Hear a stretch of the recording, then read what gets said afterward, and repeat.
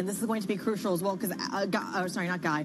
I have Guy and Anna stuck in my head. I can't get rid of them, apparently. Tom was talking about the DAX, of course, really flying. And this is important as well when you talk about the context, talk about the ripple effects that you're going to see in some of the other indexes as well, because you're not really seeing an underperformer. If there was one, it might be the FTSE 100. The one thing we failed to mention is that, of course, the China headlines as well. This moves the Chinese markets. Do we see a read-through into the European markets as well? All right, so here we go. The opening trades across Europe. We are about to get those numbers in just a moment. And right off the bat, the FTSE 100, as expected, higher by 0.2% and climbing still as we kind of work through some of those numbers. The earnings story is going to be crucial. The IBEX right on its heels there, about flat this morning. And there's the stock 600, higher by 0.2%, but a tail of earnings here. When we're looking at sentiment, it might be to the upside. But Lizzie, as you point out, the earnings to the downside is going to be crucial. We, of course, have our eye on the DAX and whether or not the outperformance can indeed continue. Yeah, so I did mention that we should keep an eye on those software stocks after Workday had results that beat expectations. And indeed,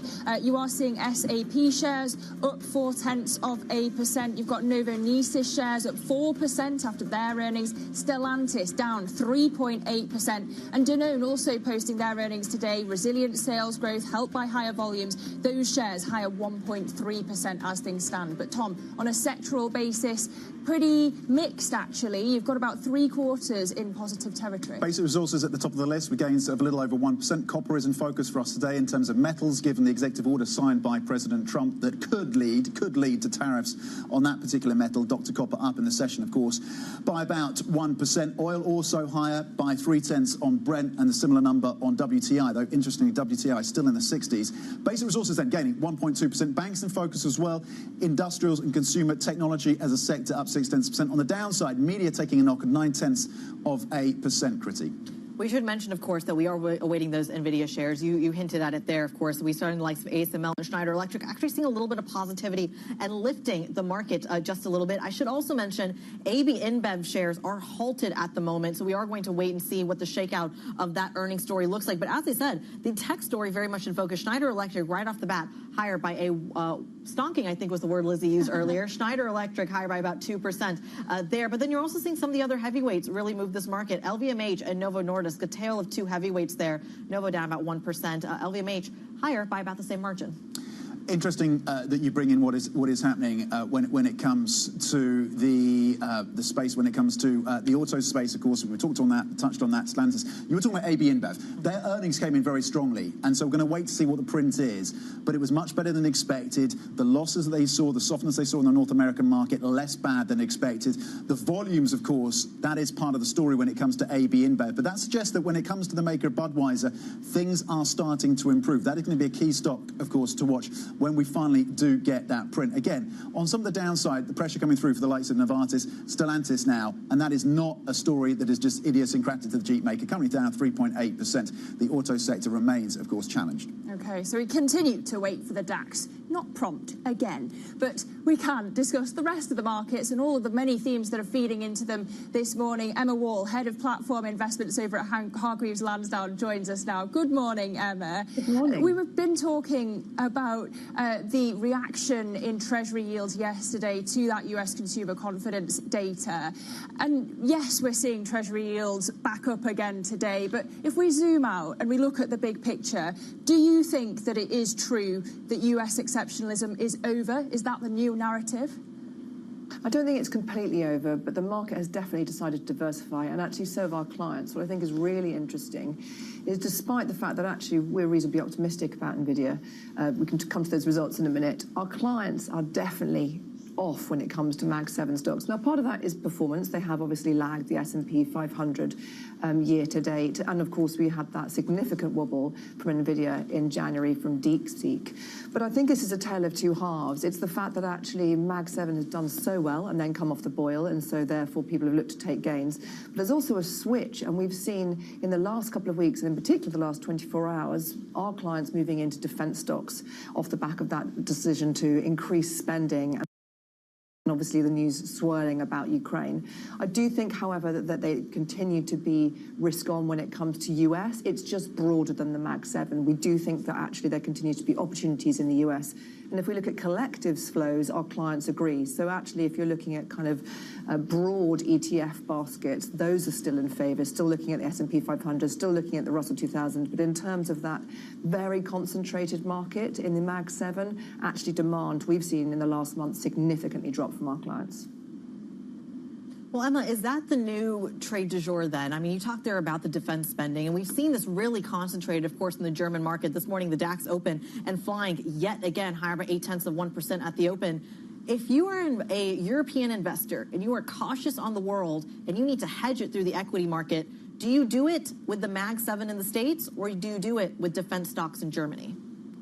I think it's a bit of both. What's really interesting is, despite the fact that we've seen considerable outperformance from the likes of, say, BAE Systems and Rolls-Royce, we're continuing to see demand there. I mean, Rolls have its results out tomorrow, and they are expected to be really positive. But this increase in defence spending, of course, the UK has been one of the first to move and committing to 2.5% GDP, with a move towards 3% GDP, is expected to be echoed across Europe. And that defence spending has got to go somewhere. And so there's those companies are likely to be net beneficiary. I think one of the really interesting things is about Germany. I know you've been talking about a lot about it this morning. I still think it's very early days in terms of politics. We're still 2 months out from forming a government. We don't know what those policies will be.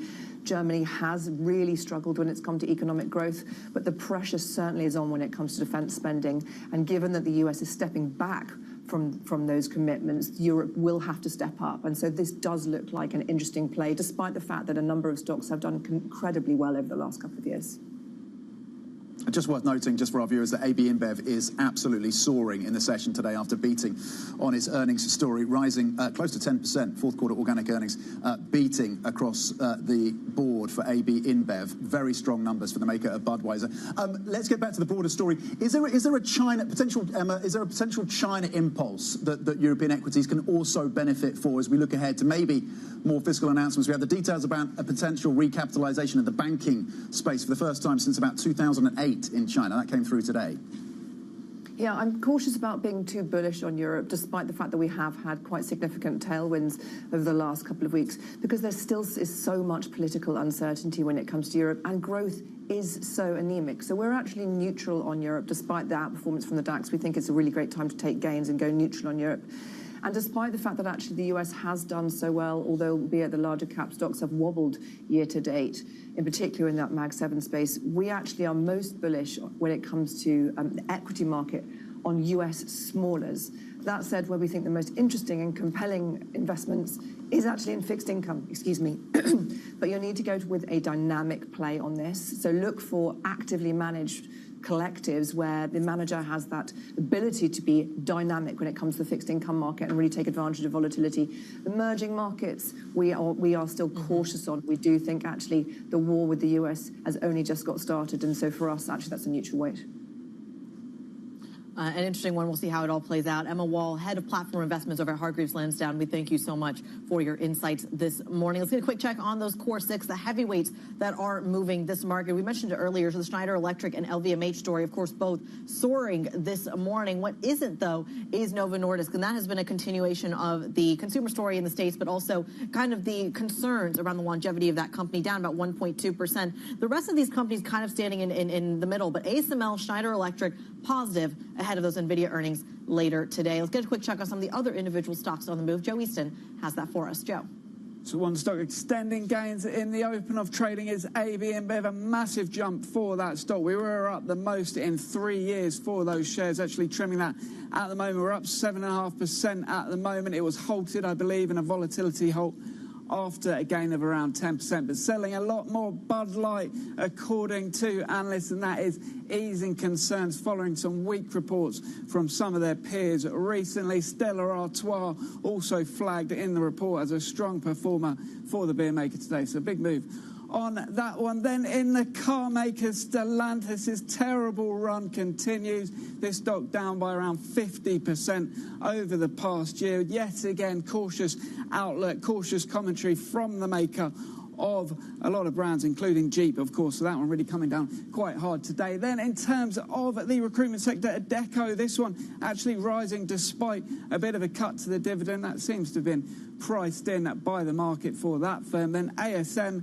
now this is not ASML, probably should learn the difference between these two companies, but ASM, this is of course a smaller company, a bit of weakness on their guidance as the AI boom kind of calls for that one. Then in terms of the rating changes, LVMH, that one Critty mentioned, is a gainer. That's after Kepler upgrades the stock, saying it is picking the bottom out of the luxury stocks today. So we got a bit of a boost for LVMH, up 2%. And finally, Siemens, Bank of America likes that one. They go to buy, citing potentially an increased share sale of the Health and Ear stock that they continue to own. They reckon they could offload some of that, boost the capital, and Siemens is up to buy at Bank of America this morning. Joe Easton from our equities team, we thank you so much. As Joe was speaking, we did get some headlines crossing the Bloomberg terminal, certainly in the credit space. Altice France reaching a deal with creditors to cut about 8.6 billion euros worth of debt. We do know they were trying to get rid of some of their net leverage, and this is one way to potentially do it. We will bring you the updates as we get them. Yeah, Patrick Drahi's media and telecoms company, of course, that's been a long-running story. It seems like they are closing at least one of the chapters in that story. Keep across that for you. Coming up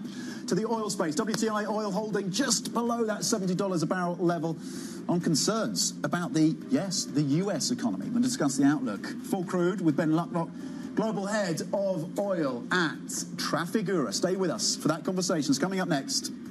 This is Bloomberg.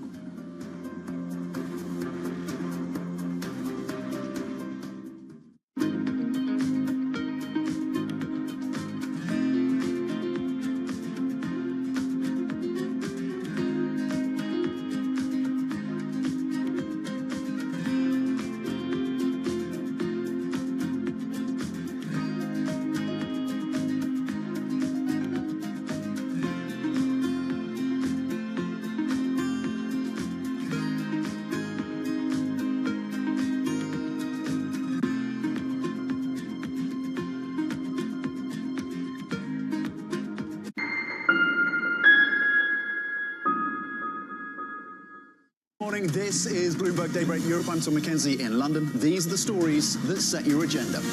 Taking you from the U.S. market's close to the overnight session in Asia, we'll walk you through what you need to know to kickstart Europe's trading day. Live from our European headquarters, we bring you the day's top market-moving stories, unmatched expert analysis, and on-the-ground reporting from across the continent. Tune in to Daybreak Europe, only on Bloomberg Television. Context changes everything. Bringing you up-to-the-minute financial and geopolitical news whenever and wherever it happens. I'm Francine Lacroix in Davos, Switzerland, and this is Bloomberg. Bloomberg Surveillance covers the latest in global markets and the political events that influence your world. Join Jonathan Farrell, Lisa Abramowitz, and Anne-Marie Hordern, only on Bloomberg. Context changes everything. The countdown is on. Everything you need to get the edge at the end of the market day. Big tech earnings kick off later this afternoon. Gilead is coming out right now. We have take two numbers. Back to the markets, right? Our bread and butter. NVIDIA is one of the best stories in the tech space. That actually matters a whole lot more. It might shock some of your viewers. You're watching The Close. Get ahead of tomorrow's trading with The Close. Weekdays on Bloomberg. Context changes everything. There is this real momentum from Wall Street. We are basically deep in the European earnings season. Take a look at how we're faring when it comes to Asian markets. Welcome to the world of decentralized finance. Massive outperformance from Bitcoin. Bloomberg is covering all things crypto, the people. The tectonic shift emanating from Washington. All we're looking for is clear rules and an ability to build in the United States. Crypto shouldn't be partisan. The transactions. Really a record-breaking moment. Crypto VC is back. And the technology. It's really the beginning of a global on-chain economy. And if America doesn't embrace it, we're going to be left behind. Bloomberg Crypto, only on Bloomberg. It's a multi-trillion-dollar industry. We'll show you what's happening in ETFs like no one else. ETF IQ, only on Bloomberg.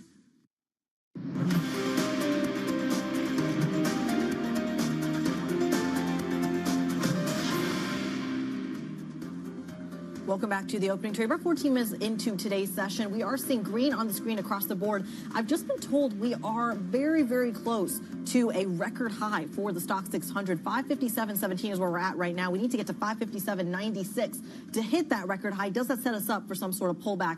At the moment, it doesn't really look like it. The DAX, however, the outperformer yet again. We're going to see if that does continue. Let's go to another part of the markets, though, perhaps related to this narrative that we are seeing when it comes to the growth story as well. Oil in New York fell below $70 a barrel yesterday. This all falls into the idea of the consumer confidence data that initially dropped the stock market only to rebound. We saw it move in the treasury market as well. And now, as we see on your screen, it showed up in the oil space as well. Let's bring in a true expert. Ben Luckoff, global head of oil at Trafigura, joins us around the table this morning. Thank you for coming in. Great, thank you for having me. Lovely to have you. Let's start with this U.S. growth story, because so much of the conversation, we wake up in the morning, we look at all the tariff headlines from overnight, and it feels like the only reason we can get them is because the U.S. economy is still very resilient. There's still plenty of savings. Yesterday's narrative really kind of punched holes in that narrative. Is that where things are headed? Yeah, I mean, oil's caught between two things, though, because global economic growth is obviously the most important indicator of how you'll have oil price increases or decreases, right?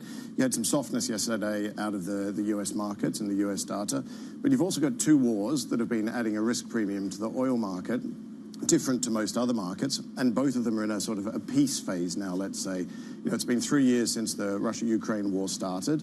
I think the market is well understanding that peace is now highly likely. So some risk premium is coming back out of the market for that. And then the Middle East, that's also calmed down. So oil is a bit caught in the crossfire and is sort of back at the lower end of the range now. What's the bigger risk, though? Is it the two wars that you mentioned, or is it the China of it all, the Canada of it all, the Mexico of it all? What's the bigger risk? Well, the risk is to the upside is certainly the Iranian side. So a couple of things have driven oil for the last couple of years, really. There's been the unsettled situation in the Middle East, but then Russia and Ukraine. As it turns out, the Russia-Ukraine war didn't really slow down Russian energy consumption around the globe. It made it deeply inefficient, and you had vessels moving far further than they needed to do. Much higher ton miles were being expended, bunkers were being burned, but the oil was still delivered. But those two issues have now calmed down. The two big unknowns are, how is the U.S. going to deal with its trade issue with China? And then how is the U.S. going to deal with Iran? And I think the Iranian one is the one we need to watch out, because you're back at this low end of the trading range for oil. It's been a $70 and $80 market for some time now. So for all the intraday $1 and $2 moves, not much really happened. You're at the lower end of the range now, so it's one to be careful of. Ben, what does Iranian oil do to the market premium? If you think if they start adding oil back on, whatever gets us there, whether it's some kind of deal involving the Saudis, some kind of deal involving the US and Trump administration, maximum pressure is being put on Iran right now, bringing them to the table. Iranian oil on these markets, what does that do going forward to pricing? Yeah, I mean, it means that it makes it harder for OPEC Plus to bring their barrels back. I mean, this has been a well-telegraphed idea that's been around for a while. I think OPEC Plus has been managing the market really incredibly well. If you're OPEC, you've done a good job in the last 5 years. I mean, this market has thrown a lot at you, starting with COVID 5 years ago. This month, I think, is when we were beginning to talk about that. So it makes it difficult for them. But I think equally the OPEC, and if you listen to the energy minister in Saudi, he says they are pragmatic, not dogmatic. And I think we should listen to what he says, because that oil isn't going to come back if there is an Iranian peace. But Iranian peace may not be the most likely event. You may find that pressure on Iran puts Iran back into a corner, and then we need to be careful. Because I don't think Iranian peace comes easily. I don't think it's a matter of, the U.S. administration wants it and therefore gets it. I think you're risking that it gets worse before it gets better. And the other way of looking at that is if there's pressure on the Iranian oil, what does that do? Do the Saudis and OPEC Plus, in fact, replace the diminished amount of Iranian oil, or do they not, and they take advantage of the likely higher prices that would result if you had an Iranian negative consequence? So Iran really is the key factor for OPEC Plus in terms of their calculations as they look to whether or not they can add additional barrels. We know they're pushing past April. They'll look at all the economic data. They'll look at the price set, of course, and I know they say that they don't, but it is an important factor. But I think they will be pragmatic about the approach they need to take. So Iran is the outlier, I would say, but don't forget, we haven't solved China and the US. I mean, there's lots of noise around Mexico and Canada and tariffs and what about Europe and, solve the war and do a deal in Ukraine on minerals and metals. And this morning there was, a copper headline about, we're going to take a look at copper, which is important. But you haven't solved the issue of China and the US. And we don't know how that plays out. And I still don't know how Iran plays out. So I think those are the two to watch. I'm sure we'll come back to the copper story, but I want to pick you up on Russia because if you have Donald Trump cozying up to Vladimir Putin, there is the question of whether Russian commodities are going to come back to the global market, if Trump is going to end the war, whether Europe and the US would start buying that Russian oil again. Do you think they will? Well, they may have different paths, the US and Europe. So, the market is now assuming that the energy comes back. But when we say come back, the oil isn't coming back. The oil is already moving. Gas is the one that's interesting. So TTF has fallen in the last 11 or 12 days from, I think, 58 euros to, I think it was 44 euros last night. That's on the assumption that peace equals gas flow. I'm not so sure that peace immediately equals Europe taking incremental or large volumes of European gas. The oil, as I said, continues to flow. Now, Europe, in my opinion, is probably going to be slower to take the oil back, right? But America, we shouldn't forget, was taking both feedstocks and finished products into its markets prior to the war. Things like VGO were flowing, there was distillates flowing. You might have the slightly geographically ironic situation where America is taking Russian oil before the Europeans do in a large-scale way because of the political attitude towards it. So you're basically saying that the sanctions aren't working because there are so many loopholes that actually, there's a price cap. So the price cap was reducing the income, and it made it very inefficient. I mean, some of the biggest winners out of this inefficiency were, in fact, the ship owners. So freight rates in 22, 23, and 24 were extremely high, but the market has healed itself. Freight rates are actually quite depressed at the moment, and the outlook is okay at best. Now, freight can spike very quickly when we have another disruption, but the oil market has a very healthy way of healing itself through disruption. So, yes, the price will spike, yes, freight will go up, but there's a calmness around it now, and the energy continues to flow. So, I won't say that they didn't work. I mean, they were incredibly complicated, and a vast amount of effort has been spent on compliance and following the rules and understanding the rules. But the fact remains, very little Russian oil didn't flow to the energy markets around the world. It just went far further on this shadow fleet of vessels, and that shadow fleet is now around 1,000 vessels, which is the shadow fleet being those vessels that will take Iranian, Venezuelan, and Russian oil, probably a bit close to the line on some of the rules at times, but that's 15 or 16% of the global tanker fleet. So, we split the world into two on tankers. Yeah, and that friction is there, and the diversions are there, and a lot of that oil and gas as well going to the Chinese market, which brings me back to what assumptions you're making about demand out of China through the rest of this year. Well, China, it's no secret it's being soft, and everybody keeps coming back to the housing market. I mean, China is trying very hard. Our opinion has been that they're keeping an amount of, let's say, stimulus in reserve in case it doesn't go well with the Americans, and I still maintain that's the case. You've seen a lot of small actions by the Chinese to try and improve their economy, but no big bang stimulus package. I think there's a wait-and-see approach from China about how does it actually play out with the Americans, because there's some big paths here. You can end up in some sort of trade war between China and the US that goes poorly, but you can also end up with a deal, and we all know President Trump quite likes a deal, so, it can be a big fork in the road, and I don't think any of us really know the answer to that. So I suspect, or from discussions with some of the Chinese, many of whom are here in London during International Energy Week this week, that there is a sort of a quiet calmness, waiting and seeing how it plays out, but there is some support from the government behind if it does go badly. Ben, you talk about the United States and Donald Trump liking a deal. Domestically speaking, he's kind of been on two minds of this. On the one hand, he's really cracked down, and not just him, his predecessor Joe Biden as well, on kind of the investigations in commodity players on things like bribery, on corruption, et cetera. But on the other time, he's kind of also advocating for consolidation in, say, the shale industry. How does that affect the flows that you're seeing out of the States? I think the U.S. producer, I mean, there was a couple of things. There was talk of $45 oil at one point. I think that's highly unlikely. There was talk about 3 million barrels a day of incremental production out of the U.S. I also think that's highly unlikely. But, you know, I think these are playing to perhaps his constituency, which is fair enough. At the end of the day, he's a politician. The trade flows won't change that much. The American producer, and there has been consolidation, as you mentioned, largely into the majors' hands and bigger companies' hands, is a very rational economic actor in this market. And I think some of the conversations that perhaps the new administration has had with those producers is that they will produce in a rationally economic way. And I think you mentioned before I came on, you know, TI is just below $70 now.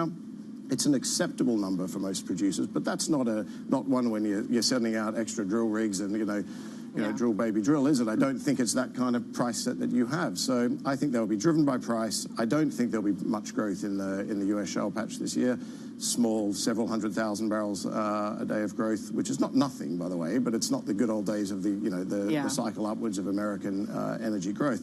So I don't think we should mix politics with American oil industry too much. So as much as they may talk a lot, they are very, very rational, and they're very good at what they do.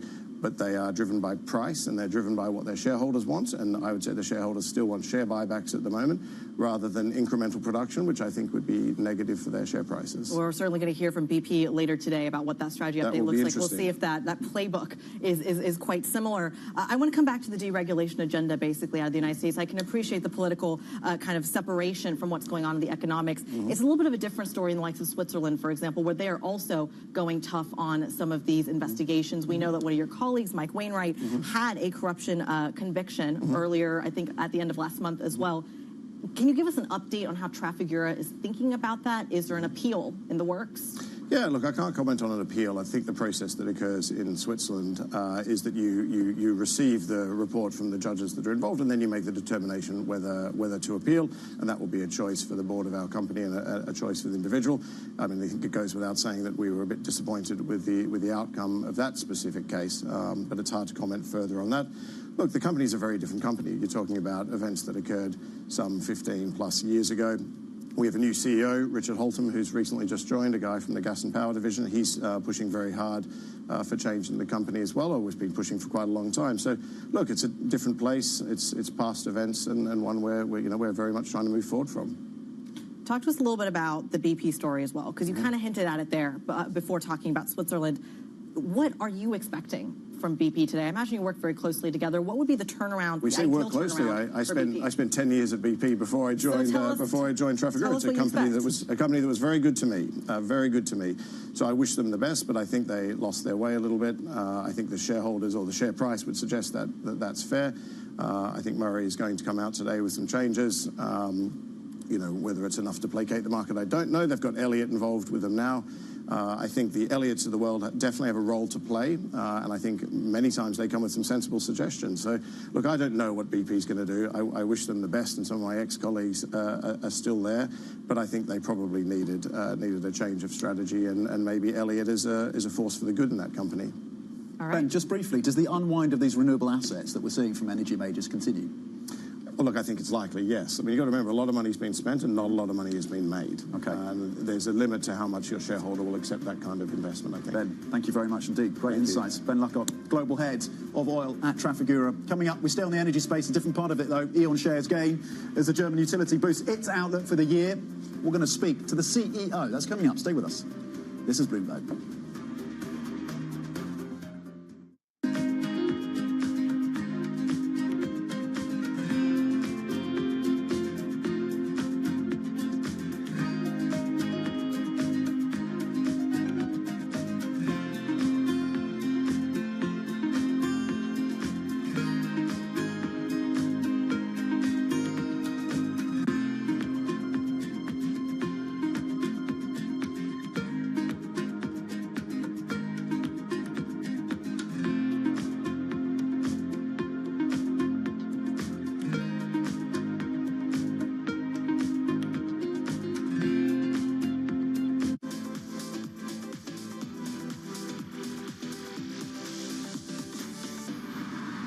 You've released, I think, a Bollywood song, a reggae album, a gospel album. You've done a bunch of different genres. Is there any genre you haven't tried that is, because it feels like this next one you're doing is sort of back in your sweet spot. I did a jazz album that I haven't released yet.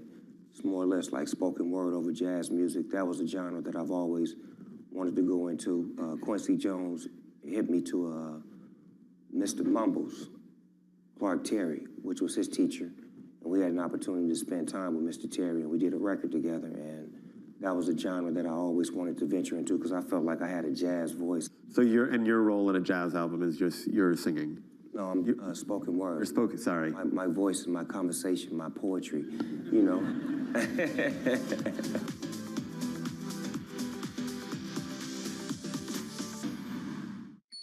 Asia is at the forefront of some of the world's biggest stories. I'm Sherrian in Tokyo. And I'm Heidi Stroud-Watts here in Sydney, where the trading day begins. We're here in the centre of all the action to get you set up with the numbers, news and knowledge you need for the day ahead. The demand is indeed recovering. We've been waiting for this moment. The opportunity of a century. Join us on Bloomberg The Asia Trade. Weekdays only on Bloomberg TV. Context changes everything. Jumpstart your trading day on Bloomberg Open Interest. 2 hours of single stock stories that are driving the opening bell action. We'll take you to Wall Street, Main Street, the C-suite, and beyond. These are companies that are growing their market. The great companies in the U.S. are the companies hitting the cutting edge. That's a different story. Get the inside track on what's buzzing in markets. With the players who are shaping the narrative. If you have bad earnings reports, you're going to get punished. They're not buying what the industry is selling. Join us on Bloomberg Open Interest. Every trading day, only on Bloomberg. U.S. tech is influencing global markets. Technology is driving business across Europe. Companies in Asia are betting on tech.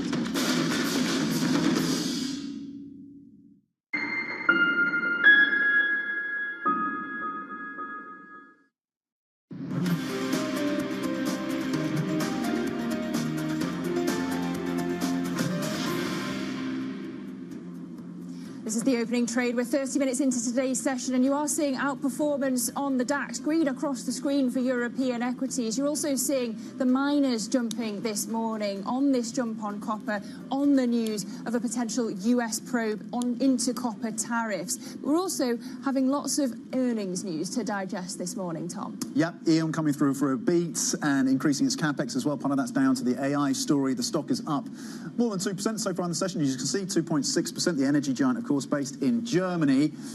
Grids in focus, the grid operators as well, in terms of what the expectations are. So the reporting, it will ramp up investments up 15% this year as it seeks to profit from that energy transition and demand for connections from those AI data centers. Let's bring in the CEO right now for a reaction to the earnings story, Leo Birnbaum. Leo, thanks for joining us. Your reaction to the earnings, what the investment around CapEx tells us how much confidence you have in this AI story going forward. Yeah, good morning. Thanks for having me. First, the confidence that we have in our investment plan is not only driven by the AI story. That's a supportive fact. But we actually have a number of fundamental drivers which are driving the need for more infrastructure. One is the continued expansion of renewables. The second one is the continued addition of other users like batteries, battery factories, etc. And then data centers just come on top. So all in all together, like the need is increasing. And so this is why we are also having the opportunity to increase our growth investments up this year, 24 versus 23, up from 6.5 to 7.5. And as you just showed, going up another more than billion, 8.6 billion this year. So 2.1 billion increase in 2 years. This is what we are really talking. And we are talking about a tripling over the last 5 years. Leo, some of your competitors are rethinking their renewable assets. Is there any caution at all from you and the firm around how far and how fast you want to go in terms of building out your renewable footprint? Yeah, we are not on the renewable side. As E.ON, we have some renewable activities, but they are negligible in the overall scheme. If you're looking at our investments, they're mostly driven by the need for infrastructure. And that need for infrastructure is pretty robust. If renewables targets would be adjusted slightly downwards, depending by technologies, it would have basically no impact on us whatsoever, because our growth aspirations are still below the needs that are driven by the political desires. So in that sense, our growth story is intact. I think on the renewable side, we need to see which renewables can we add that really add value to the system and not only cost to the customers. But adjustments there don't hit us. Well, in terms of those political desires, Leo, and good morning, it's Lizzie here. I know that previously you've expressed frustration at the interventionist approach of the Scholz government. Now that we've had the election, I wonder how you want Friedrich Merz to operate. Do you expect a turnaround in energy policy now? I think we are going to see an energy policy which is driven much more by the need to improve competitiveness and affordability. In that sense, the new German government will probably talk the same line as the new EU Commission has already said. Also, the EU Commission is now driving towards a more balanced approach in terms of competitiveness and sustainability. And we think that's a positive for the energy transition, because this focus, this balance, this thinking about trade-offs between affordability and sustainability makes the energy transition more affordable and therefore more sustainable. Actually, what's good for the customers in the end is also good for the energy transition. The biggest danger for an energy transition would have been just to continue as we did in the past, but we really need an energy transition update. Well, is there any merit to reopening E.ON's nuclear plants in order to reduce Germany's power prices in the near term? I knew that this question would be coming, but the answer is no. It makes no sense for private investors to think about nuclear investments in Germany. Leo, it's Creedy in London. Talk to us a little bit about perhaps the dependency, the energy and the electricity dependency on other parts from Germany, on other parts of Europe, the likes of Norway, France, et cetera. This has become a key point of contention in politics around, outside of Germany. How does investment and security from a company like yourself prepare or diminish that burden? I think what we are doing by investing into infrastructure is in the overall scheme making Europe more resilient. And I would caution everybody who thinks about national markets. In the energies field, we really have to think about the European market.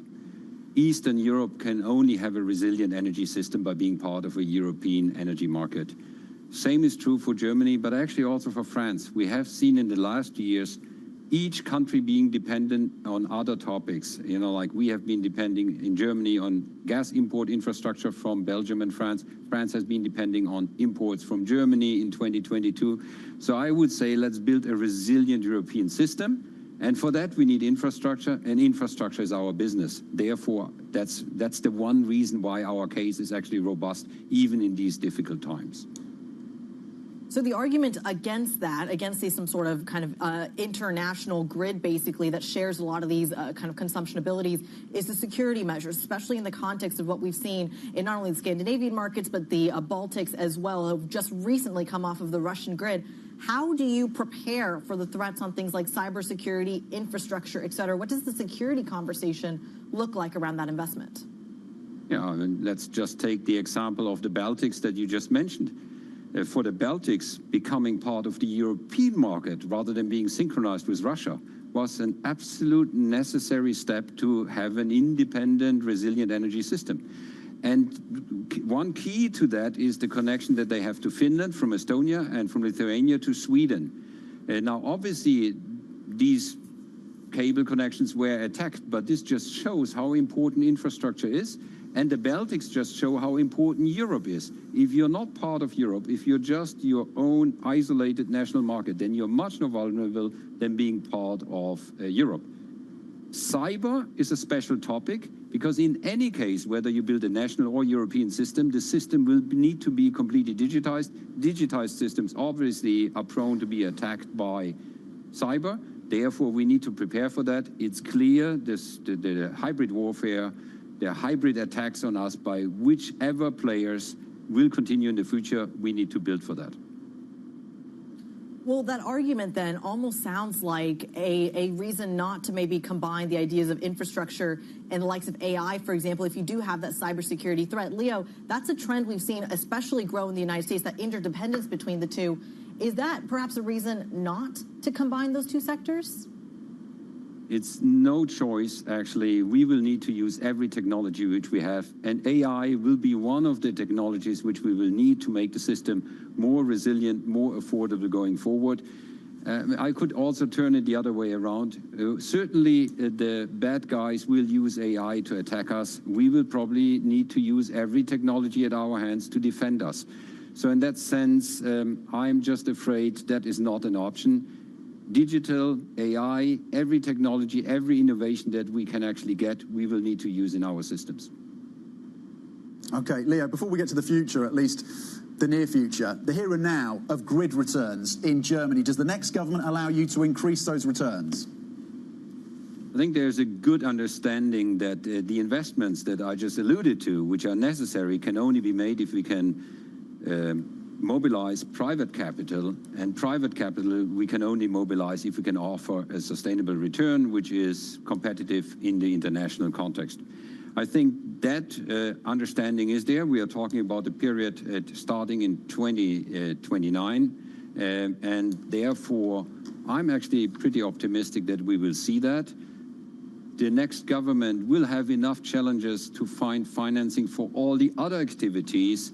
They should be happy that in our case, for infrastructure, there is no need for state money as long as they allow private capital to be attracted.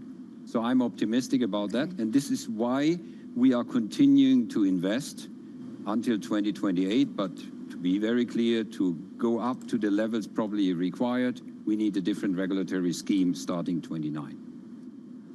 Okay, Leo Birnbaum, CEO of E.ON, we thank you for joining us and sharing your views with us this morning. That increased investment boosting the share price. E.ON shares up more than 3% this morning. And we're going to switch to another company that's reported this morning next, Danone. The shares hitting a 5-year high on the back of their latest earnings results. So we'll bring you an exclusive interview with the Danone CFO coming up next. This is Bloomberg.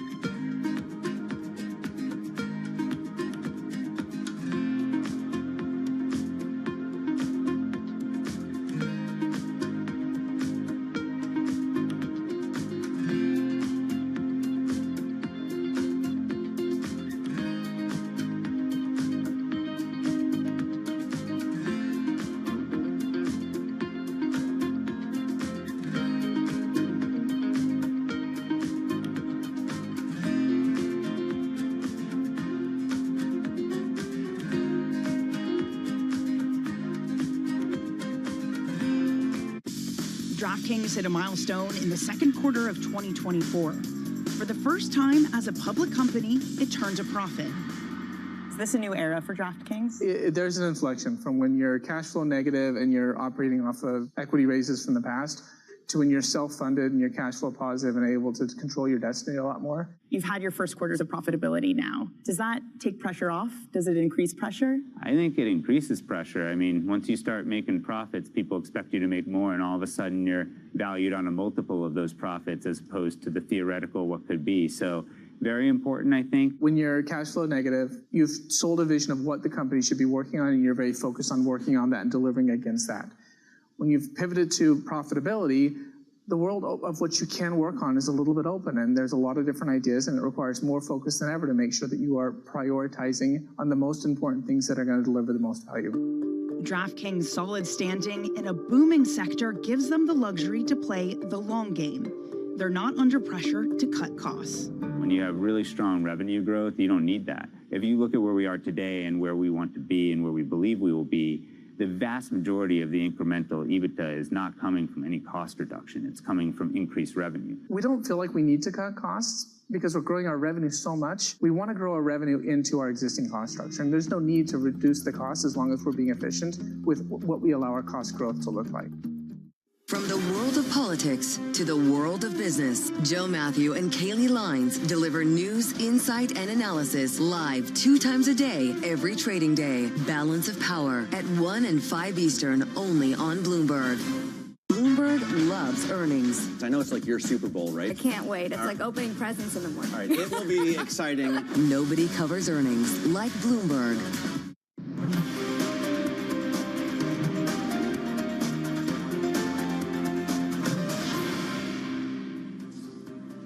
Welcome back to the opening trade. We're about 43 minutes into today's session, and the heat is not letting up. We're green across the screen in several of these market stocks. Europe, again, very, very high this morning, higher by about 0.5%. But the outperformer continues to be those German markets. The DAX higher by about 0.8%. But even the FTSE 100 and the CAC 40 on board as well. We'll see whether these gains continue in the rest of the session. But 43 minutes in, things are looking good, Lizzie. Yeah, they are, including for Danone, and those shares are up 0.9%, having recorded their earnings this morning. We can get to an exclusive conversation now. Off the back of these results, the Volvic maker reporting actually that they have posted resilient sales growth, helped by higher volumes, especially in North America. We can speak now to the CFO and Deputy CEO, Jürgen Esser. Really good to have you with us, Jürgen. Thanks for being here. I know that you have actually only forecast like-for-like sales growth of between 3 and 5% for 2025.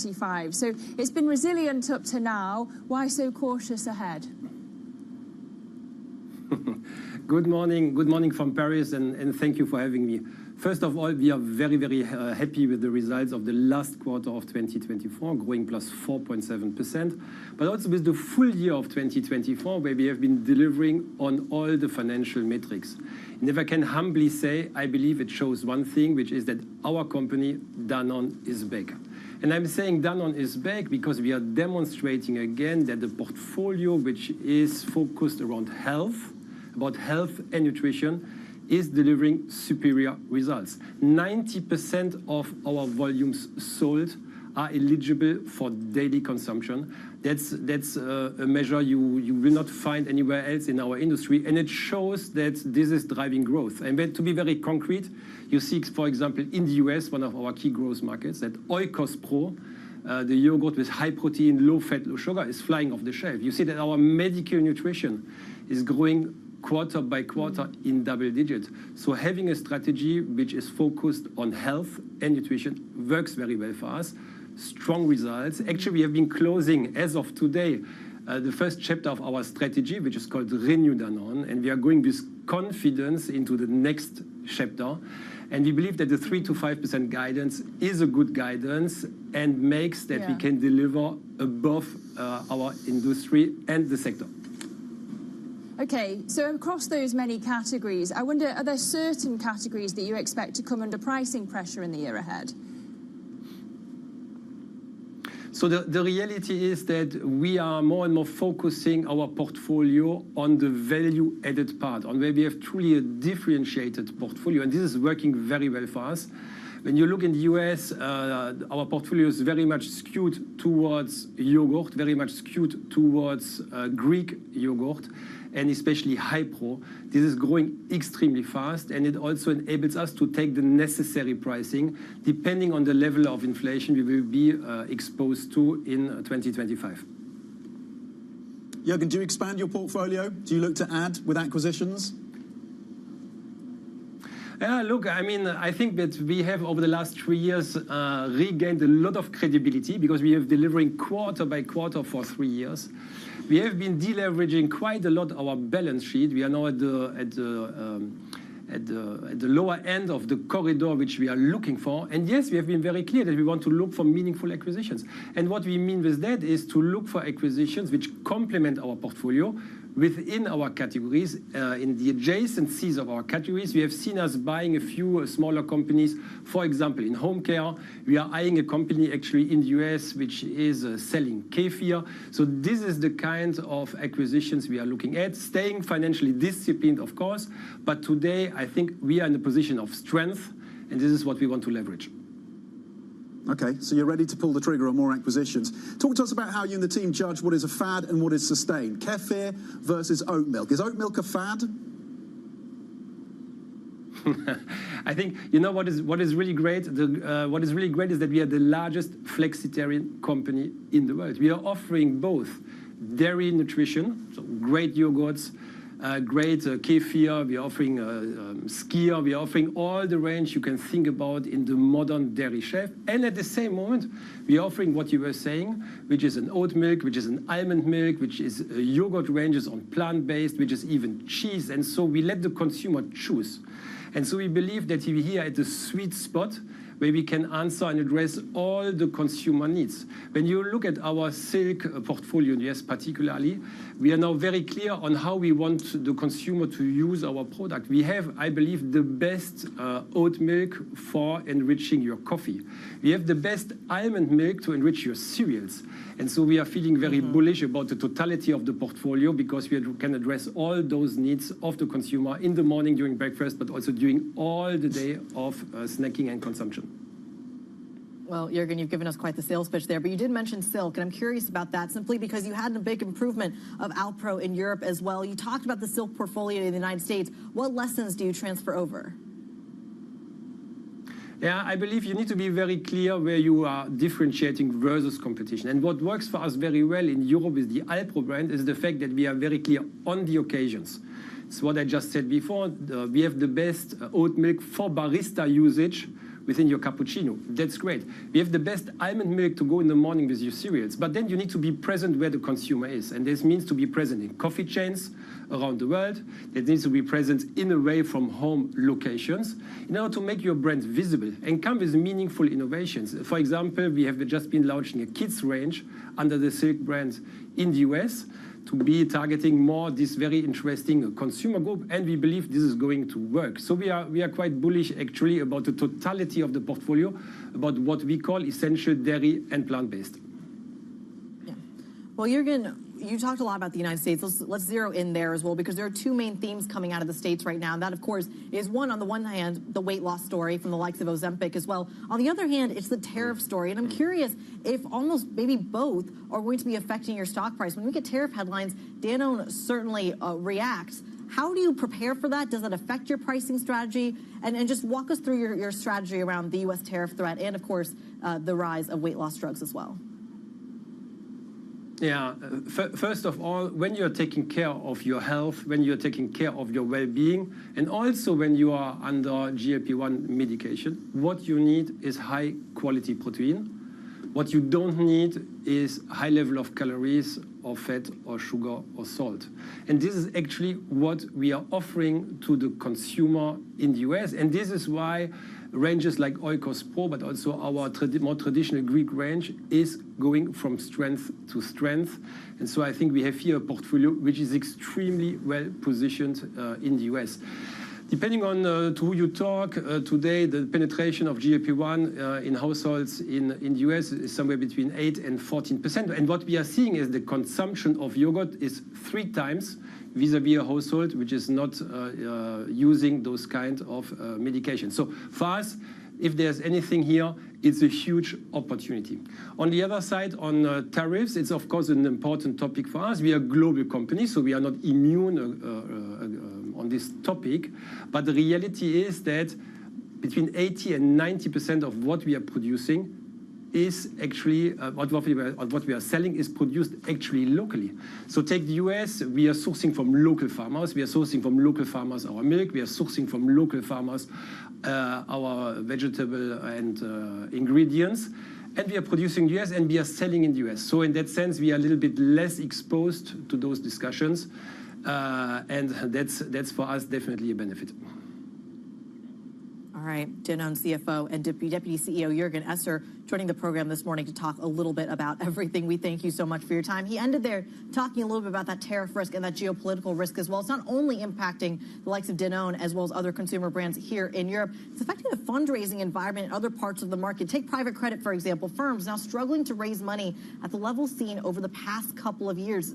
Bloomberg has now a new newsletter, it's a hard word to say, their new newsletter called Going Private, covering the private markets and the forces moving capital away from the public eye. Geopolitics, very much one of them, at the helm of that project. Silas Brown joins us around the table for more. We just heard there from the Danone CEO talking about how the geopolitics basically factors into kind of their business strategy.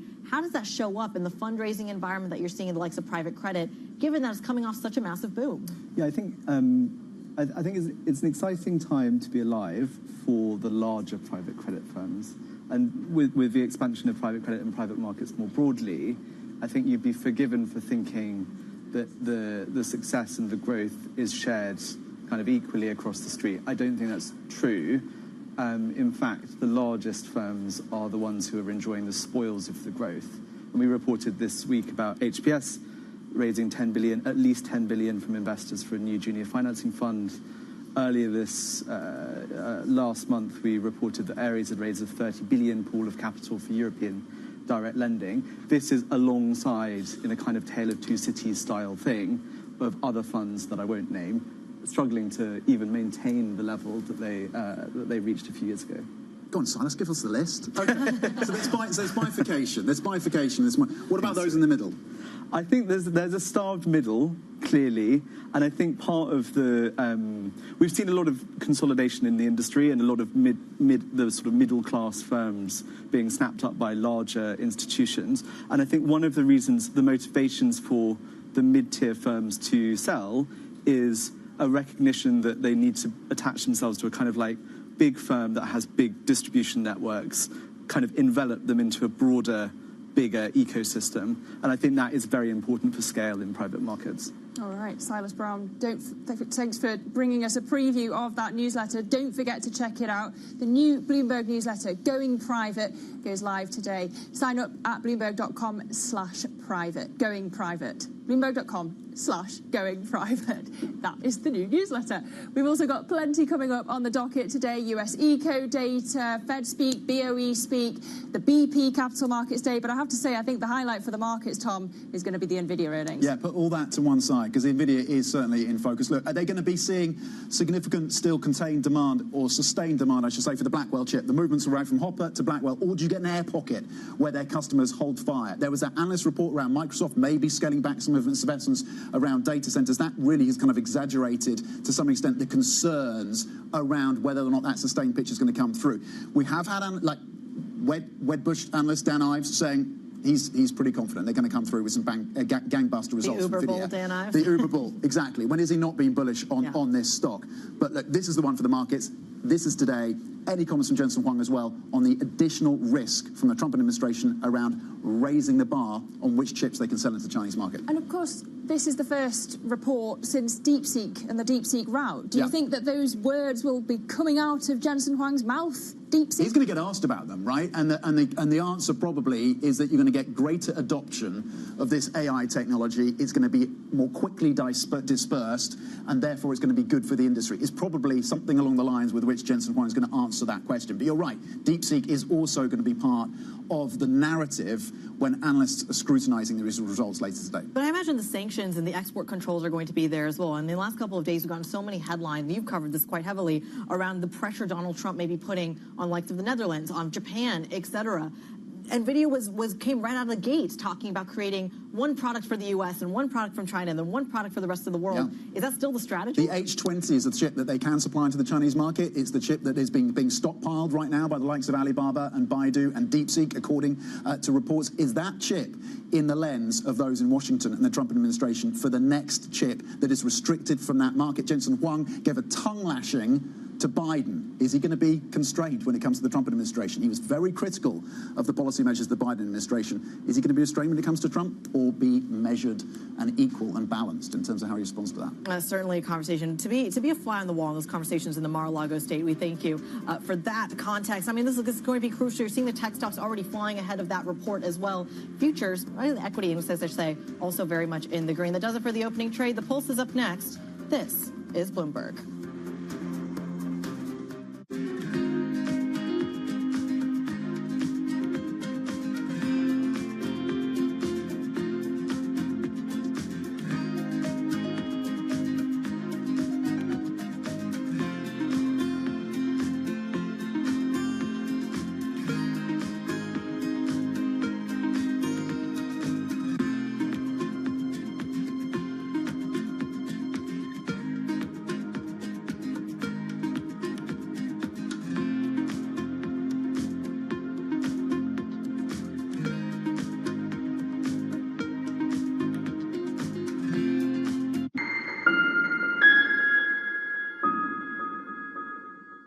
David Weston. Join me for the next generation of Wall Street Week, telling stories of capitalism from business, markets, economics, tech, and climate. Each week, we'll go on the road for a look at what lies behind the headlines of today and what will likely be the headlines tomorrow. Above all else, it's a mission. It's done nothing but grow immensely. To me, that's an extraordinary sign. We can be the change that we want to see. Watch the all-new Wall Street Week. More than what you need to know, it's what you need to think about. Bringing you up-to-the-minute financial news whenever and wherever it happens. I'm Michael McKee at the Federal Reserve, and this is Bloomberg. Key investors, top executives, global innovators. Join me for in-depth conversations with the biggest newsmakers on the day's top stories. Insight with Haslinda Onen, only on Bloomberg. Listen carefully. Can you hear the rhythm in the markets? Not just in the syncopations triggered by inflation, but in the preludes leading to global elections, in the dissonance that moves the Nikkei, and the rising course conducted by AI. There's music in the markets, and if you want to learn to listen for it, we'll show you how.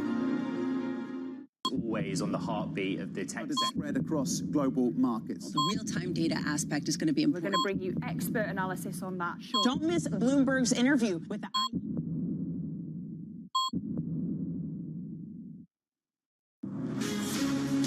From the beating heart of global finance, economics, and politics, and wherever newsmakers are moving markets, Bloomberg brings you conversations that allow for deep discussions and important insights. What do you think the future is for inflation? Is this a new normal? Are markets too optimistic? How do you worry about the things that are outside your control? How does the current fighting completely stop?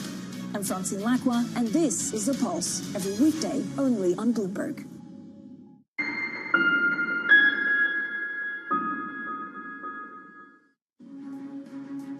Well, Bloomberg learns Ukraine has agreed with the U.S. on the terms of a minerals deal. Meanwhile, President Trump adds copper to his list of possible trade tariffs.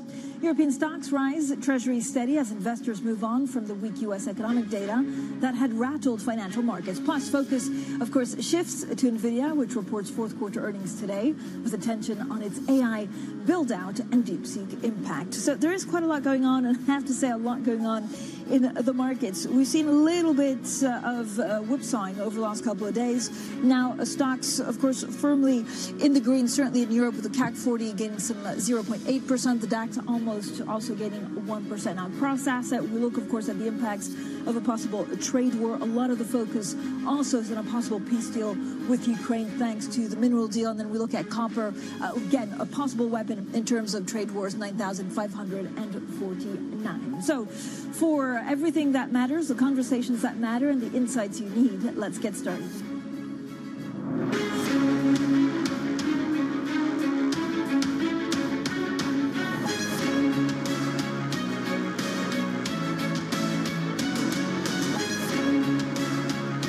Newsmakers and market movers. This is The Pulse with Francine Lacroix. So stocks gaining in Europe today as investors move on from the weak U.S. consumer confidence reading that rattled markets yesterday. Now let's get straight to Frédéric Carrier, Head of Investment Strategy at RBC Wealth Management. Frédéric, thank you so much for joining us. There's a lot going on. There's a trade war. Copper can now be part of it.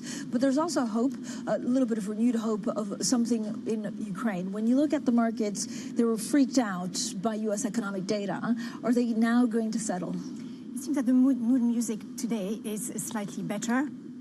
With the meetings between Macron and Trump yesterday, with the announcement of potentially a more structured peace deal, the stepping up of the UK defense spending, potentially also in Germany, that would appease tariff concerns, but they are still there, and markets are quite complacent about them. So, Frederic, let's also get a briefing, of course, on this minerals deal. Ukraine is said to have agreed with the U.S. to jointly develop its natural resources in what may pave the way towards a ceasefire with Russia. Now, the Ukrainian President Volodymyr Zelensky is planning to travel to the U.S. on Friday to seal the deal. So let's bring, of course, Josh Gallo for the very latest. Joshua, how close are we to the ceasefire in Ukraine?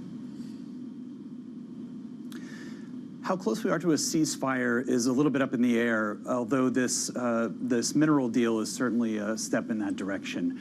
It looks as though there's been a pretty big breakthrough after tensions were bubbling up quite high over the last couple of weeks. Of course, Trump was threatening Ukraine, basically telling them they were not going to get anything else from the U.S., that he might lose his country. And that was coming on the heels of an offer from the U.S.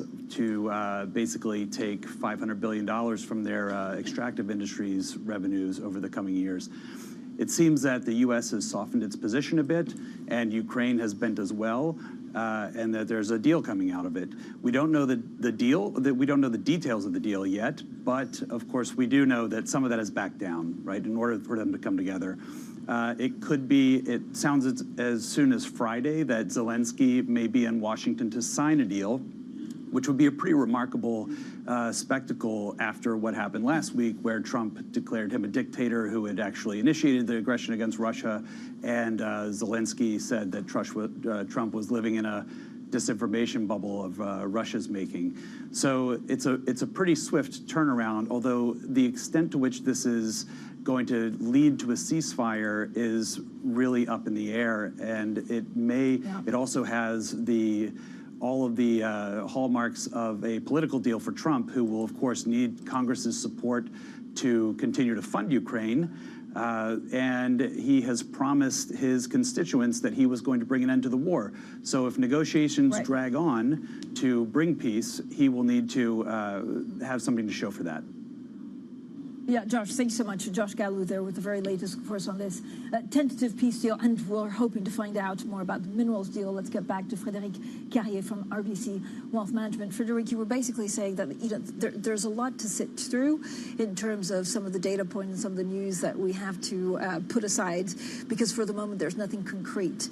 I mean, one thing that I feel like in your note is very appealing is that you think markets are complacent. That's yes. If we look at, for instance, trade tensions, reciprocal tariffs could mean for the UK and Europe tariffs of more than 20%. The market are hoping that it's really a negotiating tool. And certainly we have seen this leverage play out. Same thing on Canadian stock markets. Tariffs on Canada and Mexico would impact the Canadian economy, the Mexican economy.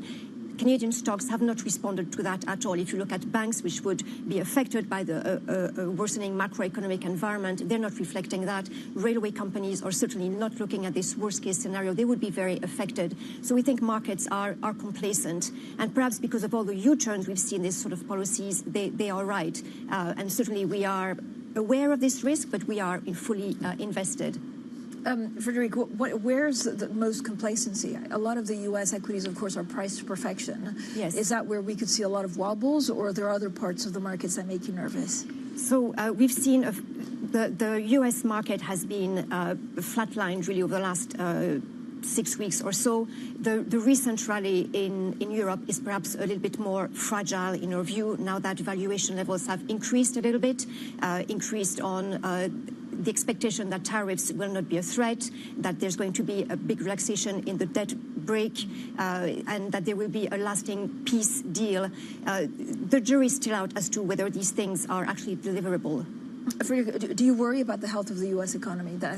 Too much has been priced in, and we're seeing consumption, University of Michigan, we're seeing a little bit of erosion of the confidence. There is erosion of confidence, certainly more scrutiny in terms of the capex of AI companies, but also, very importantly, the consumer. We've seen weaker retail sales, we've seen a slowdown in housing market, and the recent consumer confidence surveys point to really a worsening environment. And of course, it's been a lot of activity from the new administration, clamp down on immigration, the DOGE layoffs, and also tariff threats. All of that is starting to play on consumer minds. I mean, we're also seeing an extra threat of tariffs against copper. I mean, this would take a huge proportion. It would indeed. So yeah, I think it's a mistake to take all these threats lightly, particularly given that for the Trump administration, tariff is also now a source of revenue to fund tax cuts. It's not only to protect industry, U.S. industry. Frédéric, when you look at some of the narrative that comes out of China, is it a good time to go back in, or do you see the U.S. trade war getting worse, especially between the two superpowers? So you probably want to wait until April to see really what will happen to tariffs, but we do feel that the narrative in China is changing. The last two rallies were really predicated on the reopening of the economy and then the change in policies. But what this rally is different is that it's from the bottom up, it's technology stocks, and they're still quite cheap compared to their peak valuation levels in 2021 and 2020. So we think that there's potentially more legs to this rally, particularly given that foreigners have not stepped in, and we do expect some support for the consumer. And this is, just to be clear, Chinese technology stocks, I imagine, on the back of Chinese DeepSeek. technology, that's right, And yes. then we have NVIDIA later today, so that will give us an even better clue of what happens in the tech space. That's right. Is there anything else when you look at some of the big tech earnings in the U.S.? Again, there were a couple of earnings here and there that made investors worry about how fast the things will be adopted, especially some of the Microsoft data centers that they haven't focused on so much. So that news grabbed headlines, but it seemed to us that it was more of a confirmation of what had been said before. We're really seeing this group start to diverge with a lot more scrutiny on CapEx and the returns that are to be expected on CapEx. And if you think of the FANGs, we had a similar profile where FANGs moved together for a very long time, and then eventually there was a diversion of performance. So stock picking will become very important. So, Philippe, given all of this, some of your key calls are basically commodities and infrastructure. Commodities, but long short. Commodities as a diversifier, because a lot of these commodities move not to the business cycle or the interest rate cycle, but really to the weather cycle. And so a very flexible strategy can be a good diversifier. Okay, Frédéric, thanks so much for joining us. That was Frédéric Carrier, Head of Investment Strategy at RBC Wealth Management. Now, coming up, biotech company Novonesis shares jump this morning following full-year results. We speak with the Chief Executive, Esther Baget. That's next, and this is Bloomberg.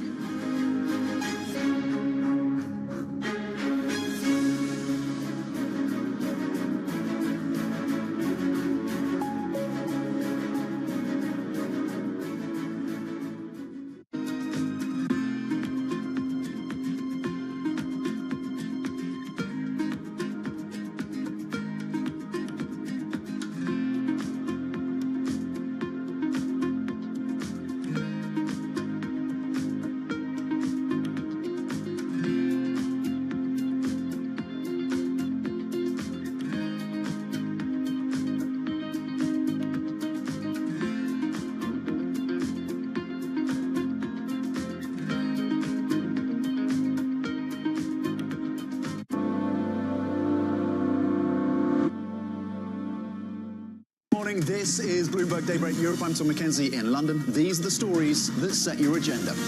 Taking you from the U.S. market's close to the overnight session in Asia, we'll walk you through what you need to know to kickstart Europe's trading day.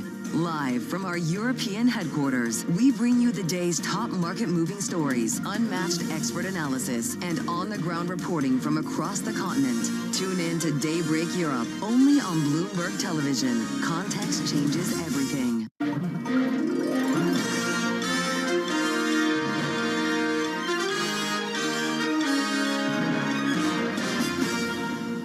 Bloomberg brings you breaking news 24 hours a day, powered by 2,900 journalists and analysts in more than 150 offices across the globe. Bloomberg Television. Context changes everything. The countdown is on. Everything you need to get the edge at the end of the market day. Big tech earnings kick off later this afternoon. Gilead is coming out right now. We have Take-Two numbers. Back to the markets, right? Our bread and butter. NVIDIA is one of the best stories in the tech space. That actually matters a whole lot more. It might shock some of your viewers. You're watching The Close. Get ahead of tomorrow's trading with The Close. Weekdays on Bloomberg. Context changes everything.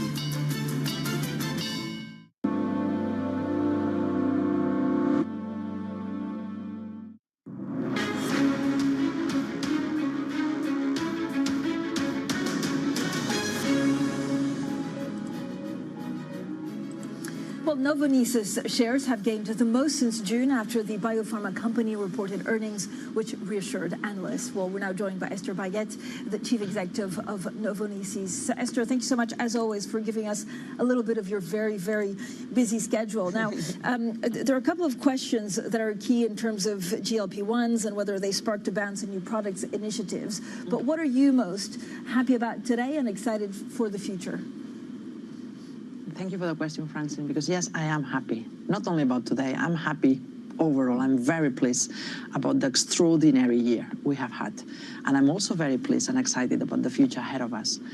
For the year we have had, I'm pleased with the 8% growth and the how of the 8% growth. It's a profitable growth with 36.1 EBITDA margin, but also volume growth mainly. 6% of that growth is coming from volume, 2% from pricing, and growth across all portfolios, across all divisions, across all segments. Growth in domestic markets, double-digit growth in emerging geographies, growth from innovation. Close to 30% of our revenue that we generated from products less than 5 years old, with 45 new launches. So really, really robust growth behind. And then also I'm very pleased about the super extraordinary steps we've made on the combination of two extraordinary companies. We're well on track with the cost synergies with 80% run rate. We see already the examples of the growth synergies coming in. And then with a strong guidance ahead of us with 5 to 8 growth, with also profitable margins, where again, same, continuity of the same. Across growth contribution from both portfolios, growth in emerging geographies, growth from price, 1% of price, 1% growth from the growth synergies materializing and being there as a contributor of that growth. And maybe the one I'm more pleased about, strong employee engagement across the whole organization and a team which is rallied overall. Esther, talk to me a little bit about this EBITDA margin that is also one of the highest amongst your peers. How can you keep that up longer term? Well, we deliver extraordinary value for our customers. And what we bring is truly unique. We make biosolutions, enzymes, microbes, probiotics, that they provide functionality to our customers, and they enable to drive value generation for their end customers, consumers. We talked briefly about GLP-1 before. Let me focus, for example, in food. In food, we see a strong need and a pull from our customers for cleaner labels, for solutions that allow lower sugar added, less salt, functionalization, high protein content, but at the same time, protecting the natural preservation of the goods in a natural way. That's everything we do. And there is an open window for reformulation. And then when that window opens, that's where we came in with our enzymes, with our microbes, with our peptides, and with our probiotics. And that we do across fronts, from dairy, from beverages, from baking, from plant-based foods, across the whole portfolio. That's a strong driver of growth. Same applies on the building blocks of the future. Go ahead. Sorry. And so, Esther, is any of the bounce in innovation also due to your customers wanting to increase volume? We grow with our customers, but we typically grow above our customers because we grow through penetration by expanding the pie of penetration of biosolutions. Biosolutions, they're present every day in your daily lives, from the bread and the yogurts that you eat to the detergents that you use or the biofuels in your car. But we still have a small penetration as part of your daily lives. We touch more than 2 billion people every day. We are going to touch you more every day. And that's the driver of the growth. So we outgrow the markets that we present by penetration, a little bit by price, but mainly the majority of our driver is volume growth, growing faster than the segments that we are in. You've also now passed the one-year anniversary of the formation of Novonesis. So are you ready to maybe do some M&A and actually absorb some of your peers? We just announced, so first we are very pleased with the combination of the two extraordinary companies, making an even stronger one. We just announced a couple of weeks ago an acquisition where we bringing back home, we're bringing home the commercial arm and the access of such a critical segment as animal nutrition and health on our enzymes, and then bringing the cross-fertilization of enzymes and probiotics together. We had an alliance with DSM Firmenich with enzymes. We had probiotics going into animal, and now by this acquisition, we will have the cross-fertilization of the full value chain to be a better partner of our customers in this very attractive segment and growing also faster and accelerated than the market growth. This is one step or one milestone showing that we're here. We're here to grow, and we're going to continue to invest across all fronts organically, mainly organically. We're also going to invest on the capabilities to continue to innovate, also to continue to expand the capabilities to produce and cope with the growing demand of our solutions. And you've seen one example that M&A is a toolbox of accelerated growth. Esther, do you think there will be consolidation this year in general amongst your peers? We do our job and we do our part. We believe purely on the value of being a pure biologicals power play. That's what we see we can generate cash value for our customers, to be extraordinary partner on what it matters them. Solutions that are based on biology, solutions that they are fulfilling their needs of functionalization on even nutrients or the building blocks, and that's where we're going to continue to stay. We stay focused on what we do, and then we let others do what they think they need to do. Given everything that's happening also from the US, but trade wars, concerns about countries looking inwards, does it change your pricing measures, Esther? Do they have to go up this year? Well, we typically price value for our customers. That's how we do the pricing mechanism. It's on the value that we bring in. It is on the value-added capabilities that we bring to our customers to grow faster than their peers. And typically the features that we bring in, they are not price substitutional. You cannot bring a low sugar added with cheaper sugar. You cannot bring less salt with cheaper salt. You cannot enable microplastic replacement in household care with cheaper polymers. So the solutions that we bring in and the value that we add to our customers, it enables them to differentiate, and that's how we price, by capturing our fair share of value, but also allowing our customers to grow and come with better solutions to their consumers, to their own customers. Esther, thank you so much for joining us. As always, Esther Baguette, the Chief Executive of Novonesis. Now we'll have plenty more, of course, on some of the corporate earnings that are also coming out with earnings, but also private credit firms struggling to raise money at the levels seen over the past few years. We'll discuss the market next with a new newsletter. That's coming up shortly, and this is Bloomberg.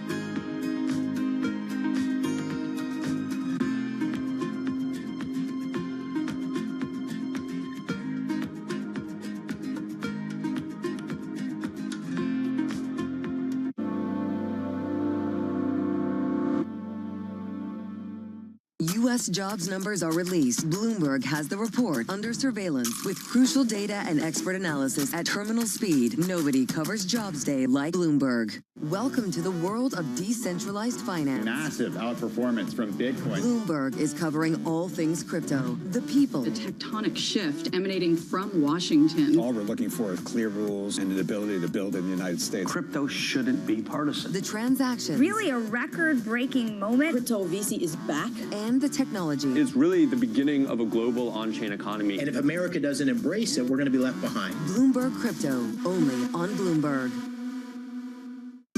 Good morning. This is Bloomberg Surveillance. Welcome back to the opening trade. This is Bloomberg Technology. This is the Asia Trade. This is Wall Street Week. Welcome to Balance of Power. This is Bloomberg Television. Asia is at the forefront of some of the world's biggest stories. I'm Sherrian in Tokyo. And I'm Heidi Stroud-Watts here in Sydney, where the trading day begins. We're here in the center of all the action to get you set up with the numbers, news, and knowledge you need for the day ahead. The demand is indeed recovering. We've been waiting for this moment. The opportunity of a century. Join us on Bloomberg The Asia Trade. Weekdays only on Bloomberg TV. Context changes everything.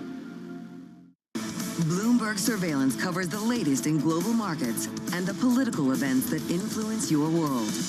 Join Jonathan Farrell, Lisa Abramowitz, and Anne-Marie Hordern. Only on Bloomberg. Context changes everything.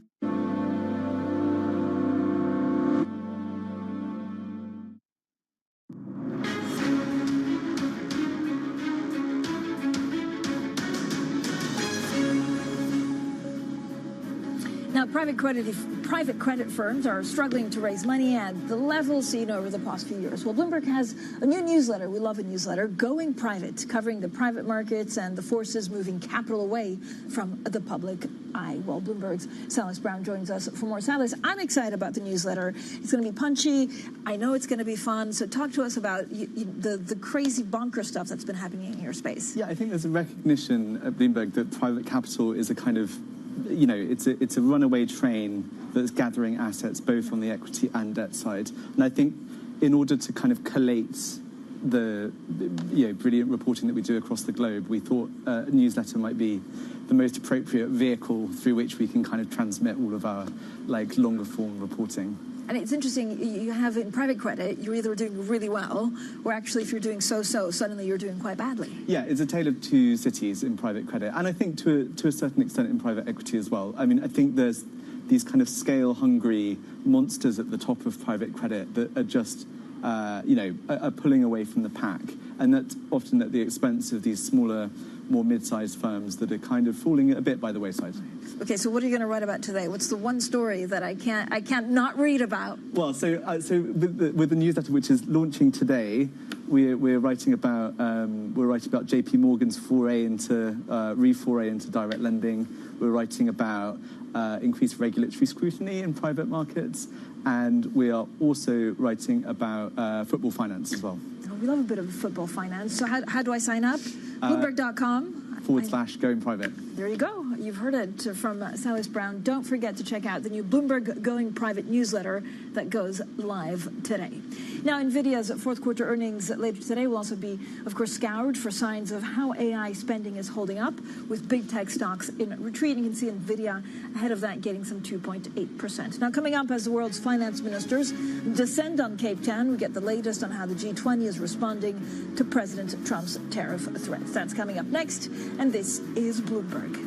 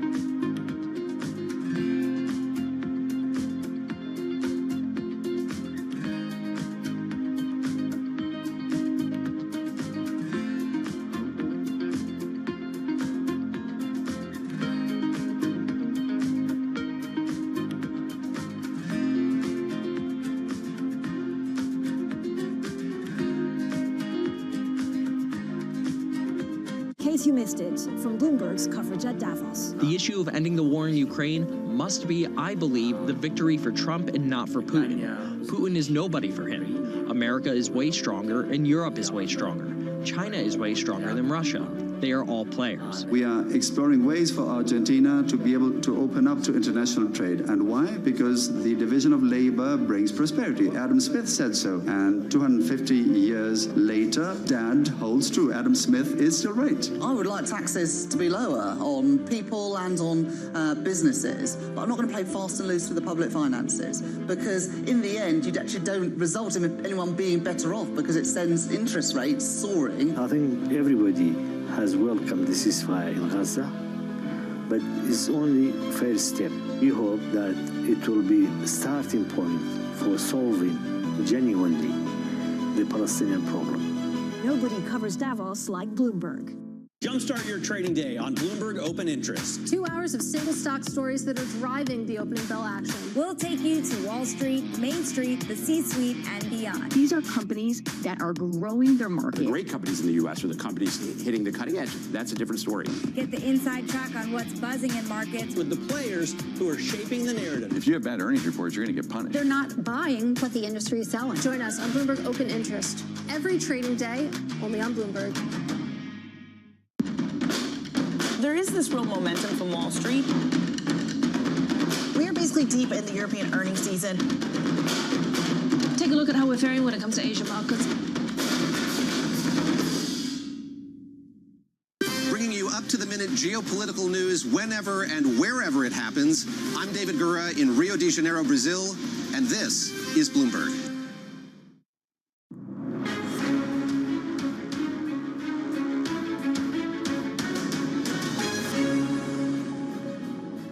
Good morning, everyone, and welcome to The Pulse. I'm Francine Lacqua in London, and these are your top stories. Bloomberg learns that Ukraine has agreed with the U.S. on the terms of a minerals deal. Meanwhile, President Trump adds copper to his list of possible trade tariffs. European stocks rise while treasuries steady as investors move on from the weak U.S. economic data that had rattled financial markets. Plus, focus shifts to NVIDIA, which reports fourth quarter earnings today with attention on its AI build-out and DeepSeek impact. So financial ministers and central bank governors have been meeting at the G20 in Cape Town today. This comes as South African President Cyril Ramaphosa called for an enhanced cooperation within the G20 as Donald Trump upends the world order in pursuit of its America First agenda. Now, for more on all of this, let's get straight to Jennifer Zabazaja, our Chief Africa correspondent in Cape Town, who joins me now. Jen, you've had amazing guests all morning. What does Ramaphosa's enhanced cooperation actually look like?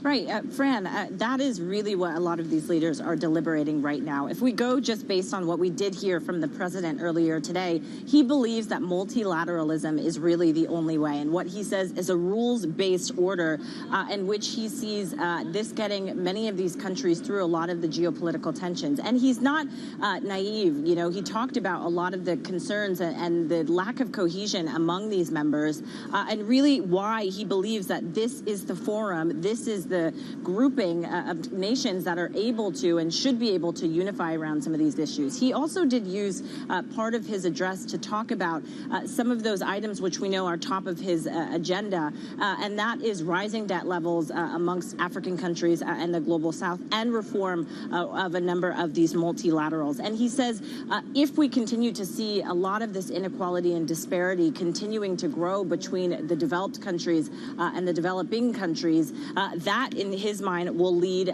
to even more demise and catastrophes to society. And so we're hearing a lot of those same sentiments echoed from a number of the other leaders. I was just listening briefly to Ajay Banga from the World Bank. We also have Kristalina Georgieva here speaking as well, talking about ways in which these countries can work together in an effort to fortify their own economies. But the elephant in the room, of course, is that we're seeing, as many leaders have told us here, multilateralism under threat especially with the absence of the highest U.S. ranking member, which is Scott Bessent here. And so the question will be, how do they push this forward throughout the rest of this G20 presidency that South Africa is going to hold? And will we see President Trump of the U.S. attending this later this year? And what does a communique then look like, given all of the disparities between these countries, between these member states?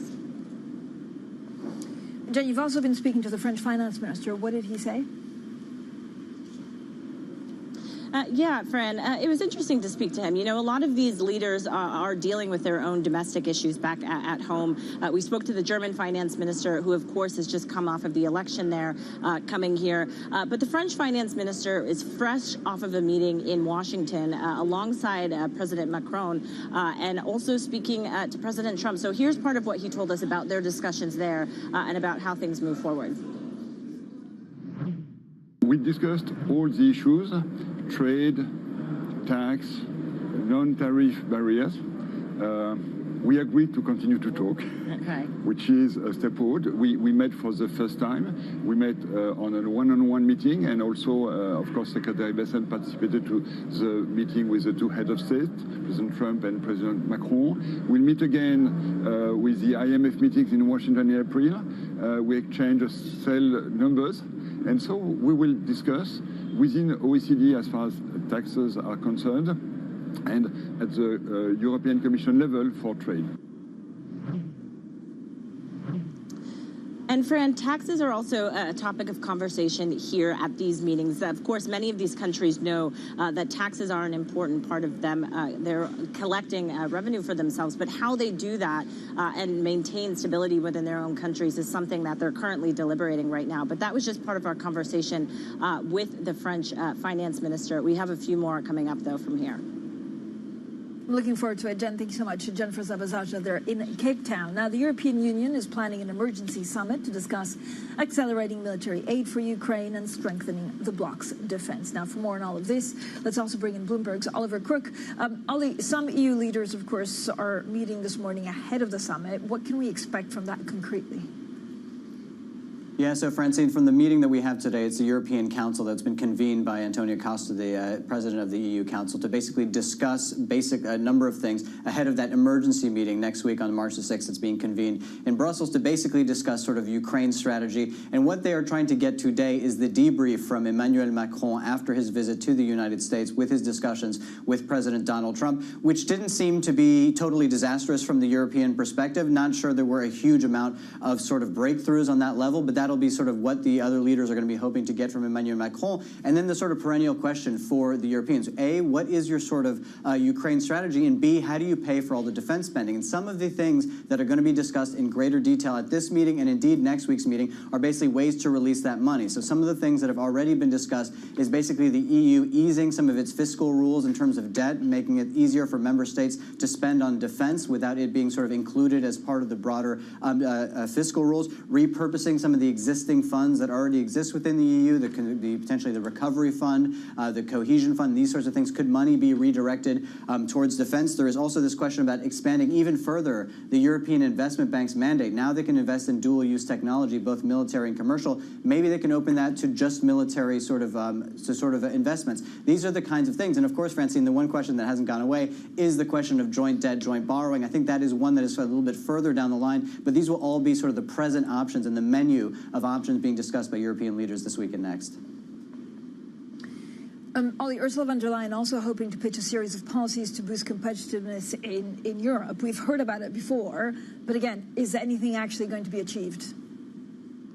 Yeah, so listen, we've heard about it before. We've had sort of the drafts. What we are expecting today is the sort of official publish of the Industrial Clean Deal. This is basically the rebrand of the sort of Green New Deal that had been sort of pitched with the last commission. This is going to be one that, yes, wants to preserve a lot of those sort of climate goals and create some incentives to have investments in climate, to basically ease state help rules, basically ease sort of regulations around taxes in order to get more money flowing towards that technology, but also a more pragmatic approach, one that is less focused entirely on those climate goals and a little bit more focused on competitiveness, which will also mean, Francine, rolling back a lot of regulations, rolling back some of those ESG ambitions, basically trying to simplify regulation. This has been the big complaint by many companies across Europe, that the EU is just too stringent on already a structurally uncompetitive market due to high labor costs, high energy costs, having all of these sort of reporting requirements in terms of carbon, in terms of supply chains, all of these sort of things. They want to present a new sort of version of that to businesses. They want to make carve-outs for SMEs to make it easier for small businesses to comply.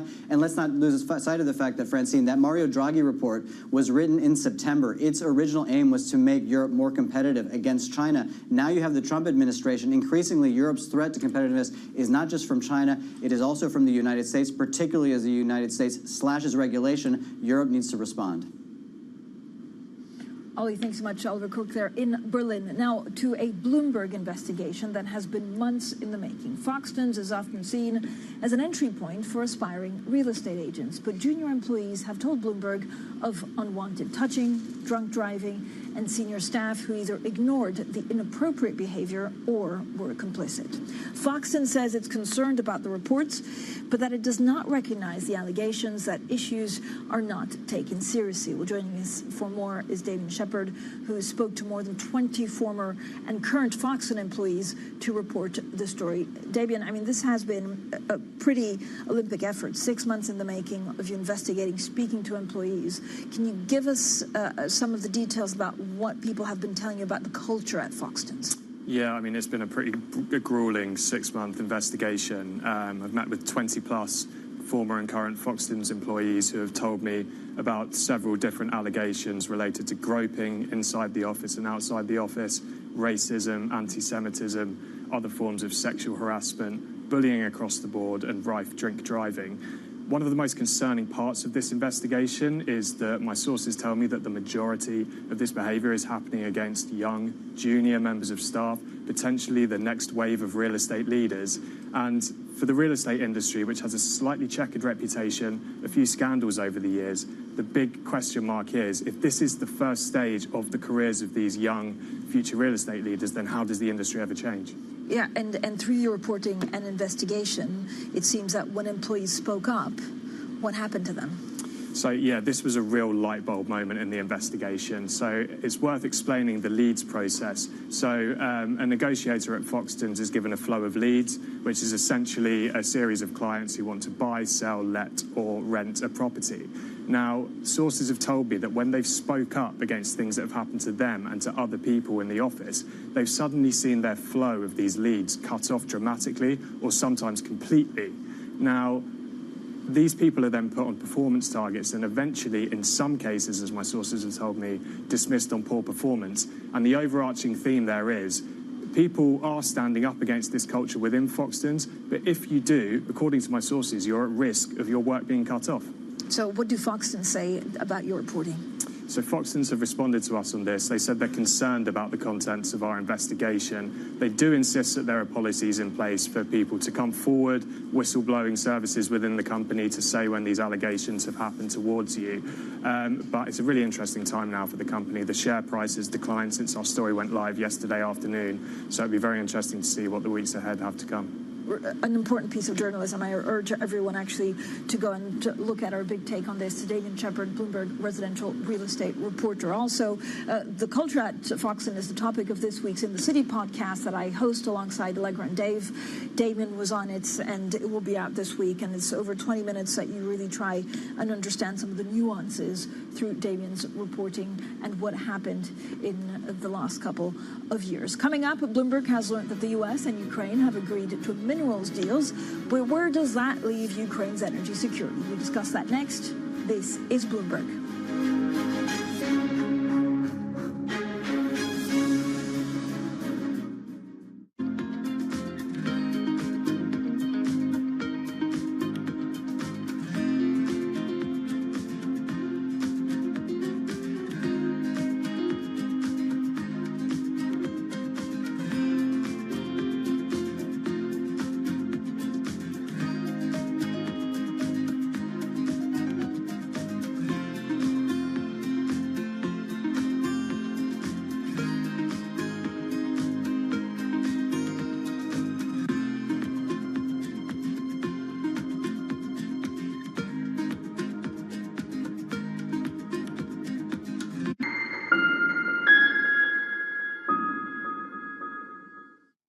Weston. Join me for the next generation of Wall Street Week, telling stories of capitalism from business, markets, economics, tech, and climate. Each week, we'll go on the road for a look at what lies behind the headlines of today and what will likely be the headlines tomorrow. Above all else, it's emissions. Done nothing but grow immensely. To me, that's an extraordinary sign. We can be the change that we want to see. Watch the all-new Wall Street Week. More than what you need to know, it's what you need to think about. Get your fixed income fix. Watch Bloomberg Real Yield around the world right here on Bloomberg. Context changes everything. U.S. tech is influencing global markets. Technology is driving business across Europe. Companies in Asia are betting on tech. Listen carefully. Can you hear the rhythm in the markets? Not just in the syncopations triggered by inflation, but in the preludes leading to global elections, in the dissonance that moves the Nikkei, and the rising course conducted by AI. There's music in the markets, and if you want to learn to listen for it, we'll show you how.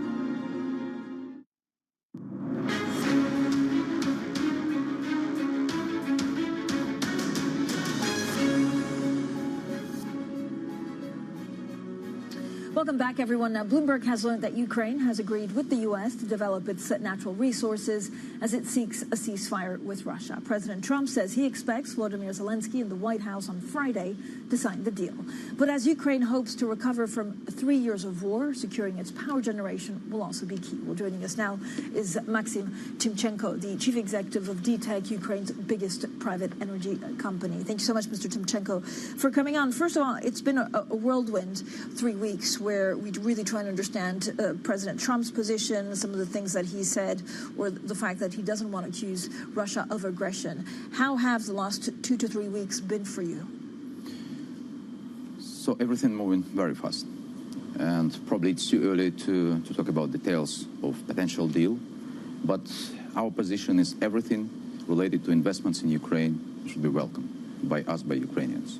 We need a lot of capital and funds to recover our country, to rebuild our infrastructure. And I think that a good sign that appetite from investors is coming.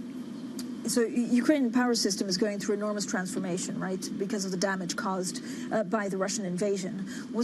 How is it going to look like in the future? What do you need today to make sure that there are good foundations for the future? I think that we have a unique chance to build one of the best energy systems in Europe. With such a devastating destruction, this scale of destruction as we have for the last 3 years, we need to build new. We need to build new power generation, clean. We need to build new power grid, digital. We need to bring all the best technologies in Ukraine now. And for this, we need capital. We need investors, we need companies with technologies, with knowledge, understanding to join us, Ukrainian companies, to build new energy system of Ukraine. But how much do you need today? I think you estimate that 90% of your power generating capacity was destroyed, but then that you recovered a certain percentage of it. Yeah. How much of that is beyond repair? Today, Russians targeted mostly thermal power generation, and that's what our message. I think 40% is not recoverable. But we replace it by building new projects in renewables, wind parks, solar parks, battery storage. This is what we are doing already now. So basically, the irony of this war is that green transition accelerated in Ukraine because of this destruction. And so we replace these old technologies by new related to clean energy. So how do you see the energy complex in Ukraine? Again, how much percentage-wise is renewables compared to, how much percentage-wise is carbon? Yeah, I think that we eventually will come to the position that Ukrainian generation mix will be clean, consisting of nuclear and renewables. And probably it will be the first country with such a scale of energy system and power production where we have all clean, basically for our own consumption and also to do export to European countries.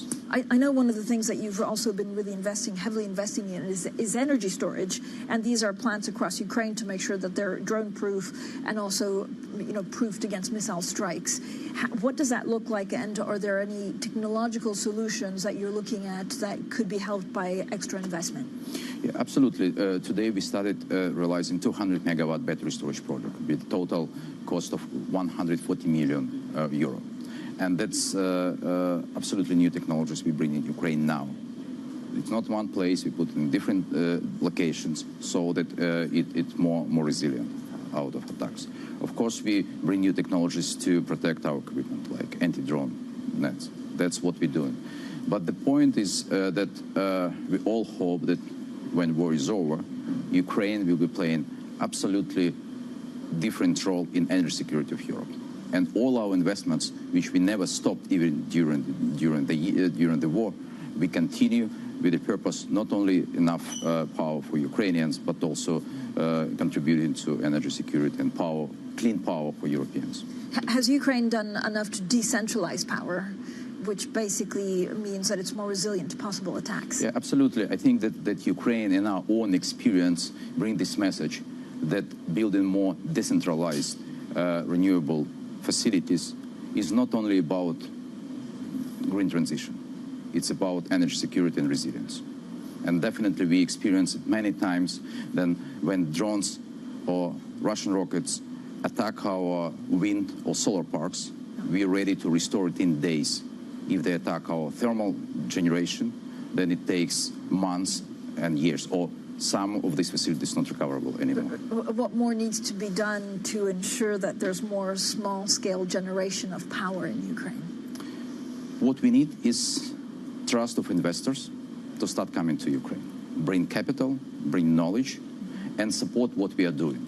Today, in Ukraine, you can find new technologies or battery storage from industrial scale, as we do, to apartments in blocks when people install it just to have power for 3-4 hours of power outages. Today, the whole country do this transition, from householdings to big companies like that. Can you talk to us a little bit about some of the arrangements that you have with bondholders? So some of the maturities, I think last July was extended by 3 years. Anything new on that front? If you see our bond price, I think it's also a good sign that investors start seeing Ukraine as a country of opportunities. The price of bonds is growing up, more trust to Ukraine, more appetite to Ukraine. All our recent meetings with investors positive, and they start looking at Ukraine more as a country of opportunities rather than country in war. And of course, it's reflected in capital markets. Do you think we'll see elections? I mean, this seems extremely difficult under martial law. It's probably not something that I can comment. It's political decision. Everything good for Ukrainian democracy, for investment environment in Ukraine is good. That's our position. Okay, thank you so much for joining us today. That was Maxim Timchenko there, the DTEC Chief Executive. Now, coming up, we talk a little bit about NVIDIA. Traders waiting for the semiconductor giant's earnings today. That's coming up next, and this is Bloomberg.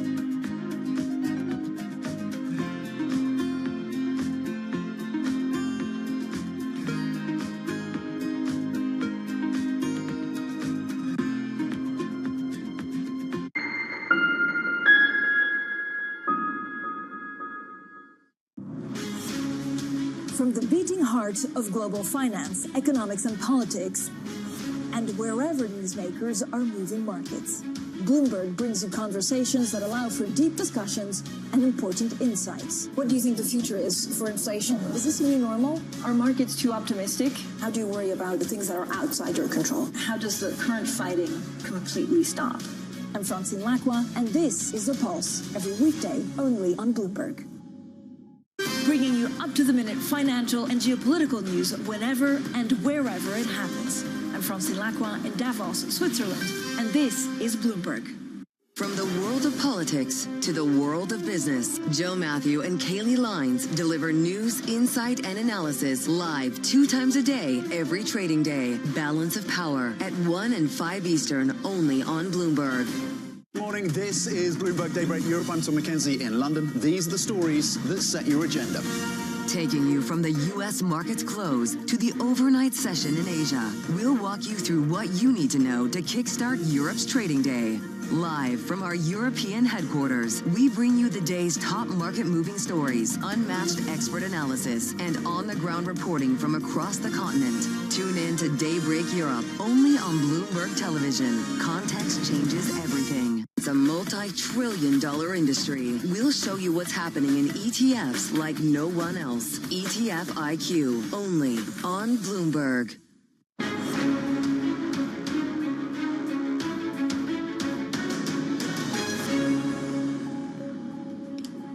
NVIDIA higher pre-market ahead of the semiconductor giant's fourth quarter earnings later today. Now in the last of the Mag 7-2 reports, as big tech stocks retreat, investors looking for clues on how AI spending is holding up. Here's Tom with the very latest. Tom, I guess, first of all, there's concern about the adoption of artificial intelligence computing, but also some of the questions will be on whether their rivals will do some of the chips. Absolutely. We know rivals are trying to build out their own semiconductors and their own AI accelerators. That is probably a longer-term proposition. The here and now of the earnings story today will be what is happening in terms of the transition from their current Hopper, as it's described, AI accelerator, to the Blackwell chip, their most sophisticated chip. Is there an air pocket there from clients and customers holding back as they await for those new Blackwell chips to come online? And is there a pipeline as well? Is there a backlog of those chips that can support the stock going forward? So it's the demand question, it's an outlook question from Jensen Huang when it comes to the Blackwell chip. Also listening for any commentary on DeepSeek. Of course, we saw the stock drop about $600 billion lost in terms of market cap on the back of the DeepSeek story. Anything he says on tariffs as well, and anything he says about the transition to the next chip, which is called Rubin. Yeah, and anything that he says actually moves the sector as a whole because they're the absolute king of AI. Yes, as some analysts have said, this is potentially, at least in the short term, the make or break for these markets, the NVIDIA earnings story. We've listened and we've heard from analysts from the likes of Raymond James, who said they've been checking in with supply chain clients of theirs. They do not see any slowdown in demand for Blackwell, though Raymond James do say they wouldn't be surprised if Jensen Huang and the team give a slightly softer guidance pushing out to the rest of the year. Dan Ives from Wedbush says he's still very bullish on this stock. He came through with a call. He thinks that the support and the spending around CapEx that those big hyperscalers are committed to, $325 billion this year, will be supportive. Tom, thank you so much. Terrific briefing, as always. Tom McKenzie there with the very latest on NVIDIA. We await with great anticipation some of the earnings there. Up next, Bloomberg Brief, Danny Berger in New York, and this is Bloomberg.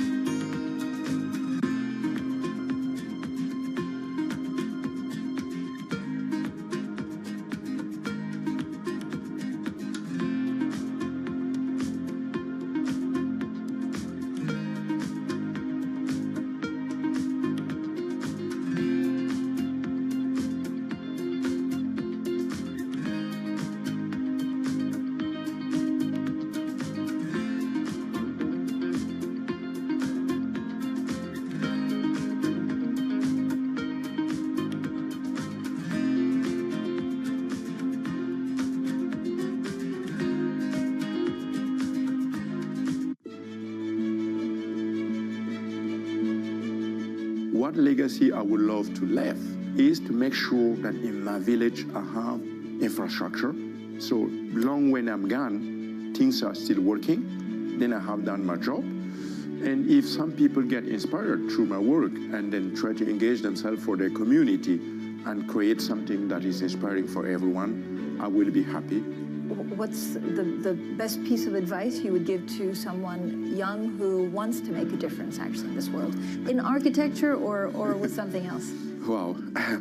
I'm not the right one to just do that. I think you are. Yeah, but with the pressure you have, and then you try to be the good one, the fancy guy, the intellectual one, I have no advice than to believe in yourself and really work hard. You know, when I started, no one would have imagined that I will be able to see my name connected with Aga Khan or Pritzker or sitting at Bloomberg to talk about sustainability, about future of sales. No.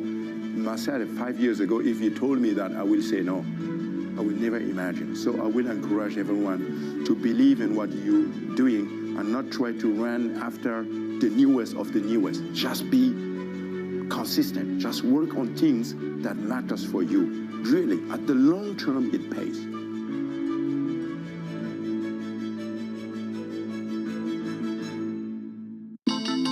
The countdown is on. Everything you need to get the edge at the end of the market day. Big tech earnings kick off later this afternoon. Gilead is coming out right now. We have take two numbers. Back to the markets, right? Our bread and butter. NVIDIA is one of the best stories in the tech space. That actually matters a whole lot more. It might shock some of your viewers. You're watching The Close. Get ahead of tomorrow's trading with The Close. Weekdays on Bloomberg. Context changes everything. Key investors, top executives, global innovators. Join me for in-depth conversations with the biggest newsmakers on the day's top stories. Insight with Haslinda Onim, only on Bloomberg. Bloomberg loves earnings. I know it's like your Super Bowl, right? I can't wait. It's like opening presents in the morning. All right, it will be exciting. Nobody covers earnings like Bloomberg.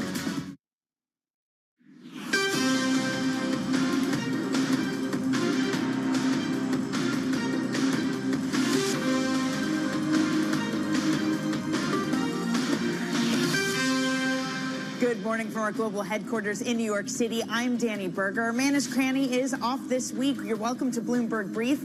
Let's set your agenda. Surviving in the House Republicans pass a spending bill, teeing up $4.5 trillion in tax cuts. A new tariff threat. President Trump signs an executive order to investigate copper tariffs. And after 4 days of declines, stocks brace for NVIDIA earnings after the bell. And those 4 days of declines, it is the biggest for this market since early September. Mag 7 enters a technical correction. We rebound this morning. NVIDIA, you can see there, bottom of your screen, up 2.5% just about before their earnings after the bell.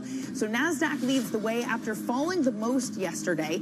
S&P 500 futures, those are up 0.5%. Can NVIDIA put a stop to the bad news? We are hyper attuned to consumer data. The Conference Board's consumer confidence indicator hitting an 8-month low that seemed to set off markets yesterday. It also meant that yields were lower for bonds yesterday, pricing in more than 50 basis points of cuts by a year. And that's the first time we've signaled a more dovish path than the dots. But yields are moving higher again. It is an attempt to reverse some of the action we saw yesterday. We have a long way to go, though, if we want to do that.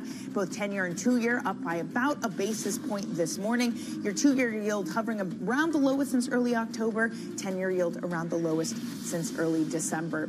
Some individual stocks for us to keep our eye on this morning. Supermicro, that is surging in the pre-market session.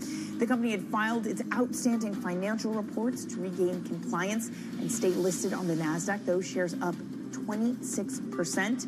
Shares of AB InBev in the European trade, those are soaring the most in 3 years. Let's get a look at that. Those shares up 6.7%. U.S. beer market, that showed signs of recovery, a key market for them. There was increased marketing and sales of its biggest brand in the region. Elsewhere in the London trade, Aston Martin, those shares falling more than 10%. It cut its profit target for 2025. It also plans to trim its workforce by about 5%. The luxury car maker is struggling to reverse years of losses, but I will say it did have the coolest unveiling in the F1 event the other week. the drivers coming out to the James Bond theme song. That was pretty cool, but clearly not enough to make people buy Aston Martins. Okay, coming up this hour, we're going to be catching up with Ed Cole of Man Group, and live from Cape Town at the G20 Finance Minister Summit, Ireland Finance Minister Pascal Donohoe will be joining the program. But first, the minerals deal has been agreed to. Ukraine is said to have agreed with the U.S. to jointly develop its natural resources, including critical minerals, oil, and gas. The step may pave a way towards a ceasefire with Russia. Ukrainian President Volodymyr Zelensky is traveling to the U.S. on Friday to seal the deal. President Trump said he's welcome to. I hear that he's coming on Friday. Certainly, it's okay with me if he'd like to, and he would like to sign it together with me, and I understand that's a big deal. For more, let's bring in Bloomberg opinion columnist Mark Champion. So, Mark, the deal seems done? Yes, it seems like it's done. It has moved from where it was when Ukraine said that it couldn't sign. We don't know all the details, but it seems like on sort of big ticket items that the figure of 500 billion is gone, and there's something probably closer to 100 billion in terms of what the U.S. Should get out of this deal. But the structure seems about the same. It's a fund that will be jointly owned, with 50% of revenues going to the U.S. In the end, it's probably a deal that Ukraine wouldn't sign unless it had to. There are absolutely no security guarantees in there, which is what the original idea when President Zelensky put forward the idea of all these resources that Ukraine had that would be available to its allies. That was the purpose. So there are no security guarantees, just the sort of implication that the U.S., once bonded in economically, will support Ukraine. Why doesn't it have those security guarantees, Mark? It was our understanding that Zelensky had said just the presence of American business in Ukraine wasn't enough, that wasn't enough assurity that the U.S. would have its back on security issues. I think, as I said, I think it's a matter of the Ukrainians understanding that ultimately they have no choice. They desperately need the U.S. support, military and financial support. The Europeans can't fill that gap. They're capable, they're fighting on, they're capable of fighting on. They believe that they have to be able to carry on in order to get the kind of peace deal that they can accept with Russia. So this is a sort of lesser evil, accepting, a deal from President Trump and just the word of the U.S. And from President Trump that they will get support for as long as it takes, although President Trump was very unclear on how long that would be. He simply said, maybe until there's a peace deal. Meanwhile, we have the visits coming to Washington, D.C. I mentioned Zelensky will be arriving on Friday. Before that, you had Keir Starmer, you had Macron also meeting when it comes to Ukraine and to European defenses. Does there seem to be some cohesion among the Europeans? We learned yesterday that the UK will be spending more, or aims to spend more of their budget on defense. Well, they seem to be taking a similar stance, the UK and France, in the sense that they have decided that the best, the most prudent action is to come to Washington, try and stroke President Trump's, ego, essentially, and to do some of what he wants, which they do understand and have understood for some time, but they do understand needs to happen in any case. They're trying to show willing and hoping that they'll be able to keep the U.S. bonded into Europe until such time as Europe actually does have the strength and the security forces to be able to defend itself without U.S. aid. Okay, Mark, thank you very much for that update. That is Bloomberg Opinion's Mark Champion. Now, speaking of the spending and defense spending, G20 finance ministers and central bank governors are gathering in Cape Town to discuss that and other matters about the state of the global economy. Bloomberg's Jennifer Zabazaja is live in Cape Town with a special guest. Good morning, Jen.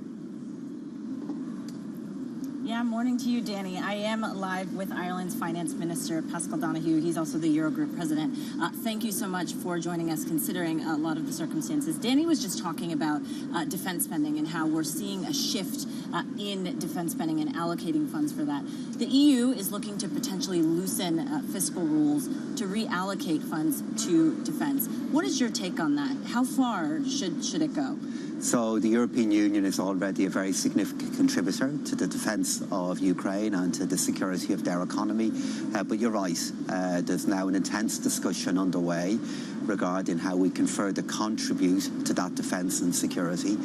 And the first phase of that is within our existing budget rules, what flexibility can be used to allow countries to increase their national defence expenditure. The Commission President flagged this as an option there around a week ago, and the Commission and ministers are now working together to understand precisely how we would make this happen.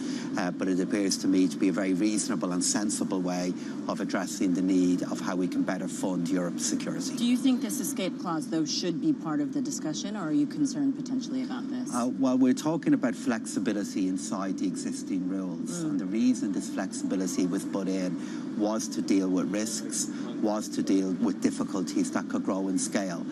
So I do think it is appropriate that while maintaining our budget rules, we look at how they can be used to deal with an issue that is, after all, existential, our security and the future of Ukraine. So you don't think it's unreasonable then? I wonder how you feel about the U.S. then asking Europe to rethink their own contribution to defense as part of NATO. Well, we're already aware of the need to increase our own defence expenditure. In Ireland, for example, we've now been significantly increasing our expenditure in defence and security. We're a neutral country, but we know we need to invest in our own security, and we are planning to further increase that spending in the years ahead. And many of my colleagues within the European Union are on the same path. And even though the US point is obviously very important, given their gigantic contribution to NATO, we're aware of the need to do this anyway because of the way in which the world is changing. You said further increase over the next few years. What are you looking at potentially? So in Ireland, for example, we've a plan to get our defence expenditure up to €1.5 billion. It has increased by 30% since 2020. And if I look at other colleagues across the European Union, they're now looking at what the further increases are that they need to put in place. The level of that increase does vary country by country, but I'm certain in the very near future you'll see those spending plans go up, reflecting the challenge we now have to confront. Do you think there should be a certain type of financial instrument that should be decided on when thinking about this? We've heard a few different countries maybe potentially tinkering with different ideas. Do you have an ideal mechanism? So I think it's inevitable that different options will be looked at, but I think our first port of call should be what we can do at a national level while maintaining financial stability and maintaining the integrity of the budget rules. And the main reason why I would make that point to you, that's the thing we'll be able to do the quickest. We are going to, no doubt, look at new instruments, look at a debate regarding how we can fund our future better. But all of that will take a little bit of time, whereas we know at a national level we can do more, and how that can be coordinated better at an EU level is also an important debate we need to have. And Minister, I imagine as part of the discussions here, there's a lot of talk about tariffs and the potential effect on your own individual economies, but also as a bloc. What have those discussions been at this point between you and your country? So the vast majority of countries who've been participating in these discussions have some very clear messages. Trade, while of course it brings with it many different challenges, trade inside a rules-based order remains the single best way in which we can lift national economic performance and global economic performance, while also strengthening our safety nets, looking after citizens at times of big change. And therefore, any attempts or any moves that can bring in tariffs really do have the potential to harm trade, harm jobs, bring up prices, decrease investment.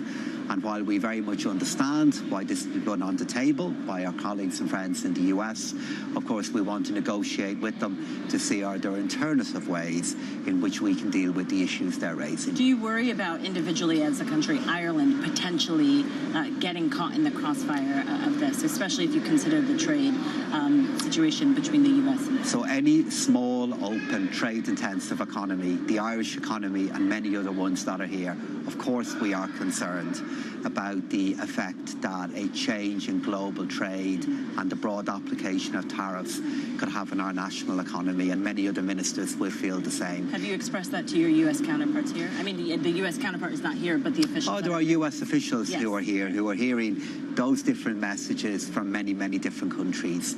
We are in a fortunate position where we have a current high level of strength within our national economy. Our economy is growing. We have a record number of people at work. We have many different engines of national economic growth. But our concern is a global one. Anything that really begins to change how global trade happens, we believe would be mutually harmful. And we would prefer to work together to get the agenda towards something that could be mutually beneficial, recognising the serious issues that many countries are raising on behalf of the people they serve. Are you optimistic, though, considering a lot of the confluence of challenges that are going on right now? You're talking about some of what you've heard this morning. Well, I always make the case for optimism. I always believe we can make progress. Of course, I have to acknowledge that we are facing many, many demands and difficulties at the moment. We're all aware of what they are. The debates regarding global trade, what could happen with tariffs, the effects of wars. But I really believe that our South African friends and hosts here today have reminded us of the value of the G20 and how collaboration and dialogue can still play a vital role. And many of us, including Ireland and Europe, are all in on that and want to play our part in finding the opportunities and dealing with the really severe challenges we know exist. All right, we have to leave it there. Minister Pascal Donoghue, thank you very much. Ireland Finance Minister and also Eurogroup President, was just telling us also this is the first time Ireland has been invited to the G20, so joining us here on set. Danny? Jen, thank you so much. What a fantastic and timely conversation. Bloomberg's Jennifer Zabajaja at the G20 Finance Ministers meeting. I want to bring you some breaking lines from just moments ago. BP having their capital markets update. And we have here a reversal from BP. They will be spending $10 billion a year on producing more oil and gas. Just to give you a reminder, a mere 5 years ago, they had planned to cut oil and gas by 40% spending by 2030. Instead, again, they will be spending $10 billion a year on more oil and gas. They will also be slashing their spending on renewable energy. They'll be selling some $20 billion of assets. They've been under pressure from activist investor Elliott Management. Shares are lower by 1.5%. That is most likely because of a dramatic cut to their buyback from $175 billion to as little as $750 million a quarter. That is going to be a painful move. But again, it is a U-turn, spending more oil and gas and slashing their share buyback. Okay, more to come. You're watching Bloomberg Brief.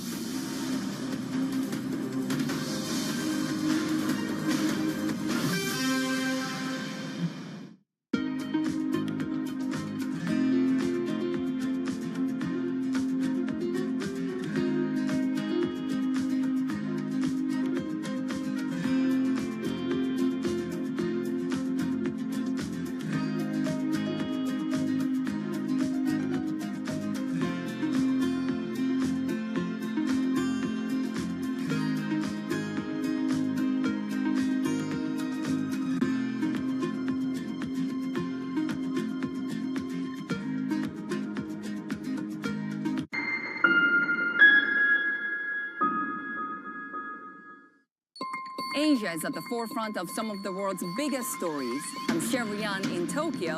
And I'm Heidi Stroud-Watts here in Sydney, where the trading day begins. We're here in the center of all the action to get you set up with the numbers, news, and knowledge you need for the day ahead. The demand is indeed recovering. We've been waiting for this moment. The opportunity of a century. Join us on Bloomberg The Asia Trade. Weekdays only on Bloomberg TV. Context changes everything. Key investors, top executives, global innovators. Join me for in-depth conversations with the biggest newsmakers on the day's top stories. Insight with Haslinda Onen, only on Bloomberg. Get your fixed income fix. Watch Bloomberg Real Yield around the world right here on Bloomberg. Context changes everything. From the beating heart of global finance, economics, and politics, and and wherever newsmakers are moving markets. Bloomberg brings you conversations that allow for deep discussions and important insights. What do you think the future is for inflation? Is this new normal? Are markets too optimistic? How do you worry about the things that are outside your control? How does the current fighting completely stop? I'm Francine Lacroix, and this is The Pulse, every weekday only on Bloomberg.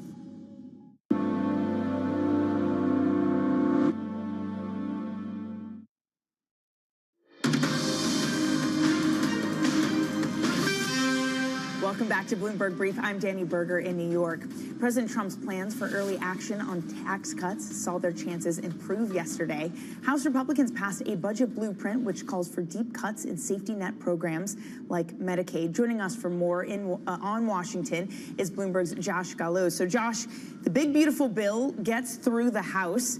What does its life look like beyond this? How will this appeal to perhaps more moderate senators when it faces issues like deep, deep cuts to programs? Yeah, this bill barely got through. So only, in the end, one Republican voted against it, and all Democrats voted against it, but it was really a last-minute thing. And that really underscores the problem here. It's going to be a narrow path for Speaker Johnson to get this bill through. Now it goes to the Senate. It's a trimmed-down budget plan, but it calls for $4.5 trillion in tax cuts over the next decade, which is an extension of President Trump's 2017 tax cuts that are set to expire at the end of this year, plus additional tax cuts. It calls for about $2 trillion in spending cuts. Most of that is going to come from social programs, safety net programs. That is going to be a really difficult thing to sell for many Republicans who come from districts that have very high use of Medicaid, food assistance, and premiums for the Affordable Care Act that are paid. So it's going to be a tough, whatever comes back from the Senate, it's going to have some changes that are going to be tough for the House Republicans which are already under pressure to stay united behind this thing. It's going to be a lot of back and forth, and it's not clear that this is going to make it over the line. But in any case, this is going to add to the deficit over the next decade. And you have those fiscal hawks on the Republican side that are really not happy about that. Well, you also have an argument that perhaps one of the aims of tariffs, of the many we've seen, is to raise revenue. And Josh, on this front, another day, another executive order with an investigation, this time around possible copper tariffs. What do we know? Well, Trump signed an order to have the Commerce Department investigate the possibility of copper tariffs and whether that's an area that he should impose additional levies like he's doing with aluminum and steel. Those are set to kick in next month, I believe. Again, this is part of the same plan about viewing these things as raising government revenue, and the notion that the suppliers from other countries are paying them. But it has been an issue that U.S. copper production has declined over the years.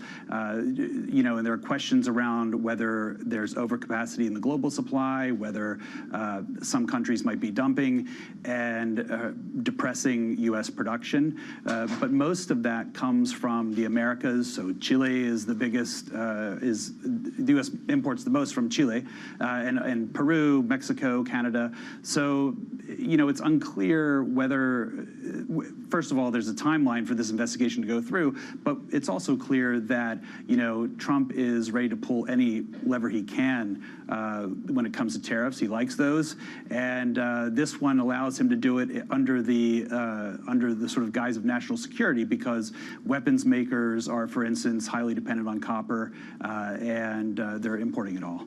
So we'll have to see what happens with that. But I think we've already seen that Trump is not shy from putting down tariffs on metal imports. Yeah, we still need to wait for those to come through. Steel and aluminum tariffs, those are due on March 12th. Josh, thank you so much. Bloomberg's Josh Gallo. And just to give everyone a timeline, auto chip pharma tariffs, those are due April 2nd. Reciprocal tariffs due early April. The delayed Canada and Mexico tariffs, that ends on March 4th. And as I just said, those other metal tariffs come on March 12th. Okay, coming up, shares of Stellantis getting a hit, battling slow demand while searching for a new CEO. Those shares down 3%. We'll discuss next on Your Brief.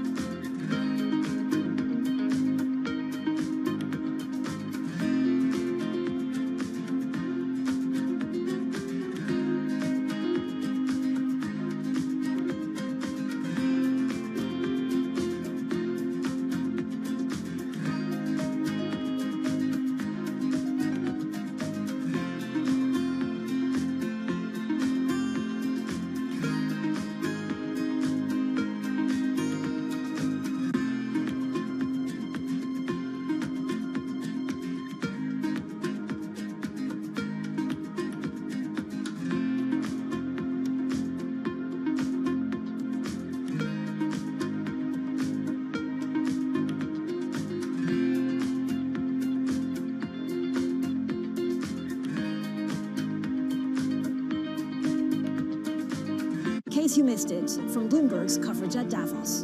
Do you think there's one particular thing that you'd like Trump to change in terms of what some people see as the over-regulation of banking in America? I don't believe, honestly, that we should have a huge amount of deregulation for larger banks.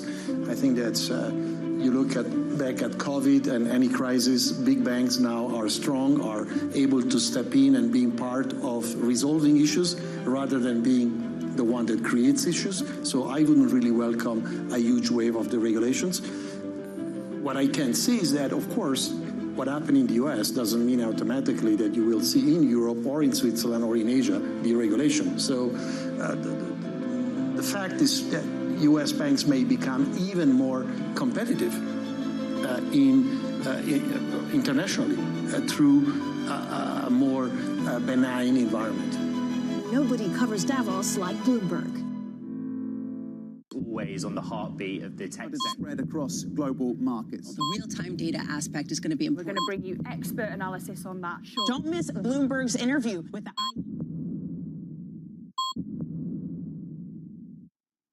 Listen carefully. Can you hear the rhythm in the markets? Not just in the syncopations triggered by inflation, but in the preludes leading to global elections, in the dissonance that moves the Nikkei, and the rising course conducted by AI.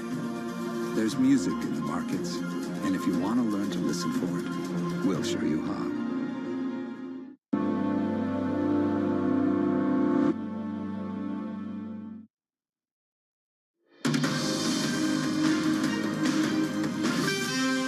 Let's take a look at the front pages this morning. First up on the Bloomberg, Stellantis seeing little improvement in profitability this year after a 70% slump. They're guiding for a mid-single-digit adjusted operating income margin. That compares with 5.5% last year. They're also still struggling to find a new CEO.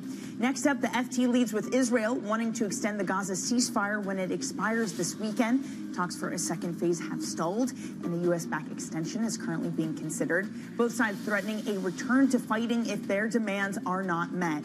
Also on the Bloomberg this morning, the White House, strange one here, revealing that Amy Gleason, a healthcare tech executive, is actually the acting administrator of the Doge team. That means that Elon Musk does not hold the legal role of Doge head, even though it does appear that the billionaire is directing its activities. The White House said in a recent court filing that Musk is a senior advisor to President Trump and not a Doge employee. Coming up on the show and later today, it's the big one. We're going to be pushing ahead to NVIDIA earnings and the state of markets. We'll be catching up with Ed Cole of Man Group. Stick around for that. That comes up after this break.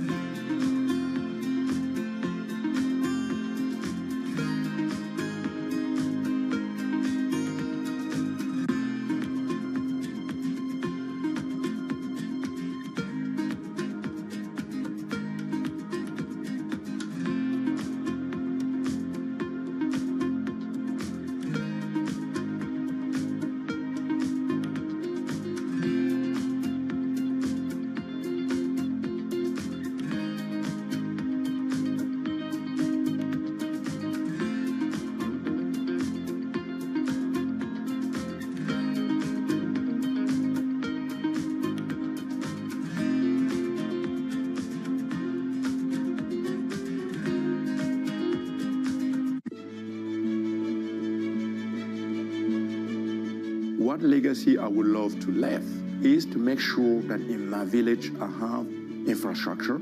So long when I'm gone, things are still working, then I have done my job. And if some people get inspired through my work and then try to engage themselves for their community and create something that is inspiring for everyone, I will be happy.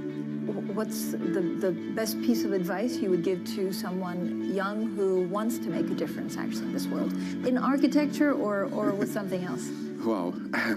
I'm not the right one to just do that. I think you are. Yeah. But with the pressure you have, and then you try to be the good one, the fancy guy, the intellectual one, I have no advice then to believe in yourself and really work hard. You know, when I started, no one would have imagined that I will be able to see my name connected with Aga Khan or Pritzker or sitting at Bloomberg to talk about sustainability, about future of such. No, myself 5 years ago, if you told me that, I will say no.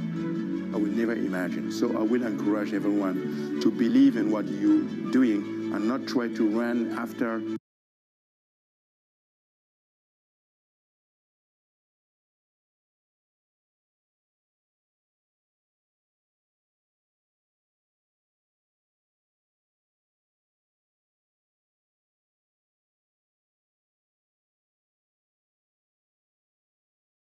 The newest of the newest. Just be consistent. Just work on things that matters for you. Really, at the long term, it pays.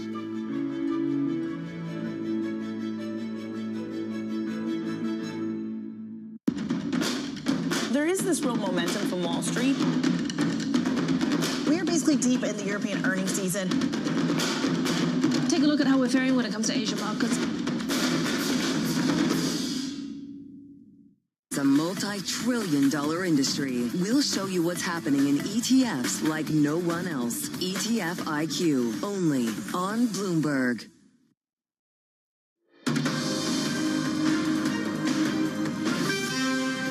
From our global headquarters in New York, welcome to Bloomberg Brief. I'm Danny Berger. Let's set your agenda. Surviving the House, House Republicans pass a spending bill, teeing up $4.5 trillion in tax cuts. A new tariff threat, President Trump signs an executive order to investigate copper tariffs.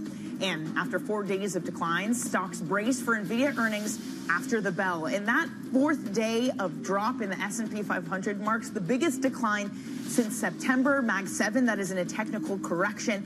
It seemed like it was consumer confidence that sent us there. The Conference Board's indicator hitting an 8-month low. We attempt a rebound this morning. S&P 500 futures up 0.5%. NASDAQ 100 outperforming. NVIDIA, that is also higher in the pre-market. Will it save us in terms of its earnings today? Yields do move higher this morning, but yesterday it was pricing in more odds of a cut. We priced in more than 50 basis points. That's the first time we've done that this year. Your 2-year yield and 10-year yields moving up by about a basis point. Your 2-year yield, that is around its lowest since early October. For the 10-year, early December.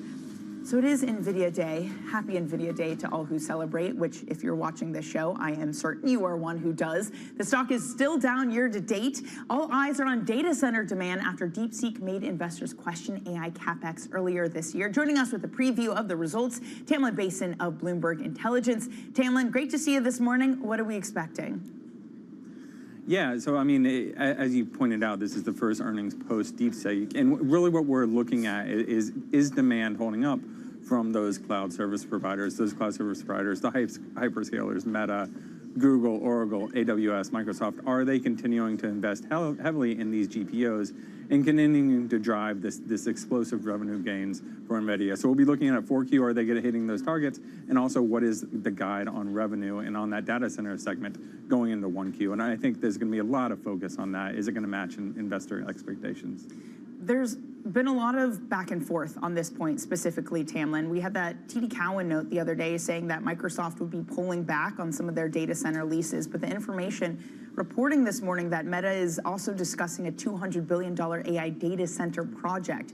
Where do we stand on our understanding of how much CapEx is being spent on AI and therefore into NVIDIA?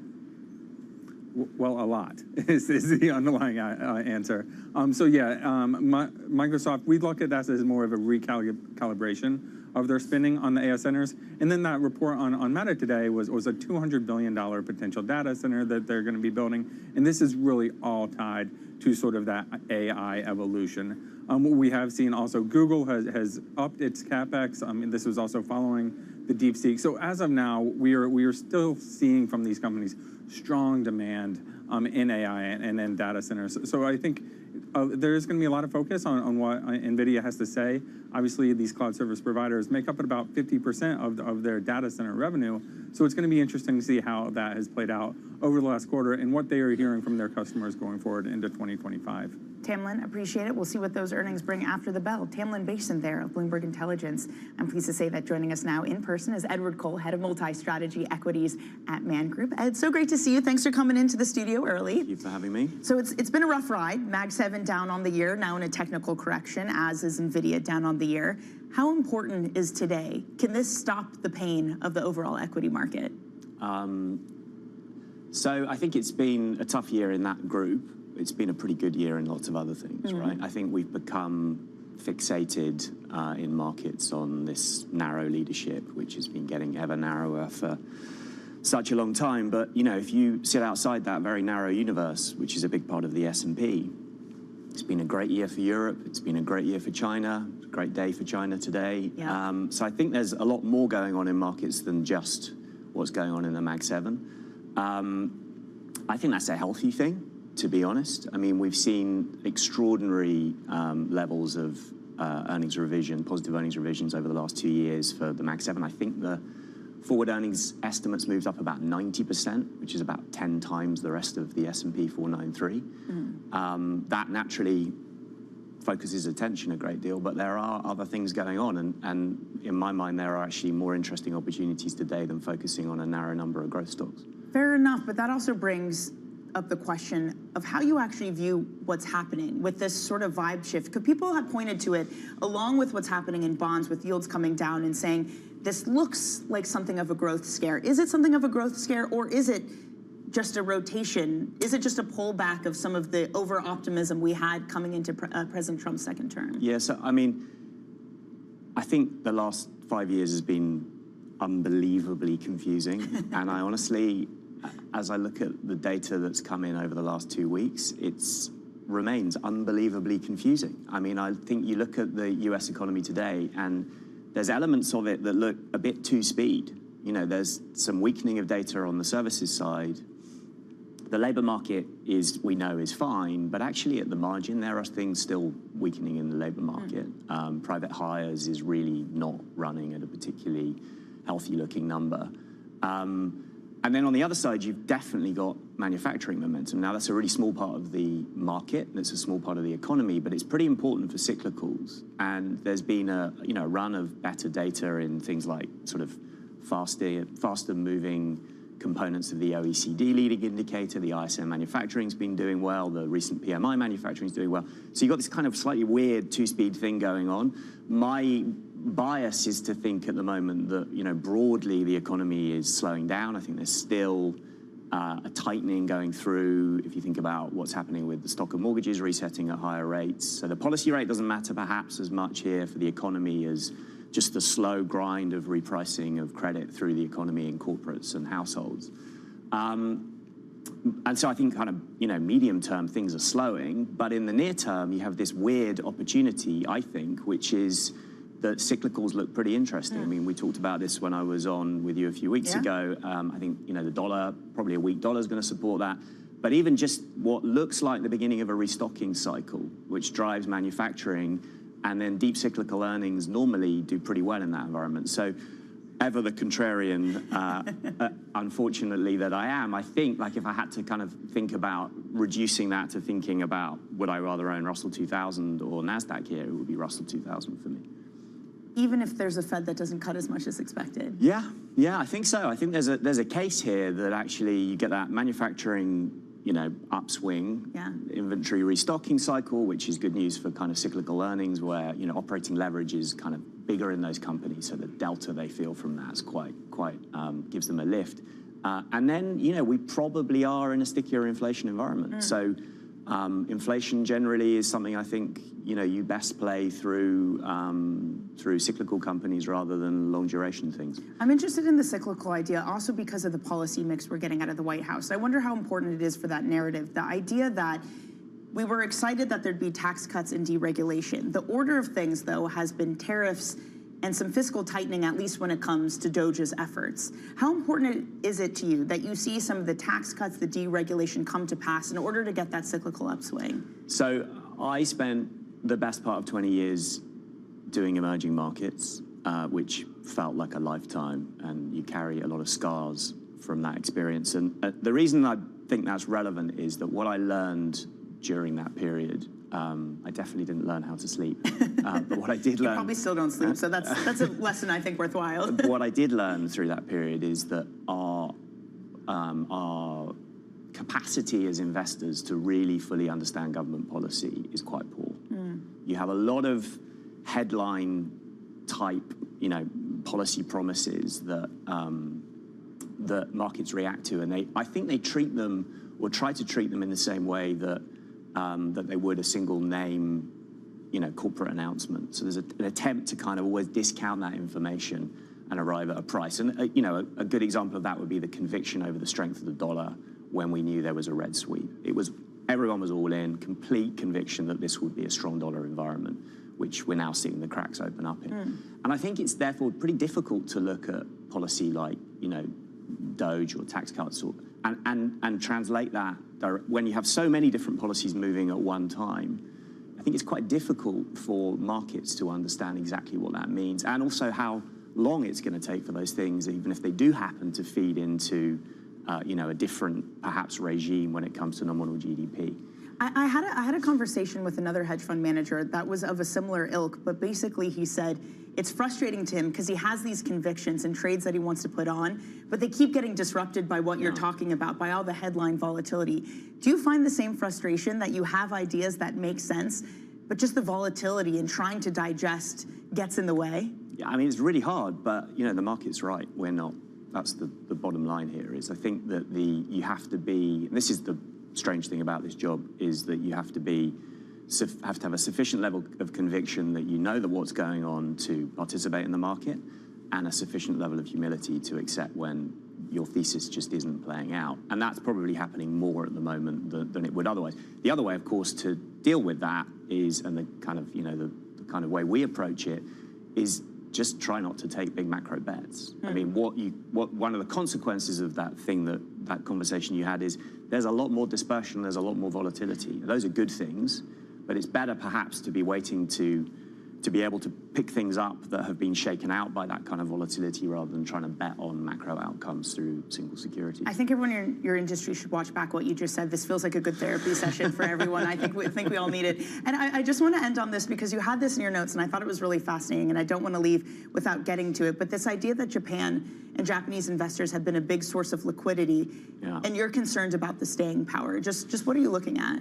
How long have you got? 1 minute, Ed. 1 minute. So I think in simple terms, Japan's one of the biggest surplus economies in the world. They park those surpluses, of course, in overseas assets. Inflation is high in Japan. Inflation expectations are becoming unanchored. I think the Bank of Japan's capacity to continue to intervene to buy JGBs is pretty limited now. Their balance sheet is enormous. It's 125% of GDP. The Fed's is 25% of GDP. If they continue to intervene to buy bonds, they're going to depreciate the yen. It's going to feed into inflation. So my sense of what's very likely to come, and we have a big statement from the GPIF, their biggest pension fund, next week on their asset allocation, is we're going to see Japanese institutions start to move capital home. I think they will probably be instructed to buy more, or they will change allocation to buy more Japanese stocks. If they're also changing it to buy more Japanese bonds, that will be very interesting. And I think it would serve a purpose of capping the yen, underpinning the yen, capping yields perhaps. And the implication there for global liquidity is that there's been this big household carry trade in Japan where Mrs. Watanabe, as she's referred to, has been funding her purchase of US growth stocks from selling an ever-weakening yen. Right. And if the yen side of that changes, I worry a bit. Not perhaps as catastrophic as August last year, but that kind of dynamic could play out. You're right. We probably do need more time to talk about this. All the reason for you to come back on, Ed. Please join us whenever you're in New York. Otherwise, we will speak to you in London, I'm sure. Ed Cole there of Man Group, thank you so much for joining us. This is Bloomberg.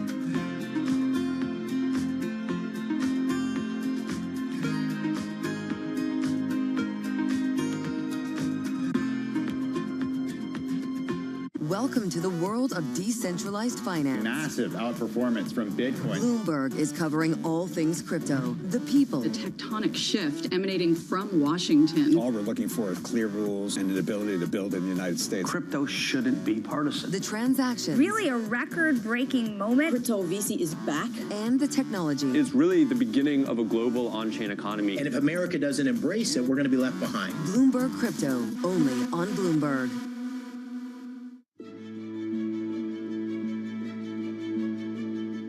One of the very critical things is that a lot of young entrepreneurs don't realize is that when you start as an entrepreneur, you're not just building your business, which of course you are, but you're also building an organization. And most people don't realize that. And building an organization is not just about hiring people. It's about the culture, it's about the systems, the values, the mission. You know, it's about how you operate, how you do things, how you retain people, how you keep them motivated. So it's all of those things put together. And over time, you realize that, you know, a lot of effort has to go into it. And then eventually you have an organization that has a life of its own. It's, you know, and it's sometimes you look at it and you marvel and you think about, you know, how was this created? And was I the person that was behind getting this thing done?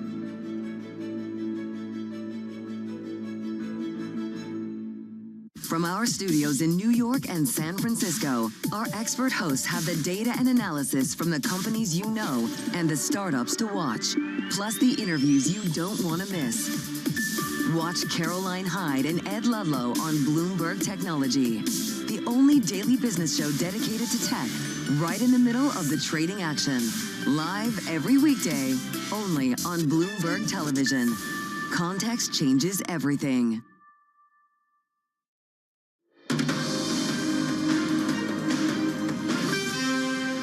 Welcome back to Bloomberg Brief. Danny Berger here in New York.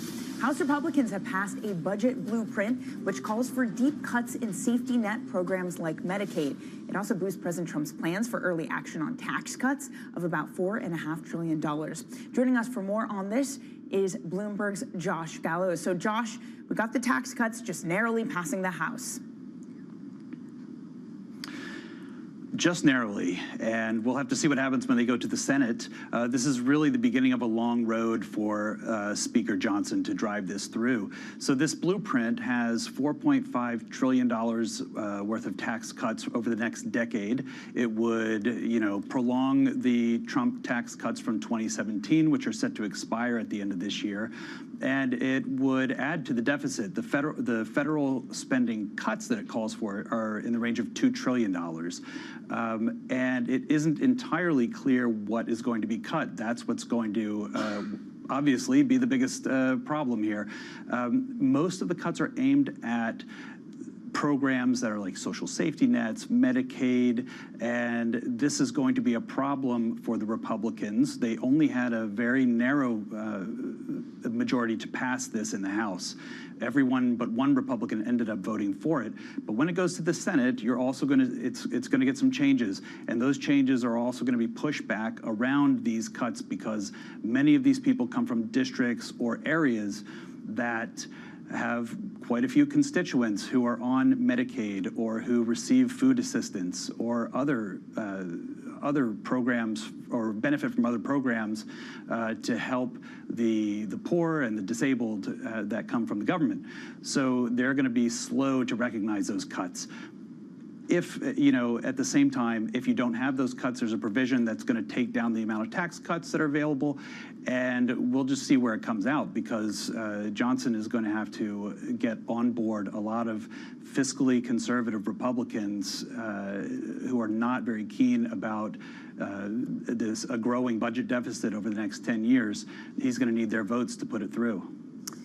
Josh, elsewhere, we had President Trump talking and announcing a program that gives a path to citizenship for those who offer to pay $5 million. There already is a path for a green card privilege if you invest a certain amount into the U.S. How would this differ? Well, the EB-5 visa program that you're referring to is something that's been designed to essentially target investment it's an investment. It's an investment in an area that is impoverished or needs job growth, or even a specific company that would lead to job creation. I think the level of investment is around $1.8 million.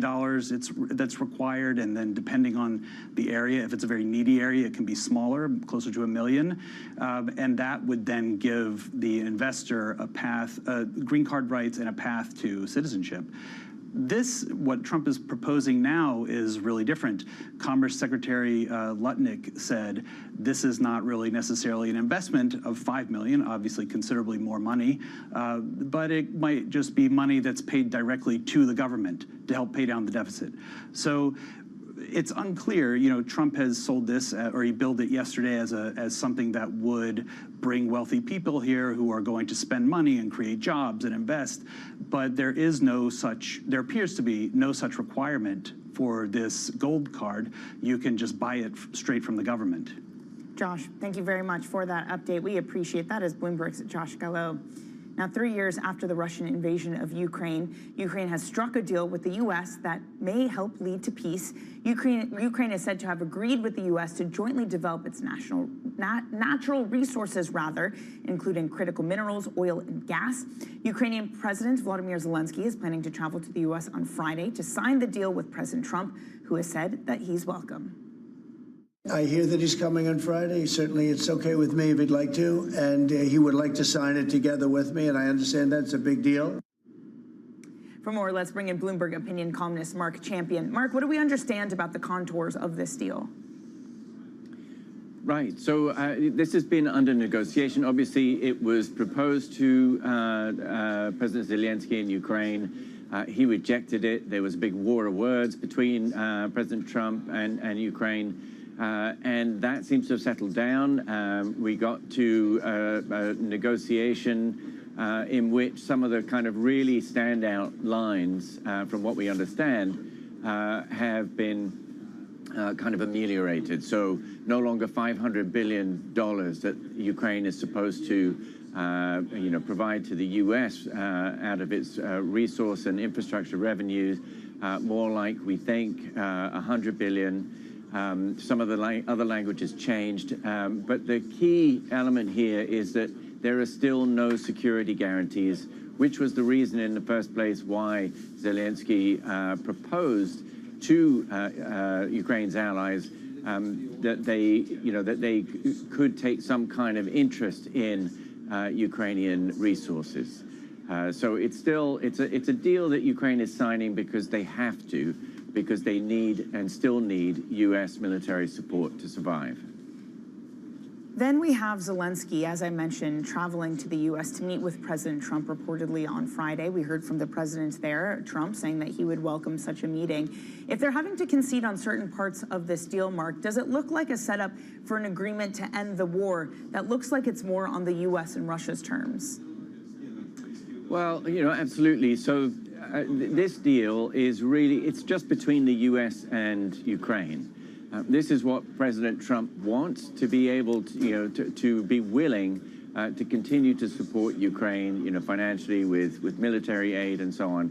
And he may have needed it, after all he said, to sell that deal to supporters at home, because he said a lot about ending the war and, all the wasted money, etc. But what impact it has on, negotiations with Russia, that's quite unclear. The U.S. still hasn't said that Ukraine, immediately would have a seat at the table. It hasn't had one yet. It's talked about maybe eventually having one. And it's not clear how this deal would impact the talks with Russia, other than to, allow for more time, which is very important. So more time in which Ukraine could sustain its armies in the battlefield, more time to get a better agreement with Russia, provided that President Trump is willing to press for it. Mark, we really appreciate that update. Thank you so much. That is Bloomberg Opinion's Mark Champion. Again, Volodymyr Zelensky will be heading to the U.S. to meet with President Trump on Friday. Before that, the UK's Keir Starmer will also be in Washington, D.C. Coming up, NVIDIA results, they are front and center in your day ahead. We'll lay out the calendar for you on your Wednesday.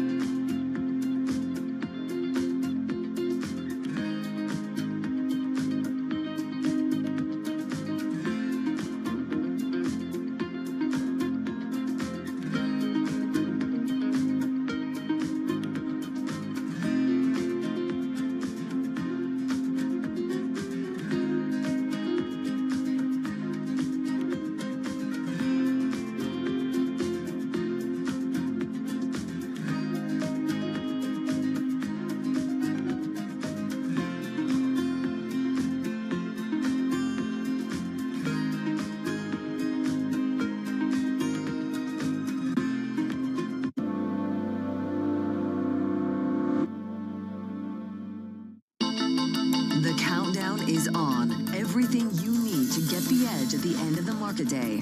Big tech earnings kick off later this afternoon. Gilead is coming out right now. We have take two numbers. Back to the markets, right? Our bread and butter. NVIDIA is one of the best stories in the tech space. That actually matters a whole lot more. It might shock some of your viewers. You're watching The Close.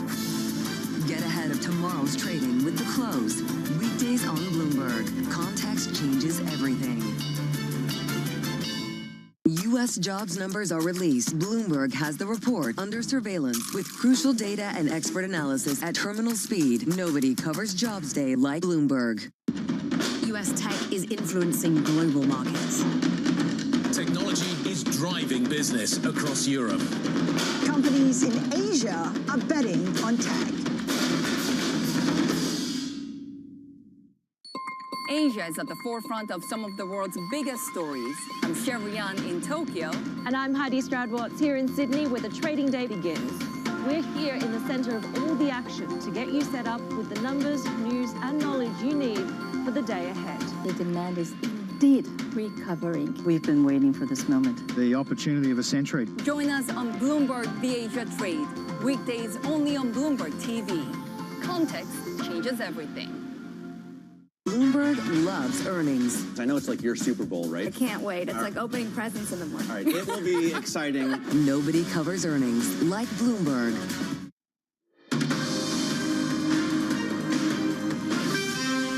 Let's get you set up for your trading day on this Wednesday. The main event, NVIDIA earnings, those will occur after the market close. But first, we will get some data. U.S. home sales, that comes at 10 a.m. Eastern.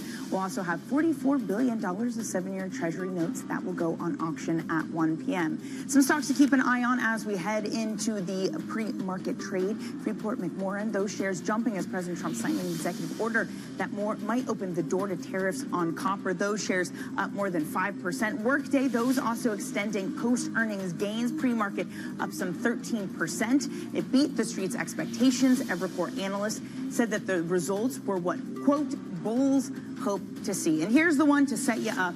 The stock you got to wake up and check this morning. It is NVIDIA. Those shares are up 2.5%. But just to give you the context of where we've come from and what the bar might be, we have seen Mag 7 decline 10% from the highs, entering something of a technical recession. We were just speaking with Ed Cole earlier, who said, yes, that might be hurting the overall market, but the Man Group portfolio manager mentioned that it has been a rotation under the surface, and he still likes cyclicals. Okay, that is it for Bloomberg Brief.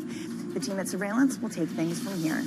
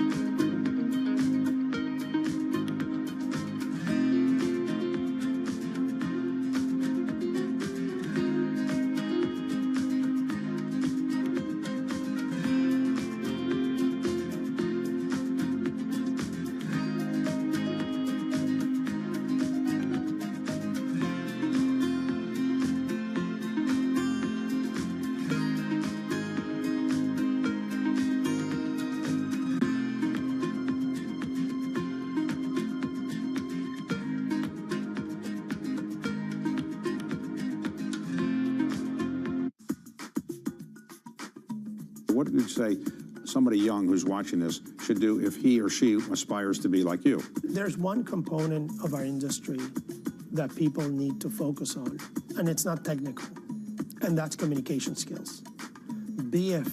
Focus on being a phenomenal communicator, invest in that. Think about it, we have to convince a company to sell to us.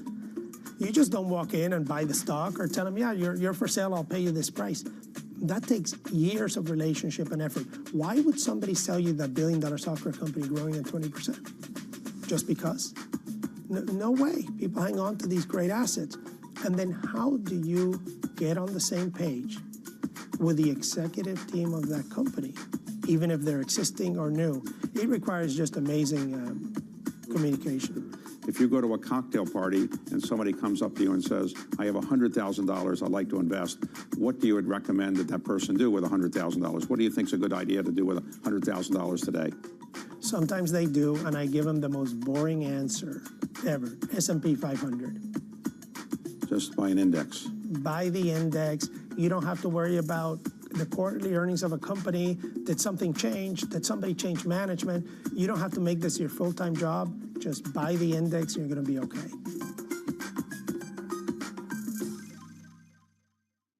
From the world of politics to the world of business, Joe Matthew and Kaylee Lines deliver news, insight, and analysis live 2 times a day, every trading day. Balance of Power at 1 and 5 Eastern, only on Bloomberg.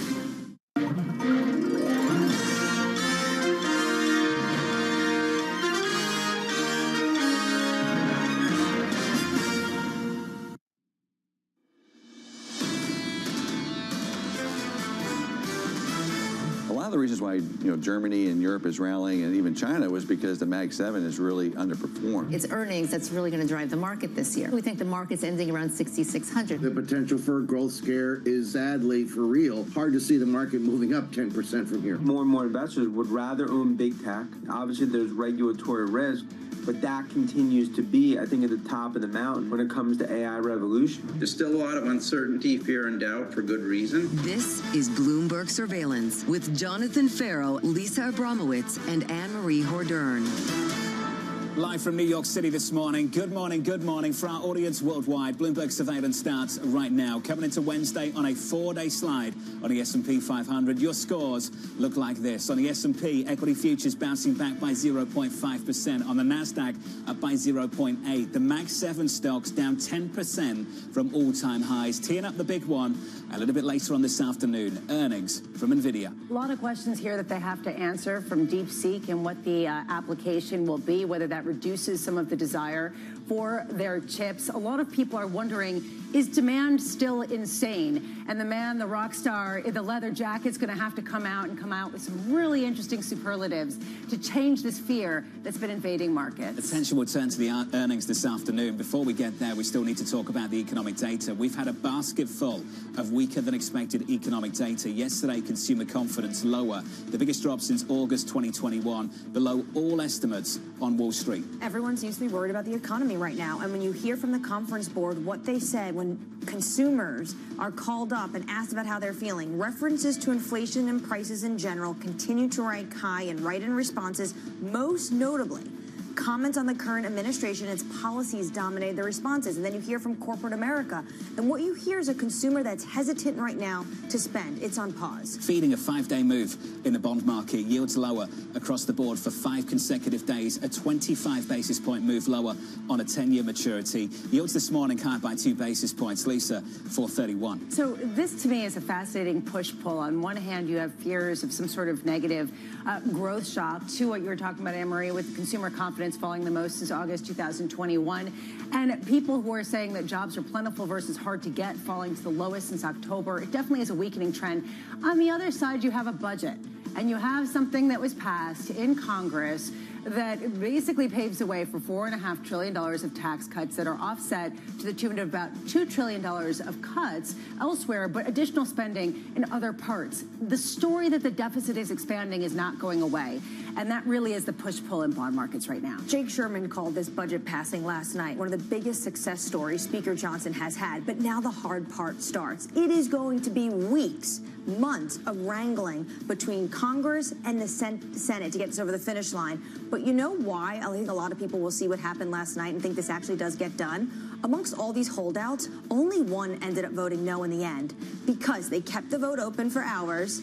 And what did they do? Donald Trump was calling from the Oval Office and said, I'm going to need a yay on this. They've got to move quickly. They've got to do something about the inertia that's taking grip, taking hold of consumers in America. Sentiment softer, retail sales were weaker. We've seen the outlook from Walmart, from Home Depot. We heard from 2 banks yesterday, Bank of America and BMO, suggesting that to a certain extent, clients are just sitting back, and they're in wait-and-see mode. Remember a couple months ago when we were talking about how this would be the year of the boom in deals, that we would get suddenly this M&A crashing wave that would overwhelm all the activity? It has not been there. And a lot of people are saying it's because of a lack of certainty. A key question about whether this budget will be enough, if it does get passed, to really overwhelm some of the concerns about tariffs, et cetera. Again, that push-pull. And that's sort of what Neil Dutta was talking about. How much are people using the tariff talk to justify some weakness that was creeping into the economy even before some of those discussions? On your time this morning, equities too were up by 0.5% on the S&P 500. Joining us this hour, Keith Lerner of Truist, downgrading stocks to neutral. Brian Gardner of Stifel as the House paves the way for tax cuts. And Yelena Shuletseva of the Conference Board as consumer confidence rolls over. We begin this hour with stocks looking to snap a 4-day losing streak. Traders are waiting NVIDIA results after the closing bell. Keith Lerner of Truist downgrading equities to neutral, writing, we have seen modest deterioration in earnings, technical and economic trends that warrants a more neutral equity posture and slightly higher cash. Keith joins us now for more. Keith, welcome to the program, sir. Always good to hear from you. We've had a 10% correction on Mag 7 names. Why isn't that a dislocation, an opportunity for you and the team? Yeah, well, great to be with you. You know, Jonathan, our overall call is broader for the overall market. We've been big bulls over the last year. We really follow the weight of the evidence, as just mentioned, and the weight of the evidence has shifted more to a mixed backdrop, and we're making that shift, and we made that shift earlier this week. So let me just walk you through a couple of things that we're looking at, and keep in mind, the S&P 500 is only about 2 or 3% from an all-time high. But the first thing is, you mentioned earlier, the economic data. At least we're seeing a little bit of softening. We all know the economic surprise index is now the lowest since September. So on the margin, we've seen, you know, the economy slowed down somewhat. At the same time, a key pillar of this bull market has been the resilience of corporate earnings. And what we have seen over the last month is the forward earning estimates for the S&P 500 start to move sideways. Now, that may be a pause that refreshes, but that is on the margin a shift. And then on the technical side, even though the market just made a new high last week, below the surface, we only have about half of the stocks in uptrends as defined by the 50-day and 200-day moving average. So we put that all together, and with the Fed likely on the sidelines, kind of boxed in here, when we're seeing some fiscal tightening, we just say, hey, we're not saying this is catastrophic, but we are saying on the margin, a more neutral posture at this point makes a lot of sense to us. Keith, does it change anything about how you see the world 12 months out? I think we all need to skate where the policy puck will be in about 1 year from now. It won't just be about trade. It'll be about deregulation. It'll be about tax cuts. Has the 1 year view changed at all? You know, not that much, but you know, after the election, and our thought back then was the market was all focused on all the positive aspects of the perceived positive aspects of the Trump administration, as far as like what you mentioned, tax extensions, deregulation, and we thought earlier in the new year we'd at least see some more focus on tariffs. Now it seems like we're only focused on the tariffs and the negatives. And I think as we move later into this year, that there's a potential that we will see some type of jolt to the upside as some of this uncertainty gets unlocked, and there is a more focus on these kind of positive aspects. And I will say also on a short-term basis, you know, some positive offsets. We are seeing, as you mentioned, the 10-year Treasury yield come down about 50 basis points. Oil prices have come down. The U.S. dollar has come down. So fiscal conditions, financial conditions are easing somewhat as an offset. But again, I think we have to get through this kind of event period near term into March and April, and probably closer to the summer, so to the market starts focusing on some of these more positive aspects again. Keith, you mentioned that you don't think that the Fed is going to be in play for most of this year, and that's one of the potential headwinds to S&P outperformance. And yet, as we get some of this negative economic data, you see 2 rate cuts being priced in through year end. If that continues to build, that kind of sentiment, will that change your view on equities? Yeah. So just to be clear, we think we are in the 2-rate cut camp this year. We think it's likely more in June. So when I said the Fed's boxed in, I think it's more near term. Even if the economic data weakens near term, I think the tariff uncertainty is going to keep them on the sidelines unless we see a more significant move down in the economy, which if that happens, you know, even if the Fed cuts rates, I don't think that's going to be a great overall backdrop for equities. if the economic growth outlook is also deteriorating. So I'm basically saying that they're boxed in, I guess, in the first half to a certain extent. So they're not going to come to the rescue right now. I mean, eventually we do think that the inflationary trends will start to come down that will allow them to cut rates later this year. But again, it's not something near term where we think that we're going to see a big posture shift in the Fed. Meanwhile, Keith, you were talking about how one sort of plus has been that the 10-year yield has come down, and that's offered a bit of accommodation to the broader market. I wonder how sustainable you see that. We have seen this negative economic data, but on the flip side, yesterday we got a $4.5 trillion tax cut potentially in the works, and a lot of people have been expecting that. At the same time, deficit concerns come back to the table. At what point do you think this push-pull is going to keep the 10-year kind of in this range versus continuing to drop? Yeah, we think it's more likely to stay in a range. We thought at 480, things got a bit hot. I think on the downside of the 10 years, probably about 410.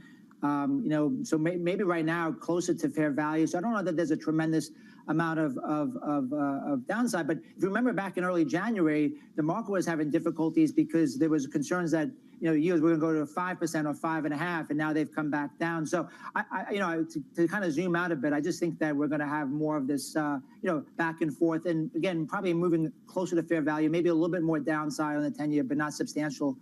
From current levels. Keith, to John's... And one thing, too, the yield curve, though, look at the yield curve. I mean, that's the other thing, just going back to the growth aspect, we're starting to see that flatten quite a bit.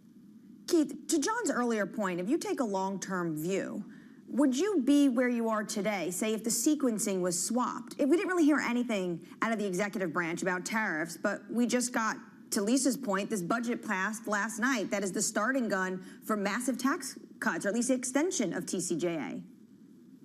Yeah, and I think that's part of the reason why even though we're moving more neutral, I think if I had the question to say, why not even become even more negative? I think those things are out there.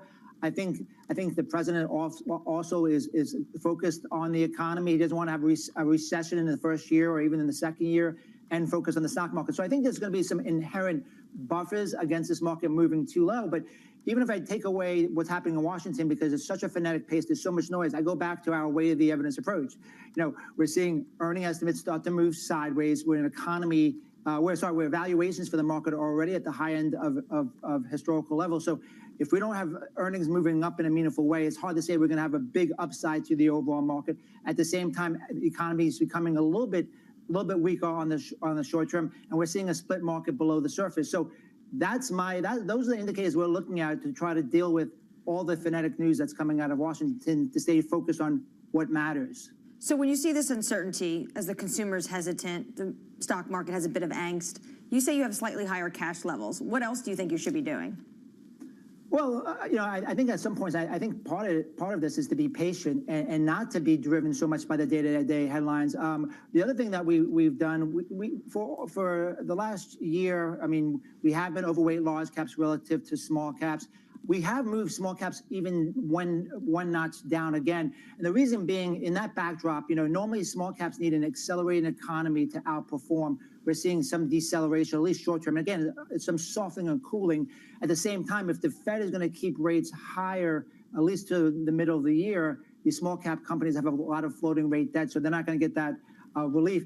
And on our work, we've seen a 52-week low on relative price trends to large caps, and relative earning trends have just broken down as well. So that's another area we would remain more cautious. Hey, Keith, appreciate the input. Thank you. Dan Groening Equities over at Truist. Keith Lerner there with the latest. Let's talk about the latest, both the earnings and the data. Yesterday, consumer confidence came in a little bit softer in the past few weeks. Retail sales weak as well. If you look to the earnings, we've had outlooks from Walmart, from Home Depot. Both of those just a little bit tepid, worse than expected. Just got lows moments ago. Yeah, and sounding a similar type of line that's saying that total sales for the full year are going to be below what the street was expecting. Again, uncertainty about near-term home projects, et cetera, whether people want to do that based on mortgage rates, whether people want to do that based on lumber tariffs or whatever else.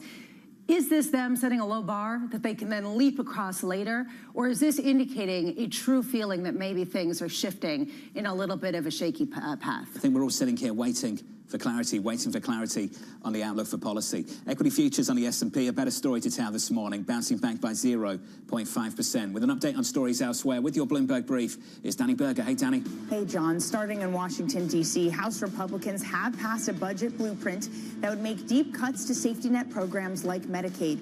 It tees up $4.5 trillion in tax cuts.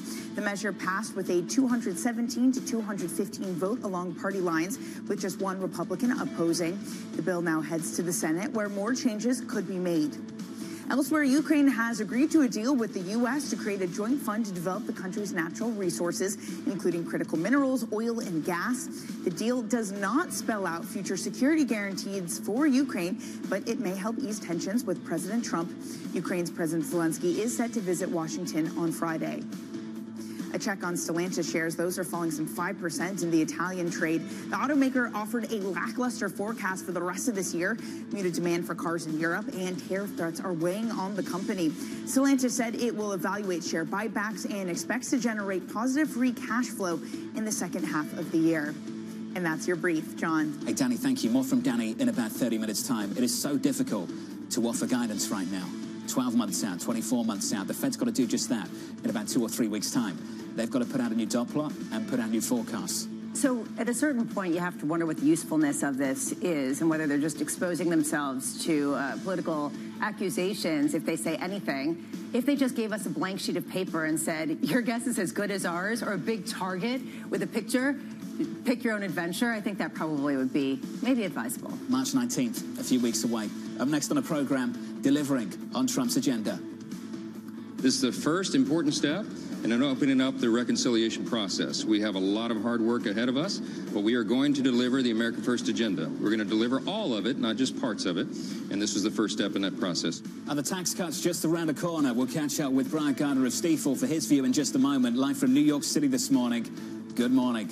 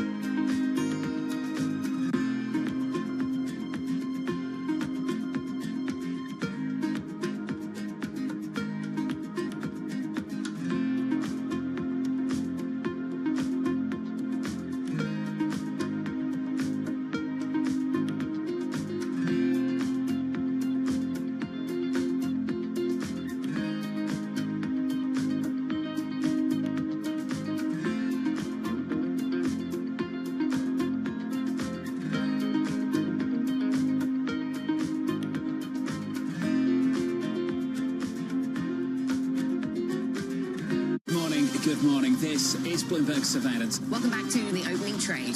This is Bloomberg Technology. This is the Asia trade. This is Wall Street Week. Welcome to Balance of Power. This is Bloomberg Television.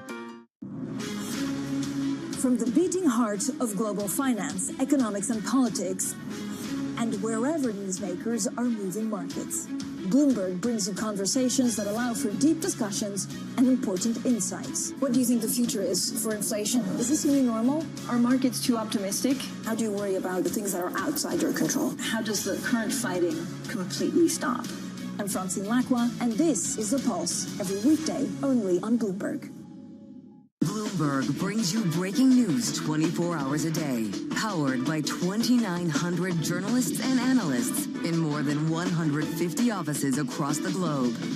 Bloomberg Television. Context changes everything.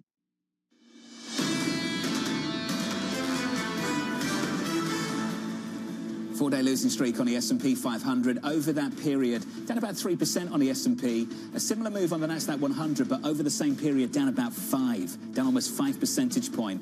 The pain has been in big tech. We'll hear from big tech a little bit later. NVIDIA reporting after the closing bell. In the bond market at the moment, yields are higher, up by 2 basis points, 431.74 after 5 days. 5 days of lower yields, a move of around 25 basis points. Under surveillance this morning, delivering on Trump's agenda.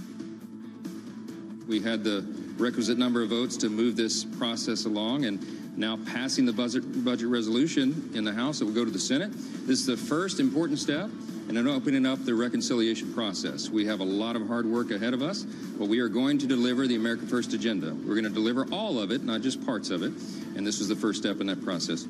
So here's the latest this morning. House Republicans just about passing President Trump's one big, beautiful bill. Now it moves to a showdown in the Senate. Bloomberg's Tyler Kendall joins us now from the nation's capital for more. Tyler, what's next? Well, John, good morning. This was a key early test, but there is still a lot of work to be done. And to be sure, President Trump had to make a flurry of phone calls last night in order to get this over the finish line. When we look at the details of this House plan, it calls for up to $2 trillion in spending cuts. That is not enough for many fiscal hawks, although we are learning that they have been promised more spending cuts could be tied to a House bill to keep the government open ahead of a March 14th deadline. Now, within those spending cuts, this plan directs the committee that oversees Medicaid to find $880 billion worth of savings. If just for the sake of the exercise, all of that went towards slashing Medicaid, it would cut the program's annual budget by 10% over the next 10 years. So a political fraud issue that Republicans are going to have to deal with going forward. And then just lastly, John, is the tax fight. This is where we are expecting the most friction when it comes to the Senate. This plan calls for $4.5 trillion in tax cuts. That's likely only enough runway to extend President Trump's 2017 tax plan. That means many campaign promises like no taxes on tips, overtime pay, Social Security, lowering the corporate tax rate for companies that move production to the U.S. That all could be left on the table if Republicans can't find more pay-fors. And of course, the biggest fight is going to go down to TCJA in terms of should they be made permanent. That is what Senate Republicans want to do. Tyler, how difficult is this process going to be between House Republicans and Senate Republicans? Well, we got a little preview from the Senate Budget Chair, Lindsey Graham, last night, who said that this bill is neither big nor beautiful when it comes to tax cuts. We are expecting them to move these requirements that the House has put forward around, and the White House is expected to be heavily involved. We are expecting House and Senate Republicans to make their way over there later today, and we've also learned that Treasury Secretary Scott Bessent is starting weekly meetings up here on the Hill to try to figure out how they can negotiate this forward. Hey, Tyler, appreciate the update. Tyler Kendall there from the nation's capital in Washington, D.C. Joining us now, Brian Gardner of Stifel to build on the conversation. Brian, welcome to the program, sir. For people just waking up this morning who aren't as familiar with the process as you and Tyler are, can you walk us through on where we are at the moment and how much longer this might take? All right, so it's spring training for baseball. Let's put it in baseball terms, right? In terms of a 9-inning game, we're in the first inning.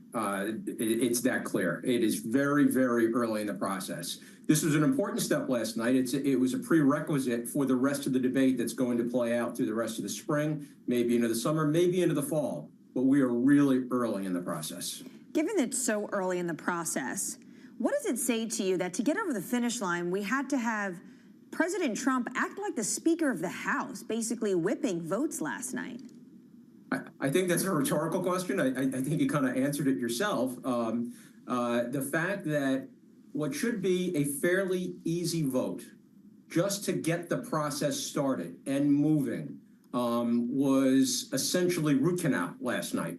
And very, very difficult to get enough votes to switch from no to yes.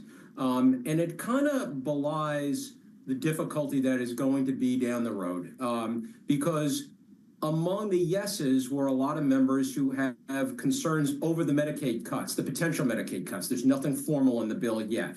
But they've been speaking to the leadership, to the White House. Their concerns are out there. And if those Medicaid cuts start to materialize and become part of actual legislation, those yeses are really at play. And on the flip side, as the report just mentioned, the fiscal conservatives, they went along with it, but they want more cuts. Well, if they get their more cuts, then you're going to lose some of the other yeses, like I just mentioned, who are concerned about the deepness of the cuts. It's a very difficult, the political calculus is very, very difficult. And they have a razor-thin majority. When you talk about those... Like we saw last night. Yep. Yeah, when you talk about these Medicaid cuts, it's not outright that they're talking about Medicaid, but we're talking about $880 billion that comes from the Energy and Commerce Committee. What else could it be if it's not Medicaid? And that's the issue, right? So for people who don't understand, last night, what they voted on just has top-line numbers. There's no legislative language. There's no policy language in that document. But it assigns $880 billion in savings to the Energy and Commerce Committee. Well, you look at the Energy and Commerce Committee and see what their jurisdiction is, and you get to Medicaid. Now, where can you find offsets elsewhere, maybe even outside of that committee? And what I have pointed out to clients is that when you look at the tax cuts, there may be some tough decisions coming down the road on maybe some items not being extended, or some current policies such as maybe a cap on the corporate SALT deduction. Maybe that comes into play. Maybe a stock buyback tax, which is already in law, maybe that gets increased. So there's going to be very intense negotiations that have market impacts over the next couple of months. Brian, the estimate from the Committee for a Responsible Federal Budget says that this current proposal will increase the federal deficit by nearly $3 trillion over the upcoming years. Is that the base case for you going forward, that this is essentially how much any kind of bill will increase the deficit? Roughly. I think one thing that is happening, which I think is a positive, is that we're getting back to a more sustainable trajectory on debt. Debt's not going to come down. We're certainly not getting to a balanced budget, but we're getting back to an historical norm, which has really we've been out of kilter with that during COVID. And I think Scott Besson mentioned this in your interview with him earlier in the week, which was absolutely fantastic.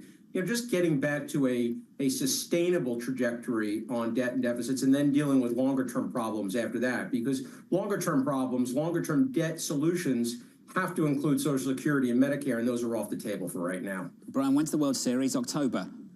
October. Yep. Okay. Brian, look, the speaker and the leadership, they had a big win last night. Let's not diminish that.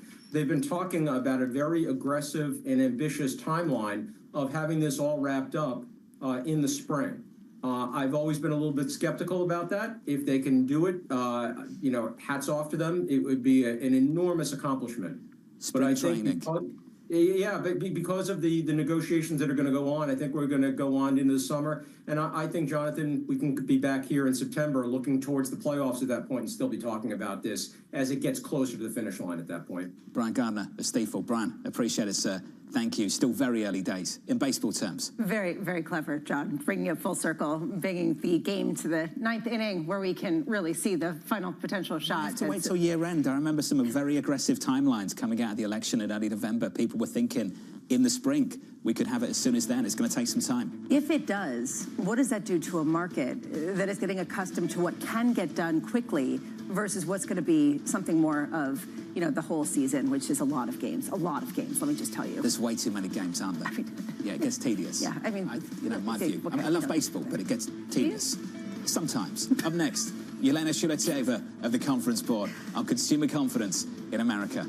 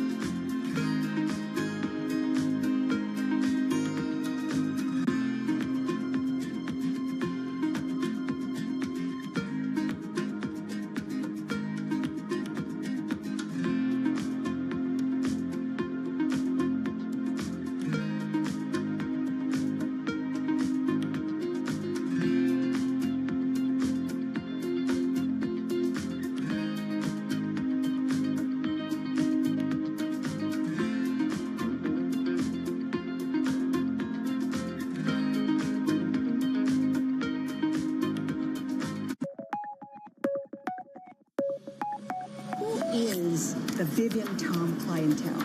Yeah, power women, like the dragon women. They're lawyers, they're CEOs, they're all important decision makers, women in the world. Why do you position your products for this group of women?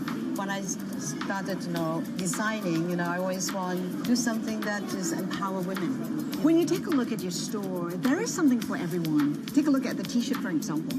My customer growing, like 30 years already, so they become more powerful. I also want to grow my Gen Z audience too, They are like in the 20s, so it's a more affordable price for them. And then, my powerful women's daughter wearing their mom's dresses, and they feel that the power, the energy. So now they come back to the store and they buy more.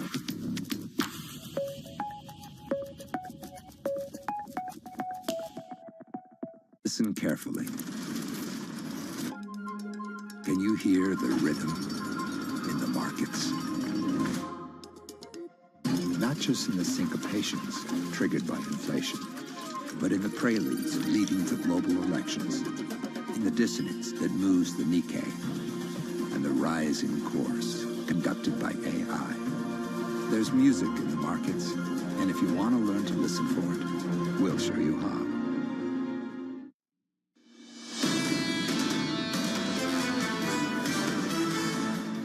The big one comes a little bit later. Earnings from NVIDIA after the closing bell. Going into that, 4-day losing streak on both the S&P and the NASDAQ. We're down on the NASDAQ 100 over the past 4 days or so by around 5%. On the S&P 500, down around 3 percentage points. Equity futures bouncing back this morning by 0.5. On the NASDAQ 100, we're back up by 0.76%. So to me, this is really going to be either the prove it or not question with NVIDIA. Are they going to show that demand is still, quote, insane, and there still is an overwhelming desire to buy chips that they can't produce quickly enough? Or are you seeing that sort of tepid demand start to bleed in on the heels of DeepSeek? If that confirms that narrative, do we see this ongoing underperformance of big tech? Over at General Motors, seeing an overwhelming desire to buy their own stock. This headline just drops. The board approving a new $6 billion share buyback.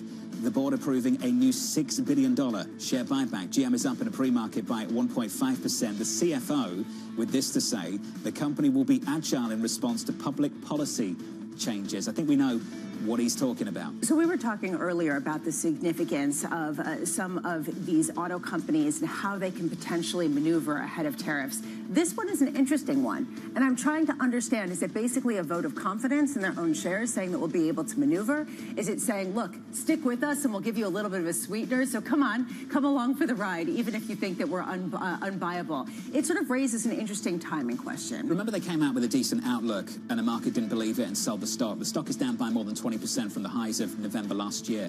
Then this is the company saying we believe in a plan, believe in the outlook, and we think our stock might be undervalued here, so we're going to buy back more of it, $6 billion worth. Some people might sit here and say, the bears out there, this is a terrible time to be doing share buybacks. Wait to see what happens with policy, because you could see a very, very different industry for these names. If you have to transform some of your supply chain, you're going to want some extra cash on the sidelines. For them doing this, they're saying, look, we have enough confidence in what we're doing that we're going to give you a sweetener to stick with us. Let's see if it sticks in the stock price. Those two headlines from General Motors this morning, the board approving a new $6 billion share buyback, the CFO coming out and saying the company will be agile in response to public policy changes. The stock is higher by close to 2%. Let's finish on the bond market. Check out 2s, 10s, 30s. What a move we've seen over the previous 5 days. 5-day move, 25 basis points lower on a 10-year yield. This morning, we're up 2. Your 10-year, 431.55. A lot of people are talking about growth fears, and that's confirmed by the negative economic surprises and really consumer sentiment that's been falling off in a significant way. And it's not because of current conditions,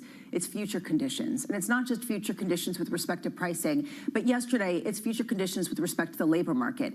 We have to go back to a question that we were asking extensively last year. Is this normalization or is this true weakness? Because some of this is just going back to levels that we've seen during relatively normal periods. And that ultimately has to be a question as people get carried away with maybe the recession is upon us. Are things cooling or are they cool? Exactly. Thank you. We've been debating that for quite a while, haven't we? Yeah, that was very well done, yes. It's been a long baseball season of analogies. Baseball season hasn't even started yet properly, has it? We're still on the last year's season. Training. Spring training, yeah, but it's, it carries over the whole year. Bond yields are higher this morning, up by 2 basis points, 431.55. We'll talk about consumer confidence more in just a moment. UMich was easier to ignore. The conference board is harder to ignore. On our radar this morning, NVIDIA reporting its highly anticipated fourth quarter earnings after the closing bell. Investors eager for an update on AI spending in the wake of Chinese startup DeepSeek's low-cost breakthrough in the past month. So there are a couple of questions here about demand, about how much companies are questioning their investment as a result of some of the efficiencies. A larger question will also be about how their customers are deploying the technology.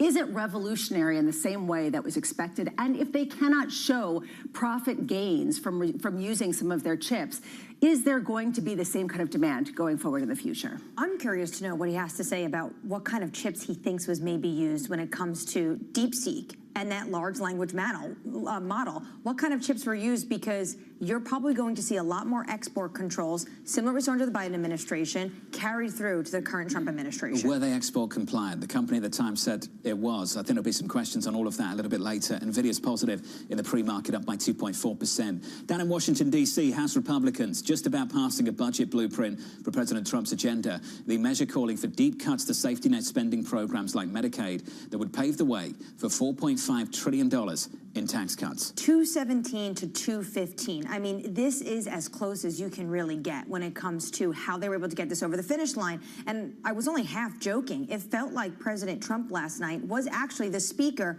whipping the votes. That's the only reason why this budget got over the finish line, and it is only the first step.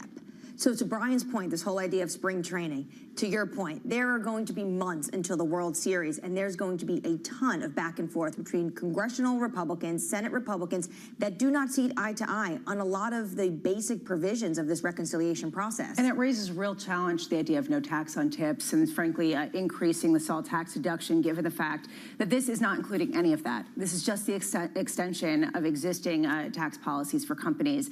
That, I think, is very much on the table at a time where the deficit's already increasing by $2.8 trillion with this current proposal. For the mood of the market, sequencing matters. Yes. And at the moment, sequencing is good for bonds and bad for stocks. Let's see if that turns around by the end of the year. Essentially, some of the sweeteners are not looking as feasible as some of the sticks when it comes to tariffs and other measures. So here's another one for tariffs. President Donald Trump signing an executive order to examine tariffs on copper.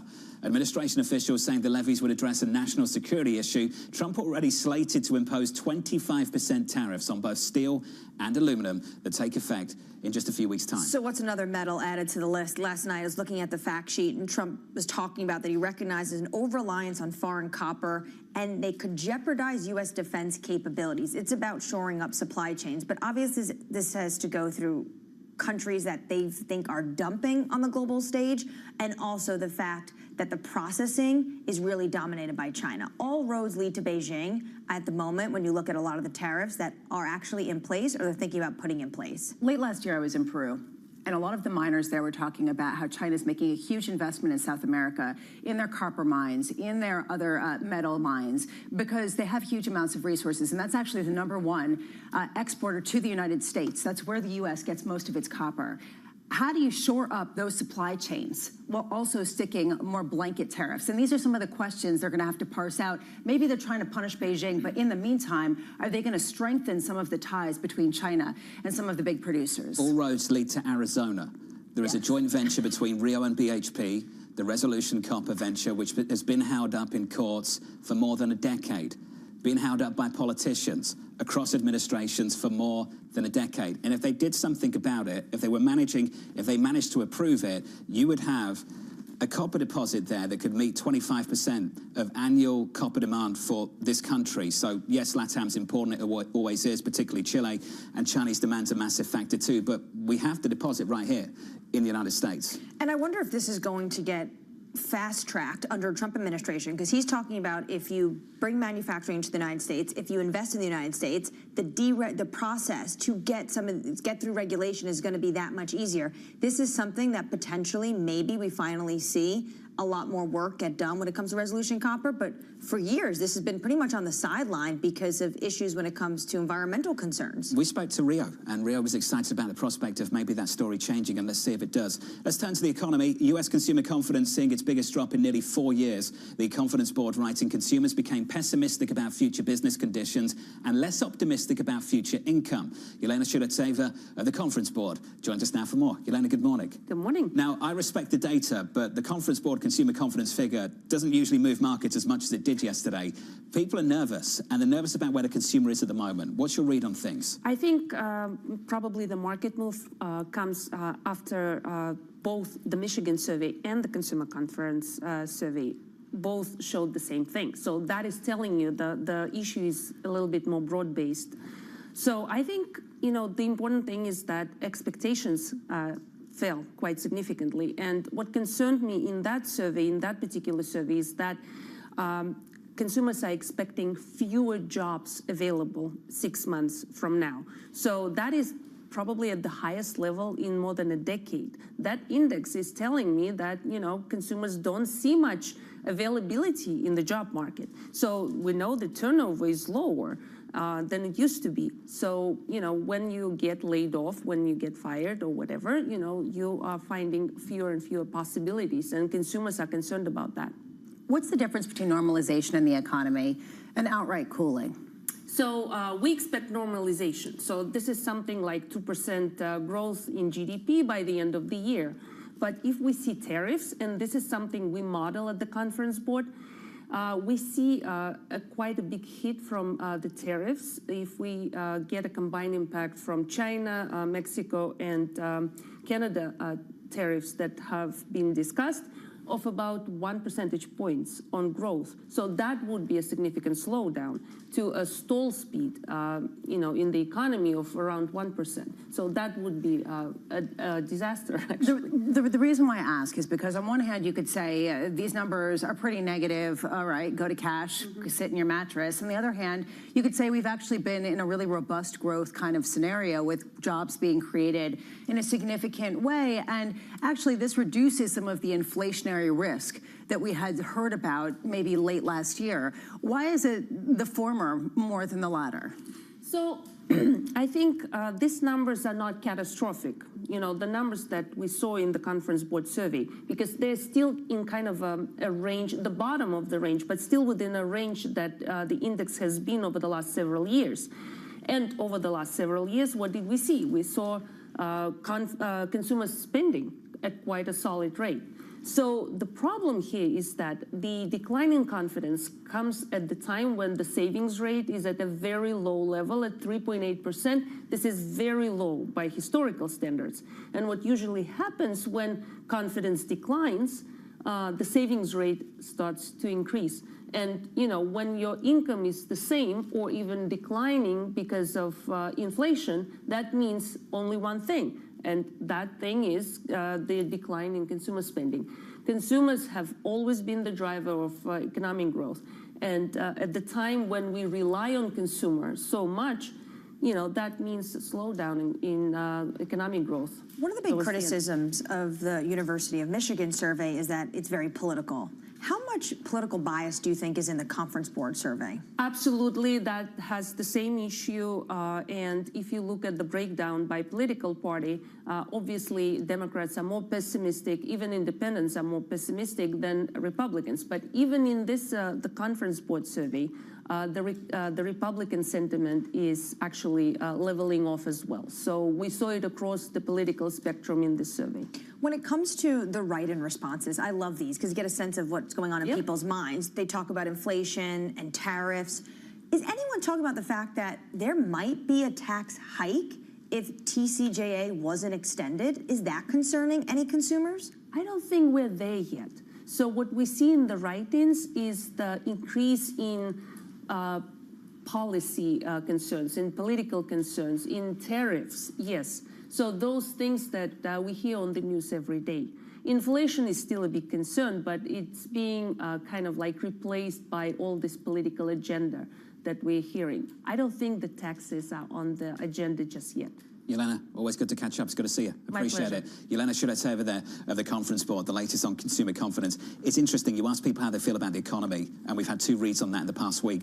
Ask people how they feel about the policy, and the policies are actually really popular. Do you see the Harvard poll in the last few days? Policies are really popular. Really backs up that idea that people out there really support what this administration is doing. They're supporting the rhetoric, especially when it comes to things like immigration. Trump maintains that actually his team would say he won the election on inflation. He thinks he won because of immigration. And you have to think, people are concerned about tariffs. There's only one policy when it comes to tariffs that is actually in place. Tons of talk, tons of rhetoric, a lot of bark. Only one thing had a bite, and that's the 10% on China. 76% support a full-scale effort to find and eliminate fraud and waste in the government. 63% support freezing and re-evaluating all foreign aid expenditures in the department that handled them. 61% support reciprocal tariffs. It just goes on in that release in the past few days. We talk about DOGE, and even though there is some question around it, unless you're losing your job, a lot of people like the idea of it. Question is, down the road, if there are significant cuts to Medicaid, and that I think was what some of the concerns were by some Republican members who pushed back, do people start to feel it in a different way? And it sort of makes it real in a different way than some of what these polls are showing. What's that old saying? If it's your neighbor, it's a recession. If it's your job, it's a depression. Well, exactly. Something like that. Exactly. Yeah. I mean, it makes it a little bit more difficult when you personally are getting affected. Equity futures right now positive by 0.5% on the S&P. Let's get you an update on stories elsewhere. Here's your Bloomberg Brief with Danny Berger. Hey, Danny. Hey, John. Elsewhere in Washington, D.C., President Donald Trump says that he's starting a new path to U.S. citizenship. The president said that the U.S. will sell gold cards for $5 million to foreigners who create jobs. He said the plan would launch in 2 weeks, and he doesn't think that it needs congressional approval. A check on GM shares this morning in the pre-market, up nearly 4.5%. Moments ago, the company announced a $6 billion share buyback. GM also raised its dividend by 3 cents a share to 15 cents. The announcement does come, though, as the auto industry faces uncertainty about President Donald Trump's threatened tariffs and pledges to roll back support for EVs. Let's also take a look at Lowe's shares in the pre-market. Those are up by 2.33%. Its fourth quarter earnings beat estimates. Adjusted earnings per share and net sales both came in above expectations. However, Lowe's did forecast lower than expected sales growth for the year. There's still uncertainty over home improvement, with consumers having stayed on the sidelines with big housing projects. And that's your brief, John. Danny, thank you. More from Danny in about 30 minutes' time. Up next on the program, bonds surging. There's really 3 things that have driven this drop in yields. The first one is the realization that the global trade war is not going to come to fruition. We're right now in the midst of what I call a seasonal slowdown. There's a realization that the worst case scenario on Treasury supply is temporarily off the table. That conversation up next. We'll catch up with Jim Bianco of Bianco Research, get his thoughts on the bond market move of the previous 5 days and the last 6 weeks for that matter, and why he thinks there could be a so-called Mar-a-Lago Accord. That conversation up next.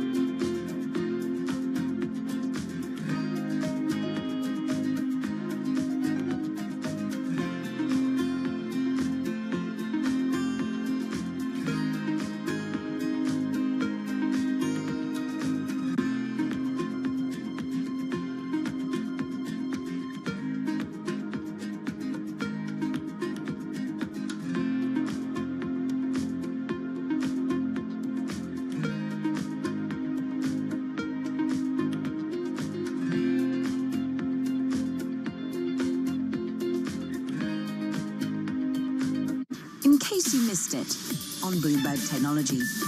It's incredibly aggressive, the timeline to manufacture the first phase of this site and then start production mid-2026. How big a factor was that timeline in Ohio's selection, Palmer? It has to be this fast because we don't have time for business as usual. The types of threats that the United States is facing, that our allies around the world are facing, the fact that we are predicted to run out of munitions within the first 8 days of a potential conflict with China mean that we need to hyper-scale our manufacturing. We are on a path to being a publicly traded American company. I think that that's an important thing. I want us to be accessible to the American public. I think that it's good for people to be able to invest in American defense companies, not for them to just remain private forever. I'll take an ideological stand there. I think that that is a good thing for the country. It's good for us. It's good for our customer. As for when that happens, it's hard to say. Don't miss Bloomberg Technology, live every weekday. Welcome to the world of decentralized finance. Massive outperformance from Bitcoin. Bloomberg is covering all things crypto, the people. The tectonic shift emanating from Washington. All we're looking for is clear rules and the ability to build in the United States. Crypto shouldn't be partisan. The transactions. Really a record-breaking moment. Crypto VC is back. And the technology. It's really the beginning of a global on-chain economy. And if America doesn't embrace it, we're going to be left behind. Bloomberg Crypto, only on Bloomberg. Middle East and Africa. Vibrant resources and high-yield investment opportunities abound. Join me on Horizons Middle East and Africa for the stories, newsmakers, and insight from this exciting region. Now weekdays, only on Bloomberg. Bringing you up-to-the-minute tech news whenever and wherever it happens. I'm Ed Ludlow in Las Vegas, and this is Bloomberg.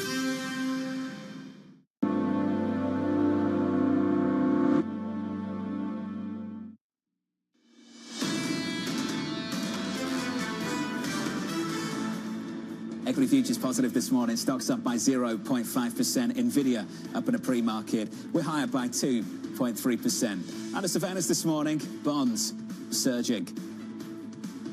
There's really three things that have driven this drop in yields. The first one is the realization that the global trade war is not going to come to fruition. Worst case scenario is not going to play out. Point number two, we're starting to see now is really filtering into the bond market, and that is the realization that we're right now in the midst of what I call a seasonal slowdown. Point number three is that there's a realization that the worst case scenario on Treasury supply is temporarily off the table. So here's the latest this morning. Traders hedging for a potential economic slowdown with yields sliding to their lowest level of the year so far. Jim Bianco of Bianco Research joins us now for more. Jim, welcome to the program. We've got a lot to cover. Let's start with the bond market. 6 weeks of gains into this week, lower yields across 6 consecutive weeks. For the 7th week, we're seeing another week of lower yields. Over 5 days, 25 basis points. Jim, let's start there. What's behind that move? Oh, I think the big thing that no one's really talking about is what's been happening in Europe around Ukraine. The president is trying to cut a deal. He wants Europe to pay for security, which is a big part of that Mar-a-Lago Accord. And they can't run to their parliaments fast enough to lift debt caps, say they're going to increase by trillions of dollars over the next 10 years their budgets for defense, which filters back to the U.S., then we don't maybe need 60,000 troops in Europe. Maybe we need 40 or maybe we need 20. And the idea is maybe we've got some kind of debt relief coming or some kind of deficit relief coming. That's what has changed in the last week to 10 days or so, is this idea that Europe is very open to relieving us of a lot of the defense spending burden that we've had. And I think that bonds are responding to the potential of lower supply. Now, whether that happens, that's for later this year. And whether or not that will be stimulative or inflationary, that's for later this year. But right now, I think that's been the catalyst that's changed us in the last week or 10 days. Jim, you brought up Mar-a-Lago Accord, so let's go right there. You basically have been holding meetings telling people that they have to think about this type of scenario where this administration looks to allies and says, buy longer-term bonds at certain specific yields, and then we'll give you certain guarantees or deals, et cetera. It's sort of a different way of trying to shore up the deficit. A lot of people have really shot this down, saying absolutely not. It would decimate the market, treat it like an emerging market. What makes you think that there is anything feasible about this whatsoever? Because that's not the plan. Everybody's got that backwards. That's a payment opt idea is all that was. That's like whether or not you want to use a paper check or Zelle. What the Mar-a-Lago Accord is tariffs, a sovereign wealth fund, and payment for security. And we've gotten all three of those. And within payment of security, there was the idea floated of a bond swap. Okay, you don't like the bond swap. They're still going to spend trillions of dollars on security, so we can then relieve ourselves of the burden. That's what the whole point is. And that, everybody's gotten hung up on this one aspect about payment of security. Maybe it happens, maybe it doesn't happen. But the larger issues of all of that are happening. Now, why are we doing this? The idea is to reorient the world global trade system, which we seem to be trying to do with tariffs, to bring down the value of the dollar, to bring down interest rates, and to make the U.S. more competitive. That's what the goal is. Now, at this point, it looks like all three aspects of that are underway and happening, and we shouldn't just get bogged down in just one idea about a payment mechanism and call that the entire plan.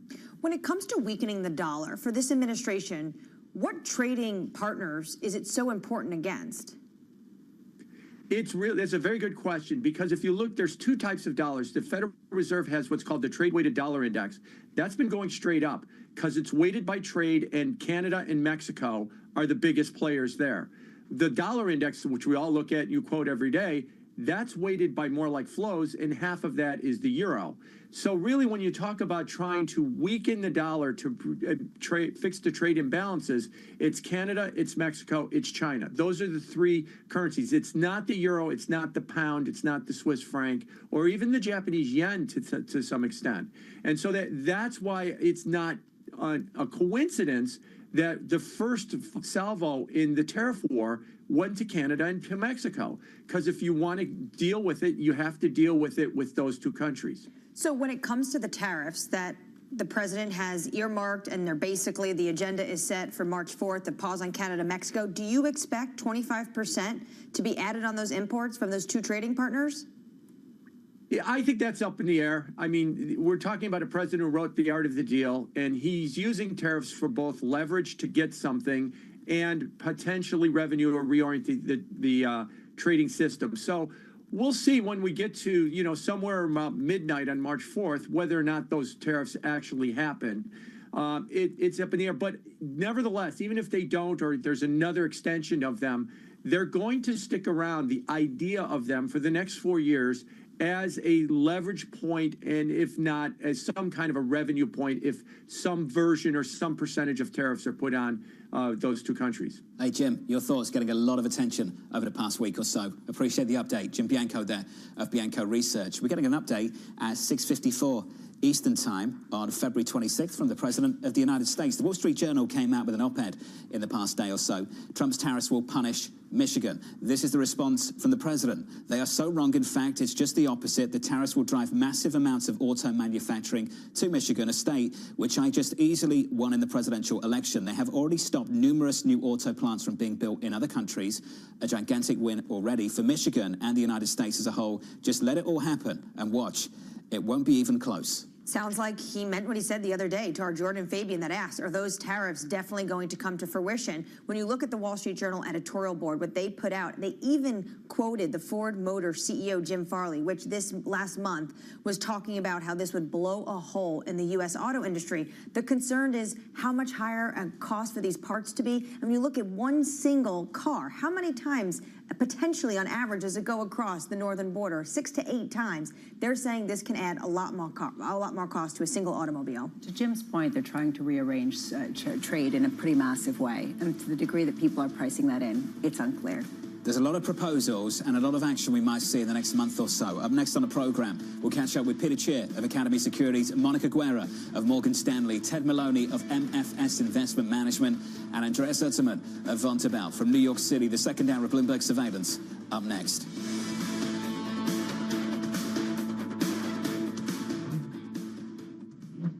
From our studios in New York and San Francisco, our expert hosts have the data and analysis from the companies you know and the startups to watch, plus the interviews you don't want to miss. Watch Caroline Hyde and Ed Ludlow on Bloomberg Technology, the only daily business show dedicated to tech, right in the middle of the trading action. Live every weekday, only on Bloomberg Television. Context changes everything.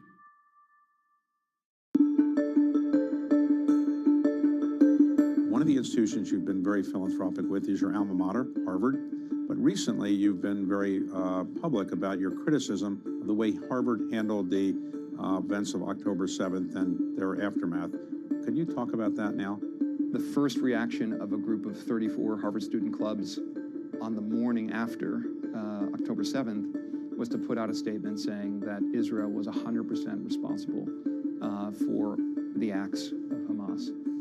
And my view on that was, that's ridiculous. You can come out and say, look, I'm very unhappy about Israel's treatment of Palestinians in the West Bank, or you can say, we can talk about the Gaza Strip, but you can't support terrorists, and particularly terrorists that rape and pillage and murder and burn and take hostages. Well, I got actually a text from a CEO in my industry. He's like, Bill, you know the people at Harvard. I'd like to know who the students are behind these clubs, so I make sure I don't inadvertently hire them. And so I tweeted out that sort of made that point, and caused a bit of a firestorm, and I got a lot of pushback. Why are you picking on students? And I said, look, you can't hide behind a corporate entity if you're going to support terrorism. The countdown is on. Everything you need to get the edge at the end of the market day.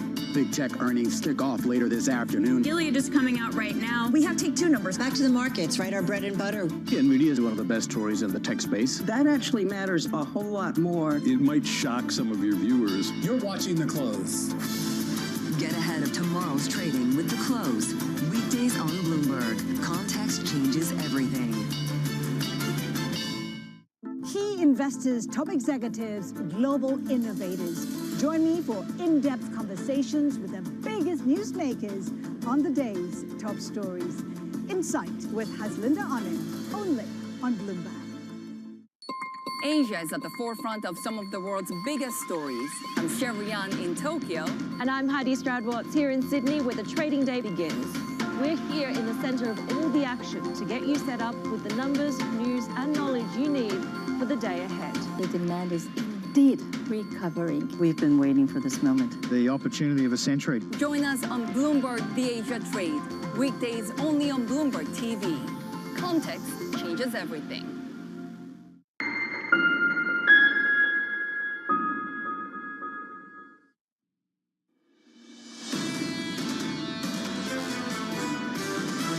A year from now, that I think the structure of the economy is going to be healthier, but the path from here to there is going to be extremely messy. The economy is overheating. We are leaning more and more towards a higher possibility of a hike than an ease. Ultimately, for now, the Fed is going to stay on hold. The underlying economy continues to do well. The challenge is 6 months out. If everyone is expecting things to be fine and then they're not, that could create a negative feedback loop with the economy. This is Bloomberg Surveillance with Jonathan Farrow, Lisa Abramowitz, and Anne-Marie Hordern. The second hour of Bloomberg Surveillance starts right now. Let's begin with your scores. Equity futures positive here by 0.4%, bouncing back from a four-day slide on the S&P 500. On the Nasdaq 100, up by 0.66%. The main event for the Nasdaq and for this equity market worldwide taking place later on this afternoon after the close. Earnings from NVIDIA. Before we get there, you'll get more executive orders from the President of the United States, who moments ago said this on auto tariffs. Lisa, just let it all happen. And this comes after he said the 25% tariffs on Canada and Mexico are still going to go through. He's talking about how the Wall Street Journal editorial board got it completely wrong, that it won't take jobs away from Michigan, but it will actually increase jobs to some of the auto manufacturing sectors, which speaks to the idea that the ultimate goal for some of this is to really bring manufacturing back to the United States, and he feels like that is being overlooked. So let's go back to the calendar. Next week, 25% tariffs on Canada and Mexico. The following week, a 25% tariff on steel and aluminum. Then after that into April, 25% tariffs on autos, chips, pharma, reciprocal tariffs, front and center. That's on April 2nd. And the problem that Trump might have is the fact that this means consumers, as we've seen from the Consumer Conference Board, and we had an individual from that survey on talking about the fact that it's not just Democrats and independents that are saying, I'm a bit concerned about inflation, references to prices in general. Because of this uncertainty out of Washington, D.C., it's also Republicans that might be starting to hit the pause button when it comes to going out and spending. Part of the problem is, if this were to bring back jobs, I'm wondering if it has to happen quickly before people get a negative sentiment about some of the higher costs. The sequencing matters in terms of people allowing this to continue while continuing to fuel the economy. And that, I think, is what people increasingly are trying to grapple with. It takes time to trigger a supply-side response. It can take 5 minutes to finish demand. You can do that overnight if you want to. So to have this great realignment of the economy, I think there are some genuine goals here that could increase the dynamism of the US economy, without a doubt. We can talk more about it throughout the program. But there is a price to pay. It's just, are they willing to pay that price? And at the moment, you're seeing that in softer consumer sentiment. Stocks have pulled back a little bit as well. But Mike Wilson of Morgan Stanley said something yesterday that's got my attention, and I thought about it this morning too. I've barely heard this administration talk about the stock market. What happened to the Trump put in stocks? You've barely heard a whisper from them. You know what you've heard a lot about? That 10-year Treasury yield, which has been basically the driving feature, and Scott Bessent was talking extensively about that 10-year yield. Right now, how much is the uncertainty, as Anne-Marie has mentioned, a feature, not a bug, in the sense that it actually dampens some of the potential inflationary fears enough to create a calm in the bond market that might not be there if there was more pro-growth types of measures? And then you deliver monster tax cuts at the end of the year. Maybe. That's the genius behind all of Christmas. this. 10-year yields this morning, just a little bit higher after declining for 5 consecutive sessions. Equities positive by 0.4%. Coming up on this program, we'll catch up with Peter Cheer of Academy Securities as investors await results from NVIDIA. Monica Guerra of Morgan Stanley as President Donald Trump strikes a deal with Ukraine.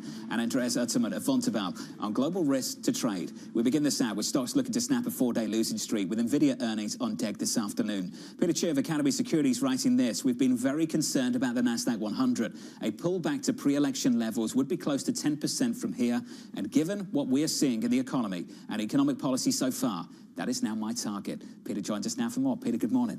Good morning. Crypto, absent in that quote, but I know it's important to you right now. Why? So almost shameful to admit, but I've been watching crypto as a tell much of this year. One, it's a pure policy play on Trump, right? He kind of promised a lot to crypto, so as you've seen that go up and down. The other thing is, I think crypto is now much more tied or linked to the U.S. stock market. And we can talk about correlation, but really this is more of tying in a linkage. And one, on the retail side, you've seen the ETFs go to $110-odd billion, something like that, right? Up from about $20 billion. So those used to sit either in cold wallets, you had an actual Bitcoin, or maybe you were in Coinbase. They're now sitting somewhere in your Fidelity or Schwab, whatever account, and I think people now react to that. It's very hard to separate your crypto investment from your stock investment when it's all commingled. And then you have MSTR, which has really become huge in the last few months, right? It's clearly a crypto-linked stock. You've got MSTX, which is a single leverage, or double leveraged ETF on MSTR, which I don't understand why they exist, but it's in the NASDAQ 100. It's only 0.4% in the NASDAQ 100, so it's around the 50th biggest holding, but you now have a direct tie to stocks. And I think that is why you've got to really pay attention to what's going on there beyond the wealth effect. Does that shape retail flows or institutional flows as well? I think it starts shaping all flows, right? When you start looking, how many people are chartists, right? So you look at QQQ charts. Well, MSTR is now in QQQ, so whatever's going on in MSTR, it's still a small fraction, but it starts to move it. So I think it moves everything all at once now, much more than it used to. So it's a broader sentiment gauge at a time where sentiment is clearly rolled over, and there's now suddenly this fear of a growth shock more than some sort of inflationary surge. How much do you lead into this? Because you were saying you could see another 10% downside in big tech. That could be a valuation play, or that could be something more fundamental. Which is it? I think to me it's probably more of a valuation play. One, again, we are so dependent on these, large index stock flows. Everything kind of, if you start seeing outflows from that, it's going to hit those big, Mag 7, because that's what dominates that. The other part is really what's driving my thinking is we're getting all these headlines, tariffs this, tariffs that. I'm still undecided and have not determined whether we're going to get a great outcome or a bad outcome. I think they're both in play. I think there's a possibility for these really positive outcomes, but I think there's going to be a lot of noise between now and then, right? It's very unclear where we're headed. I think, you now also have the government laying off people potentially. I really don't think the private sector is hiring that much. I look at the quits rate as an important segment. So if all of a sudden you get these job losses, they're not getting picked up in the private sector, I think you get more bad than good in the near term. And it's still, to me, too unclear whether these policies turn out to work out great for the U.S. economy or they're actually detrimental. Which brings the Fed into play, and it raises a question about whether they're the ultimate lever with plenty of dry powder to support the economy, given that they have rates at 4.5%. Why not just cut rates in response to this? Are they really that hampered by fears of tariffs and inflation? If the data continues to deteriorate, they won't cut? So I'm still at 2 cuts this year, but I'm starting to lean towards 3 to 4 cuts. I think the data's coming in weak enough. But again, I don't know that that's enough for the stock markets, right? All of a sudden, again, traditionally, and just everyone was so excited when we cut in August, right? Whoa, yields are going down. Yields skyrocketed, right? So whatever the Fed intends, I think this time cutting rates will be a clear signal to the market. Things are not working. And the only reason they'd be cutting, I think, is deglobalization would be accelerating. And I don't see how that's good for the U.S. stock market. 3 to 4 cuts? When do they start? I think in the May meeting. They're not going to cut at the next meeting. I think that's too early. But as the data starts coming in, particularly if I'm correct, and you do start seeing a weakening in the data, They'd probably go as early as, not next meeting, but the one after that. And part of this could potentially be what's happening in terms of the policy uncertainty. You talk about tariffs. Do you think Trump is going to put them all in place, the ones that he has on his diary, starting next week? I don't think so. I think he, delays, he puts them off. But having said that, it's already impacting people, right? If you're a business, you are very unclear where this is going. You're not about to hire right now. So again, that's why you're getting people laid off. I think when you look at the quits rate, it's already telling you it's hard to get a job. And now if corporations are saying, whoa, we're not sure where this is all headed, what do we do? And also you're starting to see kind of the first signs that maybe the AI build out was a little bit too much. And I've been treating the AI, build out a lot like fiber back in the late 90s, early 2000s. All these companies did phenomenally well. It was a disaster when everyone realized it was overbuilt. Then it all got sucked up and the companies did well again. And I feel like we're at the stage like looking around, are there too many data centers? Is AI too prevalent? What are we getting out of this? So I see that as being a slowdown. So all those things to me work against the stock market right now, even if the Fed's going to be more aggressive. So name them. Who's Cisco? That I do not know. It's So, I think right now the nice part is you can pick a lot of that up just in the NASDAQ 100 since it's so top heavy weighted. NVIDIA's later. I'm trying to work out the winners and losers. Do we have to rethink that after DeepSeek? I think it's not just DeepSeek. It's now, you've got Grok, you've got everywhere you turn, and it feels like just as you're learning, whatever, ChatGPT 2.0, ChatGPT 3.0 is out, and then there's the O3. The model proliferation is huge. You're kind of using different ones. I think right now everyone's, okay, I'll test this, I'll use that. It's unclear where this all heads. You're seeing more and more of the hallucinations, so it's hard to figure out when you do this, what do you actually use it for? How much do you trust it? So it's all interesting, but I feel the hype got ahead of itself, and we're potentially at the consolidation. The earnings tonight will be very important. My sense is, though, such good earnings are already still built in, even as that stock has declined a little bit, that it's going to be hard for this to really turn the market around. I think sentiment has shifted, and we might get an update or two, and I'm watching cryptos. That starts sliding today. I'm more comfortable that we get that pullback to the pre-Trump election. Microsoft and Alphabet.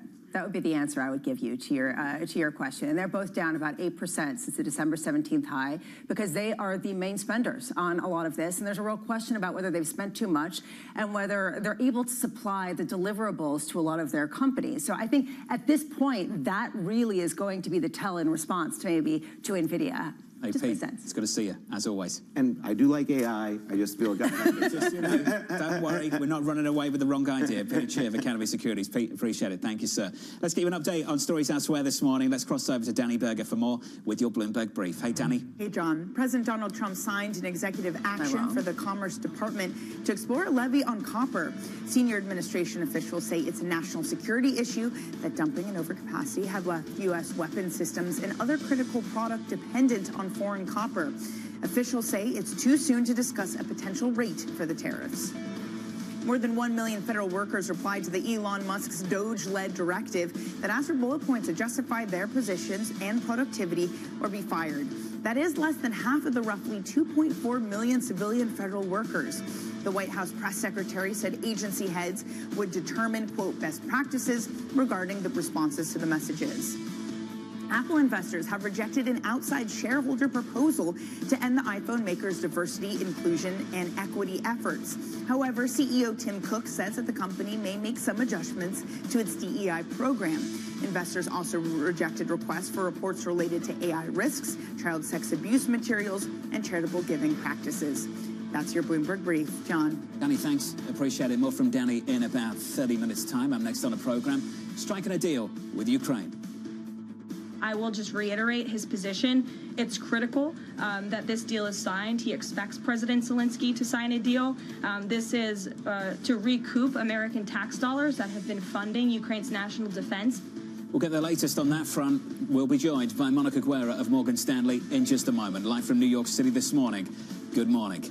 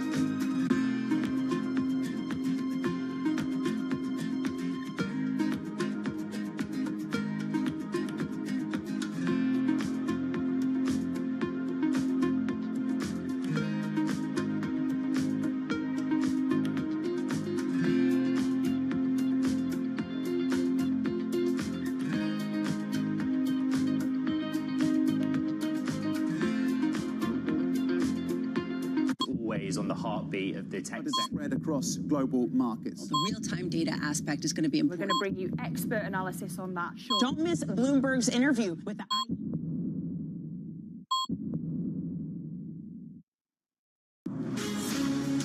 From the beating heart of global finance, economics and politics, and wherever newsmakers are moving markets, Bloomberg brings you conversations that allow for deep discussions and important insights. What do you think the future is for inflation? Is this a new normal? Are markets too optimistic? How do you worry about the things that are outside your control? How does the current fighting completely stop? I'm Francine Lacroix, and this is The Pulse, every weekday only on Bloomberg. There is this real momentum from Wall Street. We are basically deep in the European earnings season. Take a look at how we're faring when it comes to Asian markets.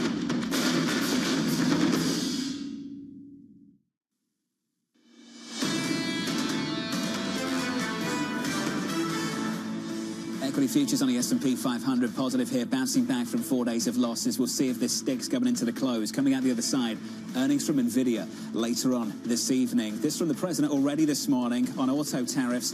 Just let it all happen. The president in the last few days saying tariffs are going forward on time, on schedule.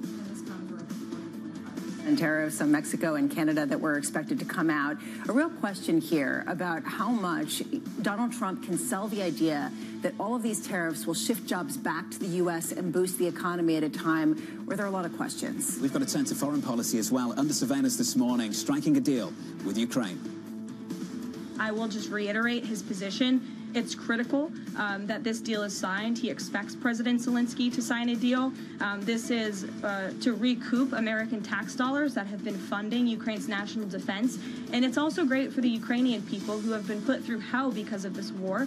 And it will create a lasting economic partnership as Ukraine will need to rebuild their country because of this brutal war. So here's the latest. Ukraine agreeing to the terms of a major minerals deal with the United States. According to people familiar with the matter, President Zelensky will visit the White House on Friday to sign the agreement. Our team coverage starts right now with Bloomberg's Tyler Kendall on Capitol Hill alongside Ollie Crook in Berlin. Oliver, let's talk about this. What changed for President Zelensky? Yeah, listen, I think that the reality has been dawning that basically a deal needs to be signed. Trump is not going to move on it. But I think part of what changed is the sort of details of this agreement are sort of seem to be left fairly ambiguous in terms of what they entail. So something that might be broad enough to be considered a win from both sides, from the Ukrainian and the Trump side, while also continuing to get that momentum within this deal. From the European side, this is certainly, I mean, we've talked about this for many months now, right? The wake-up call of Trump. I think that now the Europeans are really finally beginning to wake up. We had a video call this morning among European leaders where Emmanuel Macron basically briefed the other leaders about his conversations with Trump. We're getting another meeting on Sunday, probably in London, by EU leaders. And then that all culminates to the big meeting next week on Thursday, an emergency EU leaders meeting, in order for them to basically come together, have a concrete Ukraine strategy. What does it mean in terms of troop commitments to the post-war area within Ukraine? But again, above all, the main issue, if those are going to have credible security guarantees coming from the Europeans, they need to find the money to pay for it. And that is the sort of nitty-gritty of what they need to figure out over the next 2 weeks. Tyler, when it comes to a win for the president, they're talking about this durable economic partnership. That's how the Treasury Secretary Scott Bessent has talked about it, stronger economic ties. But domestically, how much is this a win for him to say to the American people, we're getting something back for those billions we sent over? Well, Anne-Marie, one of the biggest questions here still is what those security guarantees would look like, and perhaps that could give the president a little bit of wiggle room when it comes to his rhetoric on the issue, considering that we know that is something firm that Zelensky had been looking for. Instead, we've really seen this administration say that those guarantees would be implicit, considering that the U.S. would have a vested economic interest here. And President Trump is pushing this idea that this is critical for the U.S. to get back on its investment. But importantly to note, Zelensky has remained firm that the conditions for this aid negotiated under the last administration do not amount to a debt that needs to be repaid. And when we look at the numbers, Congress, where I am, has so far appropriated $174 billion in security assistance to Ukraine since the 3 years since Russia invaded. So far, $84 billion of that has been dispersed. Those numbers align a little bit more closely with what Zelensky says he has been tracking versus those costs that the White House has been talking about. They often put those numbers a lot higher. Tyler, Oliver with the latest in Berlin and down in Washington, D.C. Thank you. Joining us now to build on the conversation, Monica Guerra of Morgan Stanley. Monica, it's good to see you. Thanks for being with us. Lisa said this earlier on this morning, that this administration seems to be more focused on the bond market than the equity market, and a lot of roads seem to lead to the deficit and spending. What can they do about the deficit? Not much. What they can do is they can reduce deficit spending. I want to emphasize that's different than actually cutting the deficit. Those are two different issues. So as we stand right now today, if you look at just extending tax cuts, current budget as is, you're looking at about $4 trillion added to the deficit. In the deal that they cut last night, they added $4.5 trillion in cuts total. They're looking at $4 trillion in spending cuts, plus raising the deficit, the debt ceiling about $4 trillion. So 4 is the magic number here. But where that lands us is at about a $2 trillion addition to the deficit. So yes, it does reduce the total spending amount. It reduces that total burden, but it doesn't completely offset deficit spending. Can they get creative? Because the Treasury Secretary at one point was talking about monetizing the asset side of the balance sheet. Can they find other ways? There could be other ways that they go about this, absolutely. I think, the External Revenue Service with tariffs, potentially a pass-through. Right? If you're thinking about accounting metrics, et cetera, for ways to account for revenue raisers, yes, there are different ways to get there. Is it on a net basis a true addition? Not necessarily to the U.S. economy, but how does it look for debt and deficit? You can then offset it from an accounting perspective. So for us, when we're thinking out long term, this does matter. The deficit's over $36 trillion. We're looking at over 100% of U.S. GDP. These measures need to be taken. $2 trillion is definitely more palatable than $4 trillion added. And so for us, it's just seeing where can they get those revenue raisers, and can they even knock it down even further over time? How much do you incorporate DOGE when you're thinking about bringing down the deficit? DOGE, not very much. I think that it's incredibly important when we're thinking about the broader resizing and restructuring of government. So the way I'm thinking about 2025 is that this is a restructuring and downsizing of government year. It's something that does, in my opinion, need to happen, especially when we're thinking about debt and deficit and that size. It's something that we've done previously. We've, under the Clinton administration, they found over $200 billion in savings in 1 year.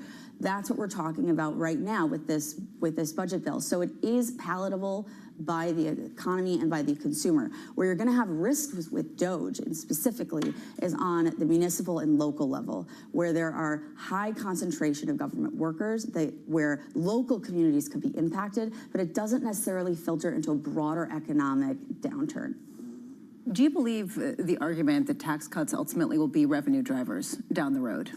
They could be. I mean, I think that what they would be supportive more directly of market performance and the economy. So maybe not a revenue driver for the budget. A tax cut is literally a revenue loss.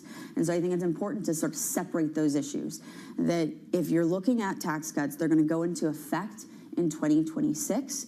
And that 2026 then, unlike 2025, which is restructuring and downsizing, 2026 is likely to be your year of growth and policy setting, agenda setting for the Trump administration, and really thinking about his legacy long term as the pro-growth president. So I think that tax cuts play a critical role in that, but it's not the only driver of the growth story.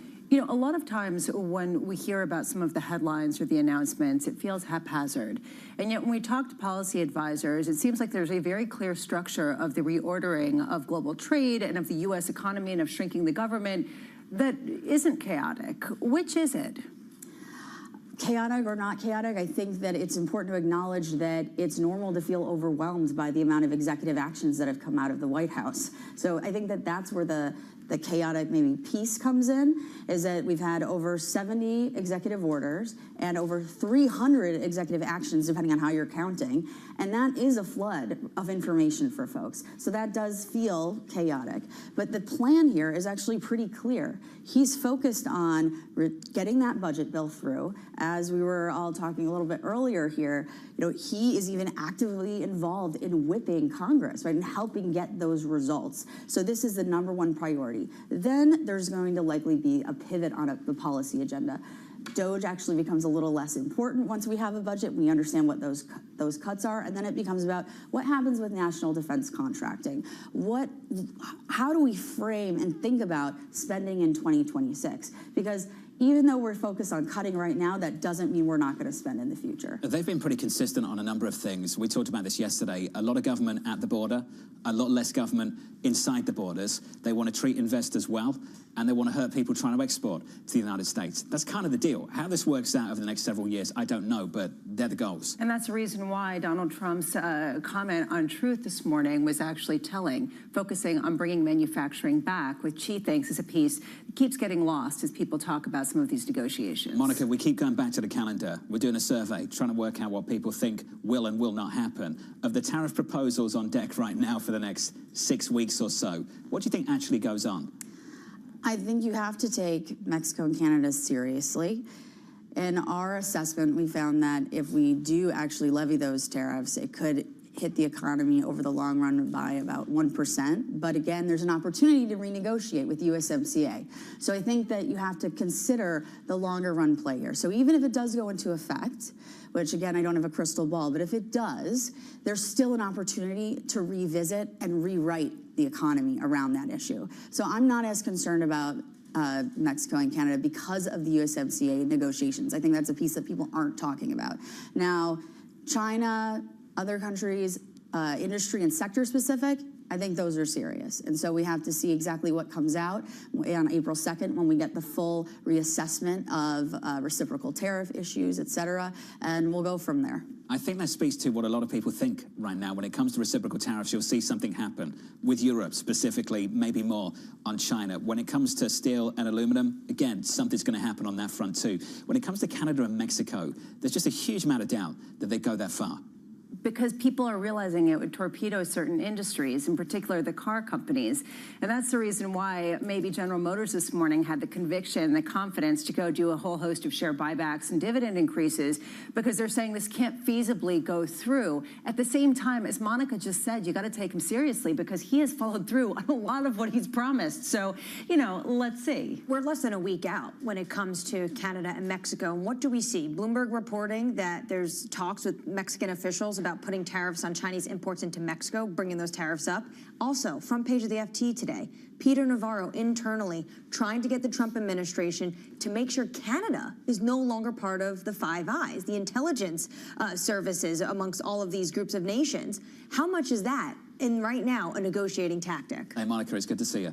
Thanks for catching up with us. Thank you. Thanks for having me. Monica Guerra there of Morgan Stanley. Lisa mentioned General Motors approving a $6 billion share buyback. The stock in the pre-market higher by a little more than 4%. Up next on the program, Ted Maloney of MFS Investment Management on opportunities outside of big tech. The big one coming a little bit later, NVIDIA, after the close.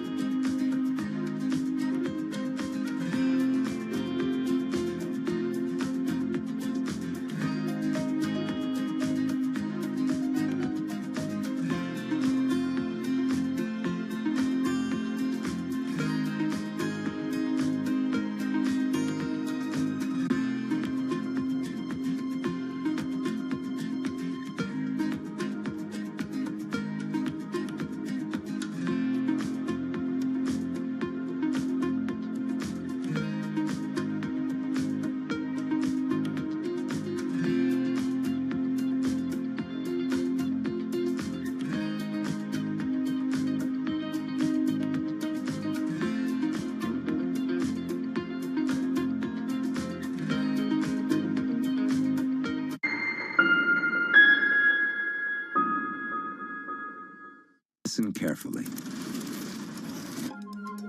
Can you hear the rhythm in the markets? Not just in the syncopations triggered by inflation, but in the preludes leading to global elections, in the dissonance that moves the Nikkei, and the rising course conducted by AI. There's music in the markets, and if you want to learn to listen for it, we'll show you how. U.S. tech is influencing global markets. Technology is driving business across Europe. Companies in Asia are betting on tech. Bringing you up-to-the-minute geopolitical news whenever and wherever it happens. I'm David Gura in Rio de Janeiro, Brazil, and this is Bloomberg.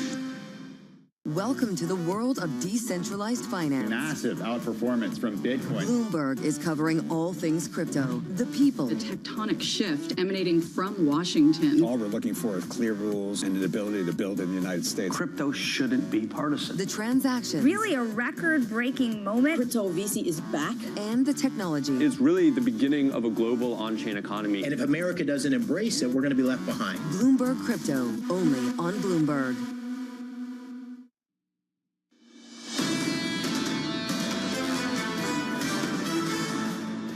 Four-day slide on the S&P 500, the longest daily losing streak for the benchmark in America since the very beginning of this year. Equity futures bouncing back, going into earnings from Nvidia later. We're positive by 0.5% on the S&P. On the Nasdaq 100, up by 0.7%. With your morning movers this morning, here's Yahara Hackers with more. Hey, Yahara. Hi, John. We start with Lowe's getting a boost here in the pre-market, up 3.3%, because like Home Depot, it expects sales to finally rise this year, marking a good sign for the consumer because we know they have been putting off those home renovation projects due to high rates and affordability issues. So Lowe's telling us here that they finally may be getting past that.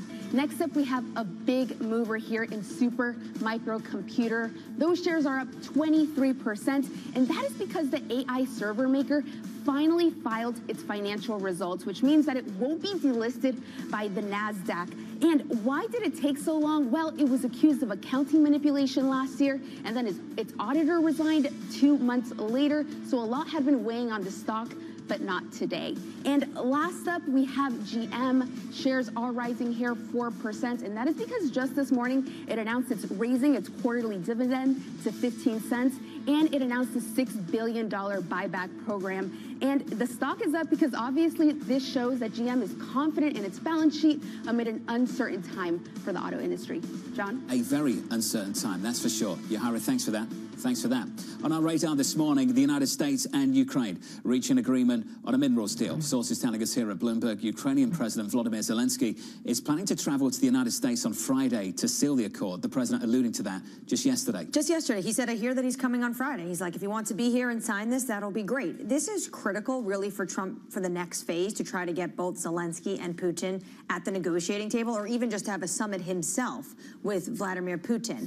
The question is, there are questions. What actually is going to be in this mineral deal? To our colleague Javier Blas in London, how many minerals are there in Ukraine? Are there even these rare earths that this draft was talking about? And thirdly, what does Ukraine get for it?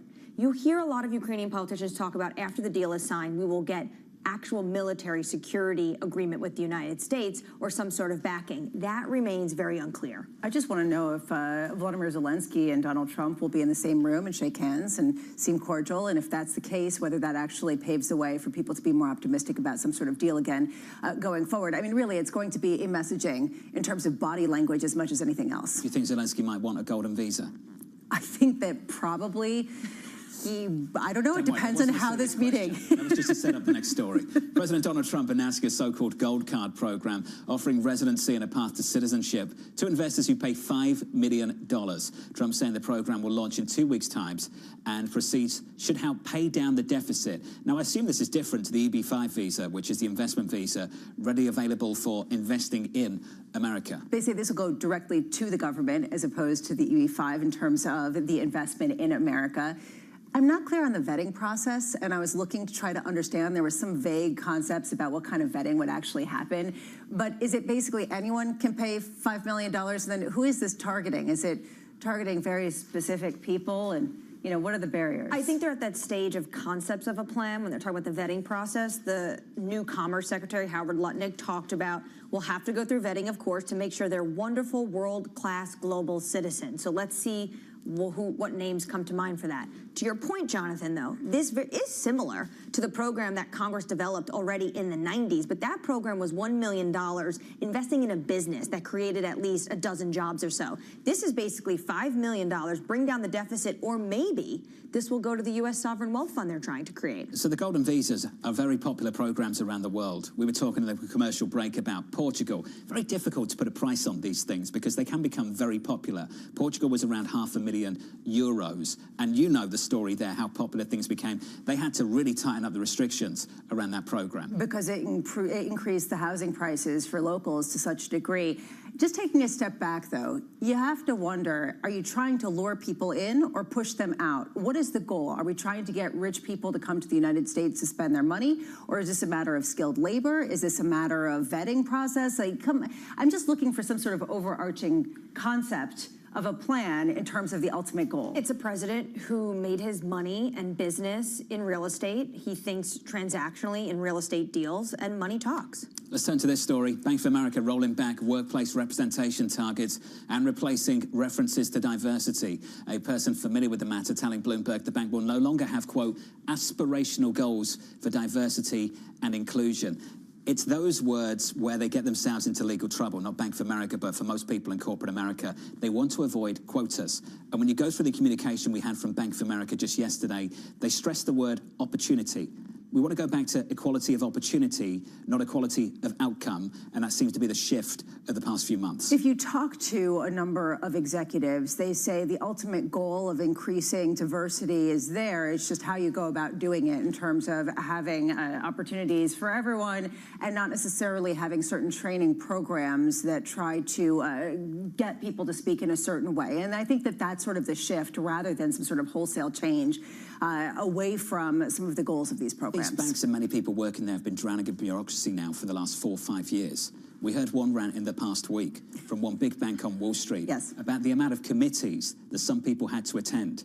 They weren't focused on their core job. We're returning to core competency. We're getting away from going to committees, getting away from going to meetings, and attempting to get away from drowning in bureaucracy. And I think for a lot of these companies, you can see what's happening to them. Slashing corporate jobs at Southwest, slashing corporate jobs at Starbucks. It's a return to core competency across several dimensions. Yeah, training companies, training classes don't really fit into that. At a certain point, you wonder how much this is being used as an excuse to do what a lot of corporate executives have been wanting to do, and how much is this trying to really adhere to some sort of vibe shift at the top of the country. A huge shift, that's for sure. Let's turn to our top story on Wall Street. Investors are waiting results from NVIDIA after the closing bell. Ted Maloney, the CEO of MFS Investment Management, seeing high-quality companies outside of tech and writing the following. Market concentration is the most important theme in today's market. History has shown prolonged periods of concentration are followed by equally long diversification cycles. Opportunities can often be found in recent laggards. Ted joins us in the studio for more. Ted, it's good to see you. Great to be here, thank you. Are we moving out from a prolonged period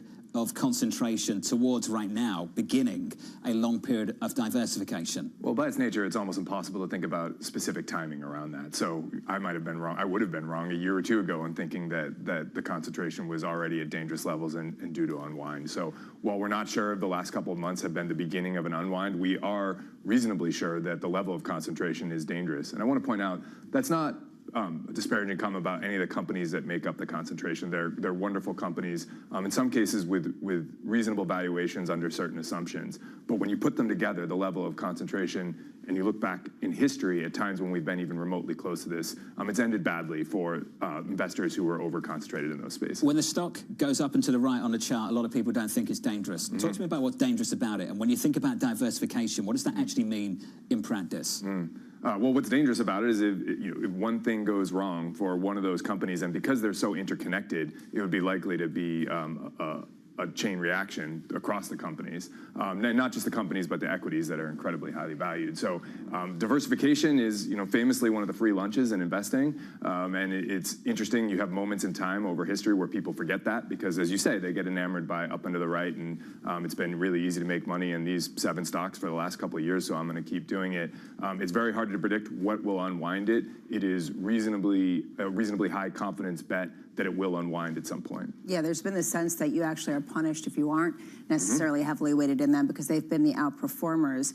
I'm wondering how you position around that, whether you expect the unwind to be somewhat violent as it was, say, in the 2000 period of time, or whether it could just be what we've seen over the past couple of months, which is, a correction. It's kind of happened, but the rest of the market's done fine. Right, exactly. I mean, I think you approach it from 2 different angles. One, bottoms up, the idea of finding a number of other stocks and bonds that you can buy to balance out your portfolio and make sure that you've got good conviction and long-term returns in there. And then top down, thinking about risk management. Again, our portfolios that have the Mag 7 in their benchmarks tend to own a decent amount of Mag 7. We're not negative necessarily on the individual stocks or the space. What we're concerned about is a risk management question, and managing risk at a portfolio level and looking at a small number of stocks driving all of the returns and most of the risk in a portfolio, we just think is dangerous. It's notable that since December 17th, you can see that correction in the Mag 7, even though the S&P equal weight is actually up on the period. So a lot of people are doing the same.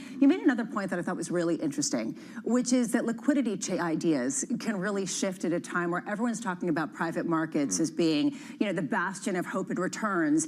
You challenge that. You actually think that in public markets, there potentially is more opportunity. Why?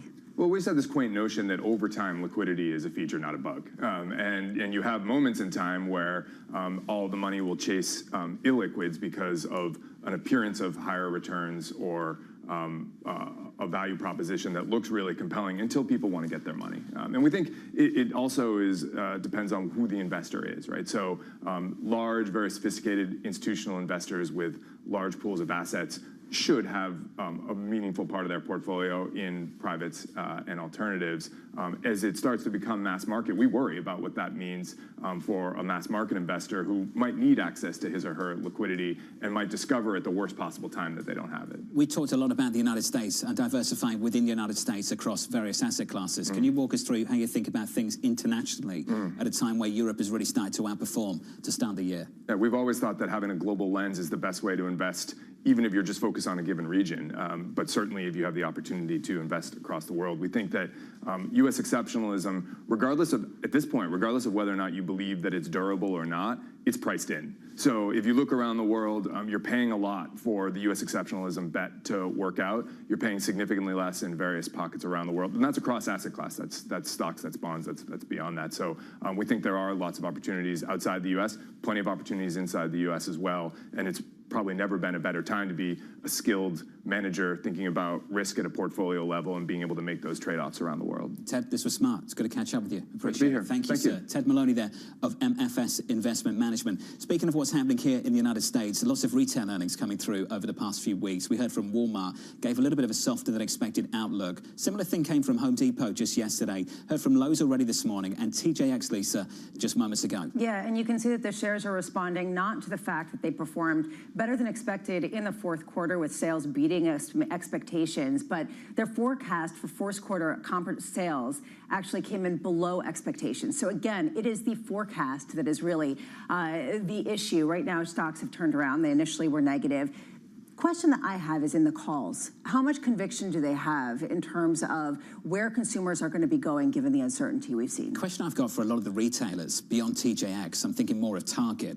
How do you manage inventory in a moment like this? A lot of these companies had to diversify away from China 8 years ago. I imagine they've done a lot more work than that to really improve their supply chains, particularly coming through the pandemic. But we saw what happened with Target going into the end of the year. Hit a massive inventory landmine all over again. You're going to see that somewhere. I don't know who is going to be the one that steps on that landmine, but ultimately you will see it at some point. And it probably is more significant in the retailing segment, not necessarily the grocery segment. So I wonder how many of these are going to start leaning in to areas that might be somewhat immune to those threats. TJX with their outlook seeing the first quarter sales +2 to +3%, the estimate +3.27%. So just a slight miss on that outlook there for the first quarter. Let's give you an update on stories elsewhere this morning with your Bloomberg Brief. Here's Danny Berger. Hey, Dan. Hey, John. Hamas says that it has reached an agreement to free Palestinian prisoners from Israel. The group had refused to continue talks for a second phase of the ceasefire until they were freed. Meanwhile, Israel suggests that it wants to extend the Gaza ceasefire when it expires on Sunday. But Israel's foreign minister told his European counterparts that an extension will not happen until more hostages are freed. DeepSeek reopened access to its core programming interface after a 3-week suspension. The Chinese AI company says that it's again allowing users to top up credits for use. DeepSeek suspended the service earlier this month due to capacity shortages. In a sign of rising AI competition in China, Alibaba has also previewed its own model. The White House says that it's taking control of picking and choosing the group of reporters able to cover President Donald Trump in places including the Oval Office and Air Force One. The decision came a day after a federal court declined a request by the Associated Press for a temporary restraining order to halt White House efforts to block them from the press pool. And that's your brief, John. Danny, thank you. More from Danny in about 30 minutes. Up next on the program, Donald Trump's favorite word. The guy ran on tariff being his favorite word in the dictionary, and now you're surprised that he wants to go through with it? I mean, it's crazy. Andrea Suttman of Vontobel joins us next from New York City this morning. Good morning to you all. You're watching Bloomberg TV.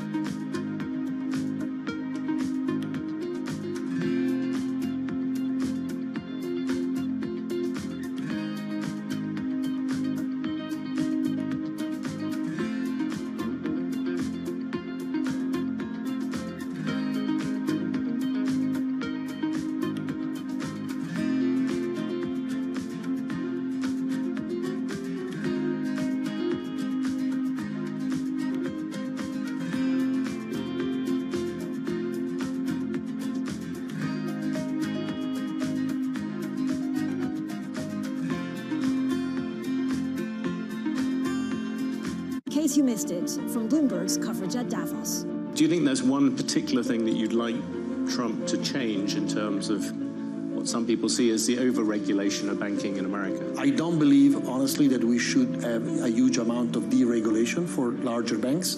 I think that's, you look back at COVID and any crisis, big banks now are strong, are able to step in and being part of resolving issues rather than being the one that creates issues. So I wouldn't really welcome a huge wave of deregulations.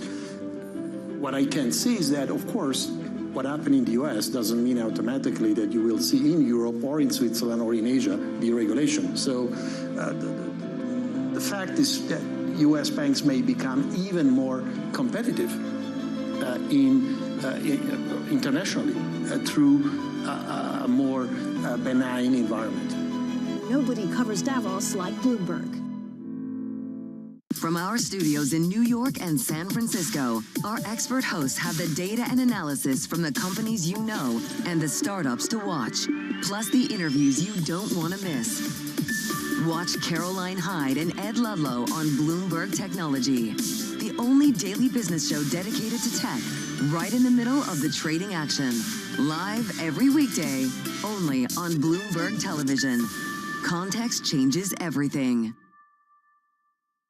From the world of politics to the world of business, Joe Matthew and Kaylee Lines deliver news, insight, and analysis live 2 times a day, every trading day. Balance of Power at 1 and 5 Eastern, only on Bloomberg.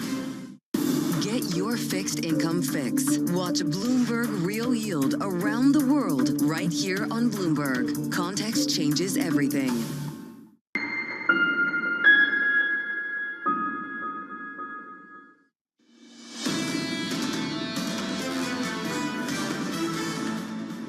the main event a little bit later on this afternoon after the closing bell. Earnings from Nvidia, the stock in the pre-market positive. Bouncing back from recent losses, we're higher by 2.6%. The broader equity market on the S&P 500 bouncing back from a 4-day slide. The longest losing streak since the very beginning of this year. Equity futures higher by 0.5%. And the move we've seen on a 10-year yield over the previous 5 days, a 5-day move of 25 basis points lower on a 10-year, a break of 430 this morning, 429.44. And the surveillance this morning is President Donald Trump's favorite word. I do find it kind of amusing how everyone is basically using tariffs and policy uncertainty as a rationale for their forecast adjustments now. I mean, to me, it's a bit rich, you know, as if, you know, if you thought that, I mean, why didn't you make your changes back in November after the election? It's not, I mean, the guy ran on tariff being his favorite word in the dictionary, and now you're surprised that he wants to go through with it? I mean, it's crazy. So here's the latest this morning. President Donald Trump signing an executive order directing the Commerce Department to examine possible copper tariffs. New levies on steel and aluminum are set to begin next month. Andreas Utterman of Vontobel writing, while these tensions create short-term disruptions, they also reinforce the importance of being able to move swiftly and allocate capital where risk-adjusted returns remain attractive. Andres joins us now for more. Andres, welcome to New York. It's good to see you. Hey, good to see you too. Thanks for being here. Let's start with the tariff story and whether we've seen any of those dislocations yet as you look across markets around the world, dislocations that you'd like to take advantage of. I think we've seen lots of dislocations. I'm invested in some startups, for example, and 2 of them have gone bust, the direct result of some of the executive orders that have been signed by the president. So it's very interesting. The world is changing. There's been more than 70 executive orders. Which executive orders? U.S. aid. So I had one that was involved in water sanitation in the Philippines, and they had been told they were going to get this money, and they run out of money. And the other one is a company that's that was actually featured in some Marvel movies with their coffee machines, and they were being produced in China. And with the tariffs, that's it. So what potential opportunities, though, do you think these tariff headlines, the executive orders, the executive actions could lead to if, on the other end, you're dealing with busts? Where are the opportunities? Well, I think it's very, very difficult to predict where this is all going, because there's so much going on that it's impossible to keep track of it. Also, whatever announcement is being made could, within 24 hours, be rescinded and changed. So I think it'd be wrong right now in this tsunami of announcements to try to make predictions and then change your strategy accordingly. I think what's really, really important, and that's what we're advising our clients to do, is to be maximally diversified, because that's the only way you're going to. If you take a bet and you're wrong, you lose a lot of money, so diversification is the name of the game. By the way, I mean, I don't need to remind you of this, it's the only free lunch in town, right? Well, that's what we just were hearing. And the question that a lot of people are saying, no, yeah, we were just hearing the exact same argument. And the key question, I mean, but it's an important one. Maybe it's true. The question really is, what is diversification? How do you diversify at a time where you have polar opposite risks of whether inflation picking back up or inflation going down, of tariffs going on, or potentially the end of the Ukraine-Russia war leading to some sort of boom in Europe? What does it mean to you to truly have all of those ballasts? Absolutely. In play? I mean, you know, we're in New York. We had a meeting yesterday, and we had a drinks event at our offices last night. We had a big crowd of people who were interested to hear exactly that. What do we do? How do we diversify? And one of the ways that a U.S. citizen or U.S. person can diversify is ask themselves the question, you know, is the U.S. dollar going to be worth as much as it is today in 5 years' time? If you look back to 1970, against the Swiss franc, the US dollar was 4-to-1, now it's 1-to-1, so clearly it's gone down a lot. And so if you're a US person, you might consider putting some of the assets outside the US dollar.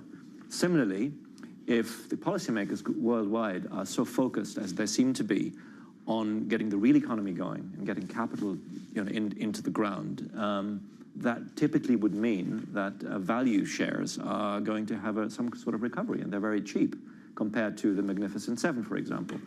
And then you might ask yourself, if you're looking at the proportion of the U.S. equities as a proportion of the MSCI world, it's at an all-time high of between 73 and 75%.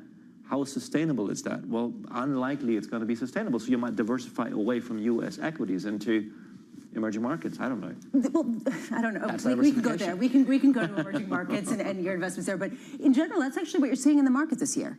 You're seeing the Magnificent Seven really underperform, have a correction. You're seeing the equal weight outperform in a dramatic way. You're seeing the dollar weaken. I mean, it's all of these trades. Europe has been outperforming.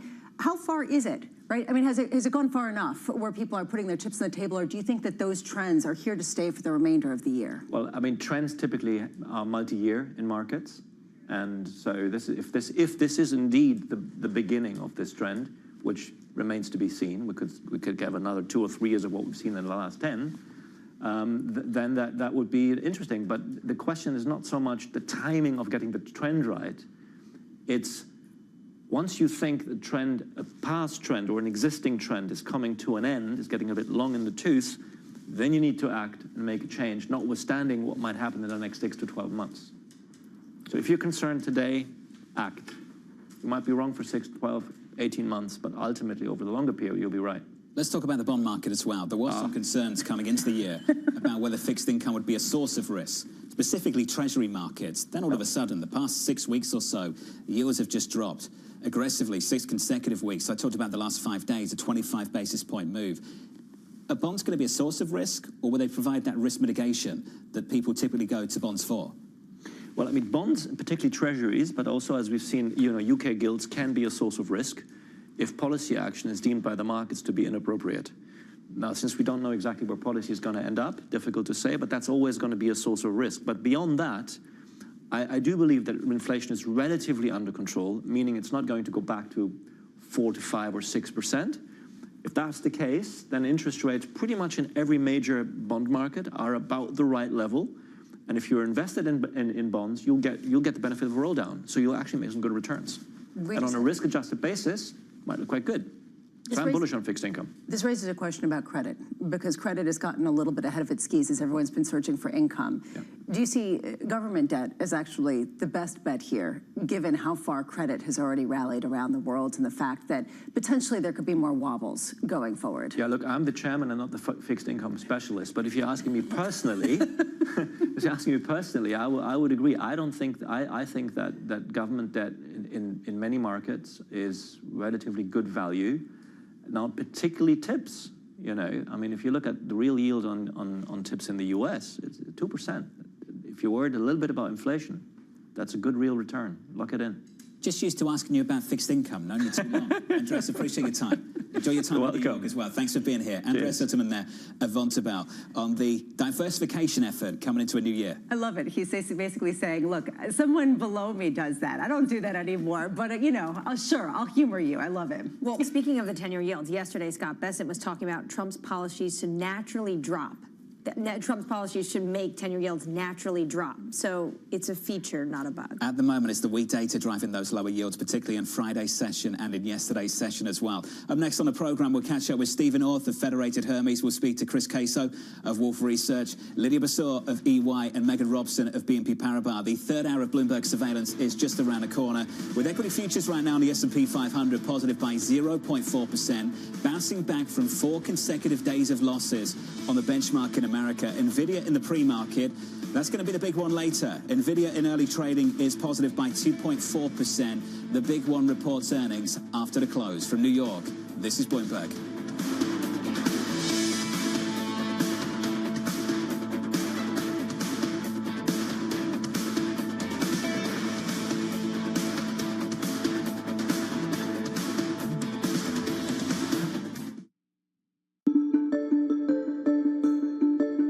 In recent years, you created an institute, the Jane Goodall Institute, and what is that designed to do? Well, that was started in 1977, when by then I had a little research station, and 4 of my students were kidnapped, and everything shut down.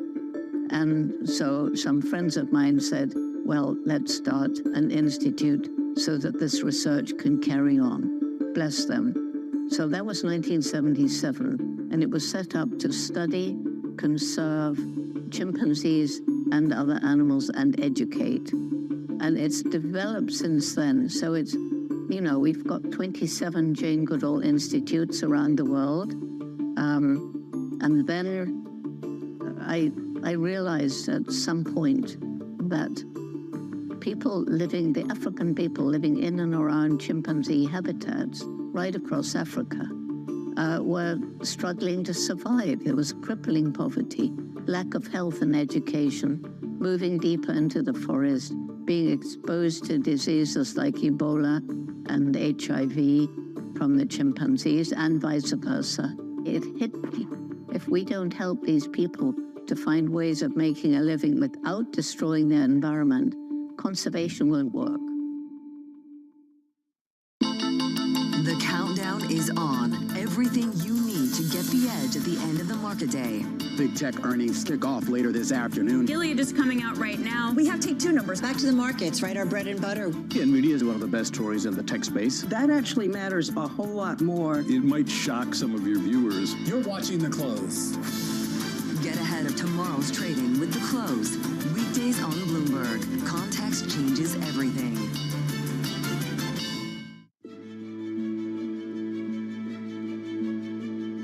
One of the very critical things is that a lot of young entrepreneurs don't realize is that when you start as an entrepreneur, you're not just building your business, which of course you are, but you're also building your organization. And most people don't realize that. And building an organization is not just about hiring people. It's about the culture, it's about the systems, the values, the mission. You know, it's about how you operate, how you do things, how you retain people, how you keep them motivated. So it's all of those things put together. And over time, you realize that, you know, a lot of effort has to go into it. And then eventually you have an organization that has a life of its own. It's, you know, and it's sometimes you look at it and you marvel and you think about, you know, how was this created? And was I the person that was behind getting this thing done?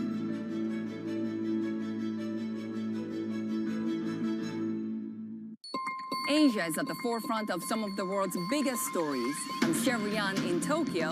And I'm Heidi Stroud-Watts here in Sydney, where the trading day begins. We're here in the center of all the action to get you set up with the numbers, news, and knowledge you need for the day ahead. The demand is indeed recovering. We've been waiting for this moment. The opportunity of a century. Join us on Bloomberg The Asia Trade. Weekdays only on Bloomberg TV. Context changes everything. It's a multi-trillion-dollar industry. We'll show you what's happening in ETFs like no one else. ETF IQ, only on Bloomberg.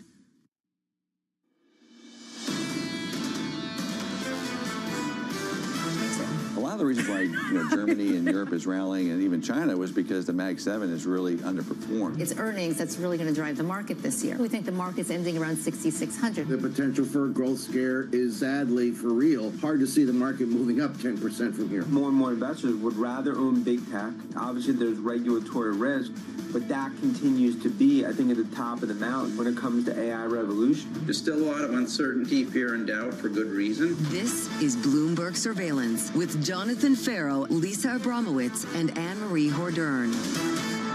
We're 90 minutes away from the opening bell, and here's the state of play. Equity futures positive by 0.5% on the S&P 500. For now, at least, snapping a four-day losing streak. On the Nasdaq 100, bouncing back. Down over that period by around 5%. We're up this morning by 0.7%. Later on this afternoon, a major earnings report. The most important earnings report on the planet. NVIDIA coming after the close. And it actually is even that much more important because you've seen a full correction in the Magnificent Seven in the United States since December 17th, when they reached an all-time high.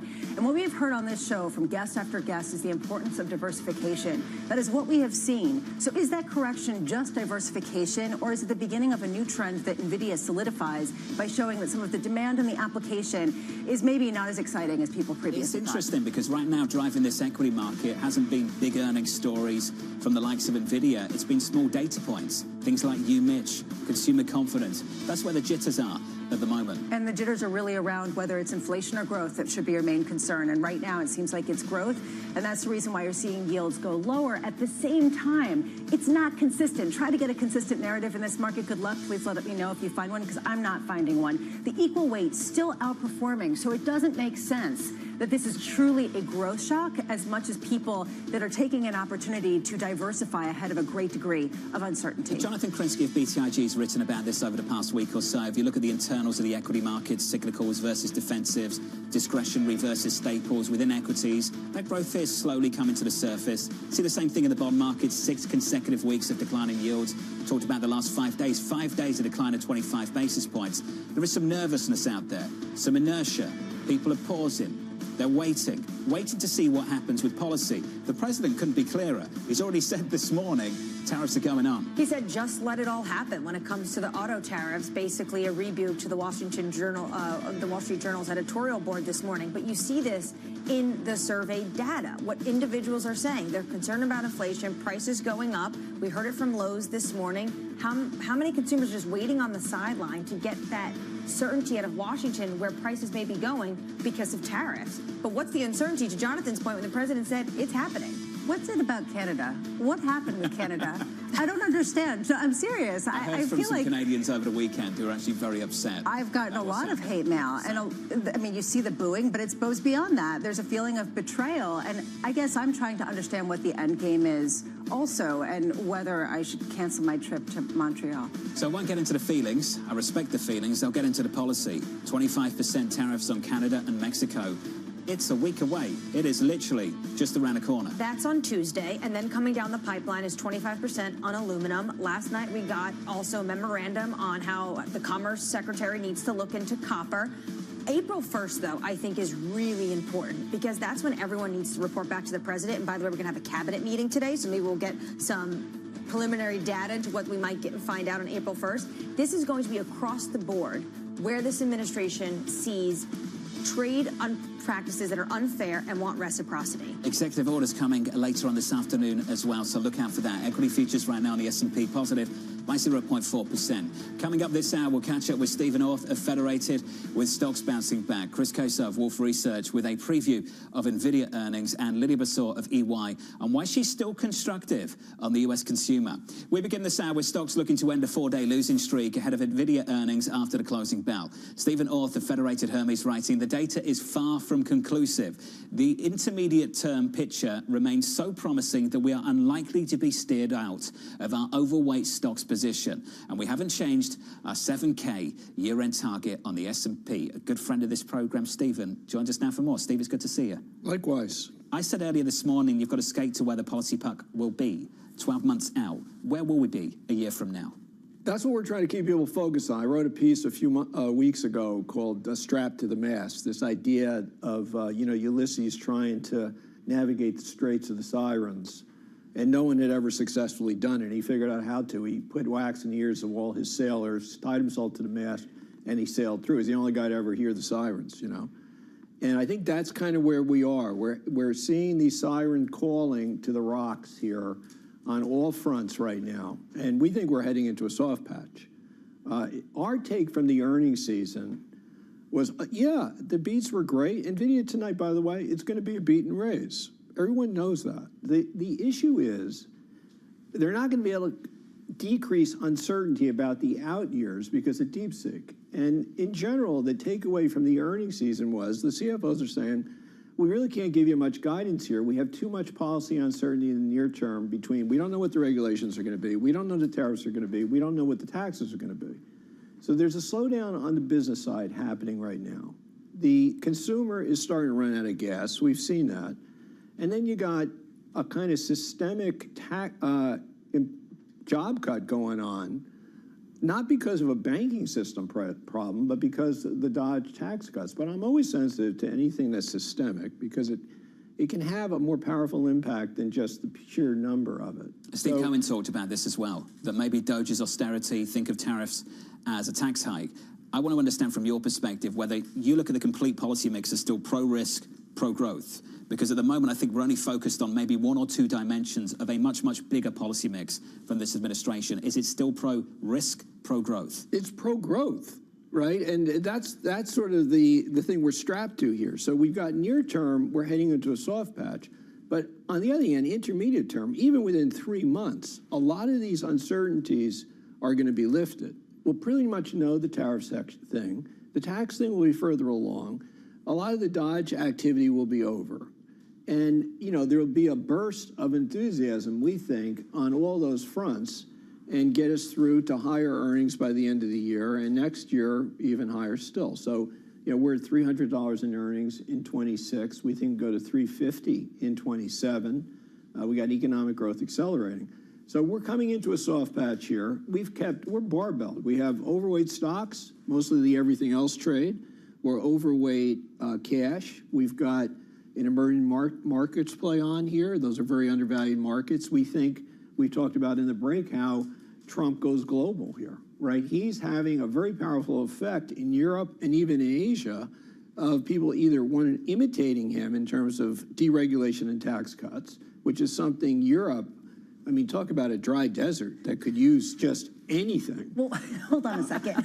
All right. The stocks are cheap. Okay, we can talk about the desert in a second, but I am wondering about the pro-growth impulse and where it's exactly going to come from later this year. It depends, right? Is it going to be from tax cuts? Is it going to be from more efficiency? Is it going to be from the deals that people said we're going to get done this year and that have been put on hold? All of the above.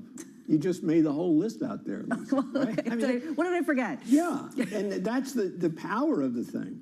The whole program is pretty powerful, and he does seem very determined to get it implemented. You had Scott Bessett on your show earlier this week. He's a very serious guy, and they're marching forward on all these fronts in an alarmingly, for some people, fast way. But we get 3, 4, 5 months out here, this is going to be a lot clearer, and it looks to us like most of it's going to come through. Why do you think it's going to be clearer? When it comes to China, we're just at the beginning stages, as far as I understand. Well, we'll get past April, at least, you know, we'll see where that is in terms of Mexico and Canada. And our guess is he tries to solve something there first, I would guess. If I was playing chess, that's where I would try to make sure I got resolved. China, he thinks we have a very unfair deal with China, and my guess is, you know, everyone else sees that too. We're already seeing manufacturing move back towards the U.S., and, you know, that's probably likely to continue. True, that's a bipartisan issue. Yeah. You mentioned Europe. How much is Europe stuck between war and peace? Either a trade war that can really hurt them and potentially a peace deal in Ukraine that can actually help the continent? Yeah, people are starting to think this peace deal, right? I mean, well, it's not about a peace dividend here. Yeah, there could be a peace dividend in Europe. We're looking at something much larger than the Marshall Plan here.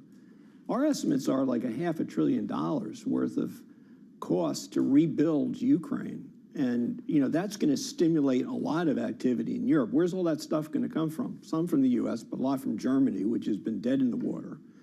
The Germans are moving towards, after this election, moving towards some form of deregulation and lower taxes. So, yeah, I think a lot of good things could come out of a peace dividend here, especially he's making a rapprochement. I mean, I'm not a fan, most of us aren't, of Russia and Putin and all that, but he seems to be trying to make some sort of rapprochement.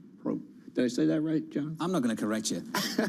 You're anticipating potentially a re-rating of European equities, but also maybe an earnings tailwind as well. They're two different stories. We've seen a re-rating of the multiple. A lot of people have made that argument over the last 10 years. Look at the multiple, look at the valuation gap between the US and Europe. You'd be the first to say there were real reasons for that valuation gap.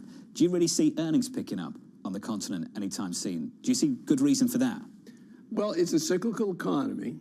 And it's a financial-driven economy, a lot of banks, a lot of materials. So if there is a peace dividend and you get some deregulation and you let the banks start doing some mergers and cost-cutting, you could see an earnings pickup in Europe. Absolutely. Why not? We've got to see a cultural shift. That's for sure. Yeah. I mean, we're not heavy on Europe, but we're there, and we're watching to see that. We're more overweight emerging markets where we think they've got more levers to pull more quickly.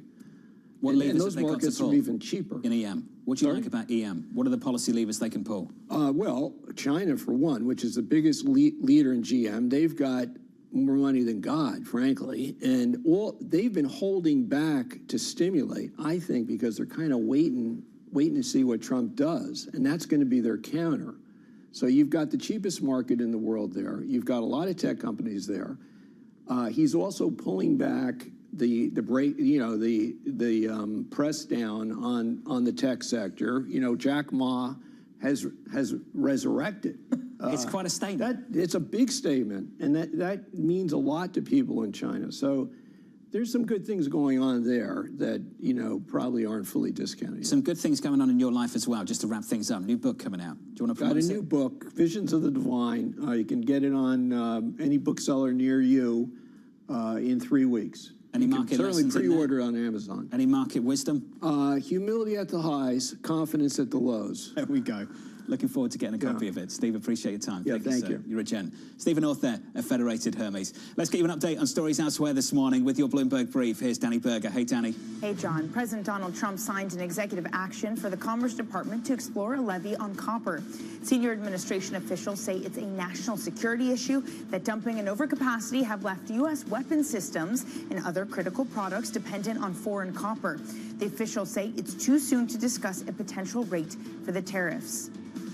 And just out, President Donald Trump has criticized Apple's move to keep DEI policies.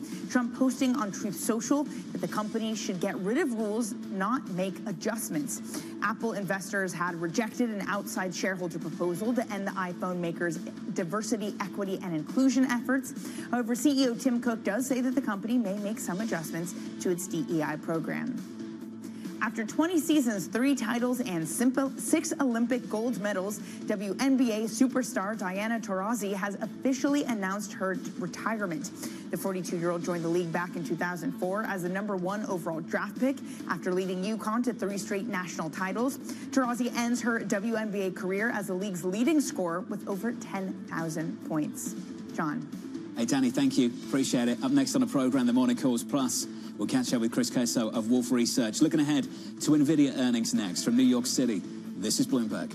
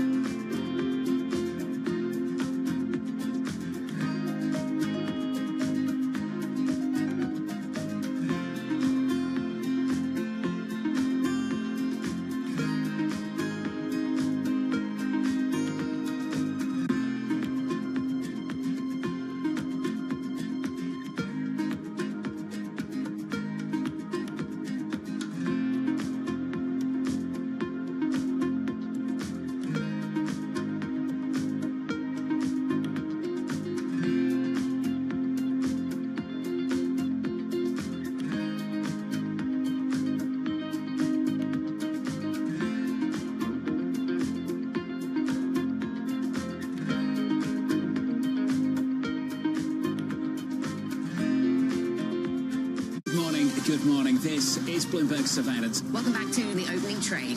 This is Bloomberg Technology. This is the Asia Trade. This is Wall Street Week. Welcome to Balance of Power. This is Bloomberg Television.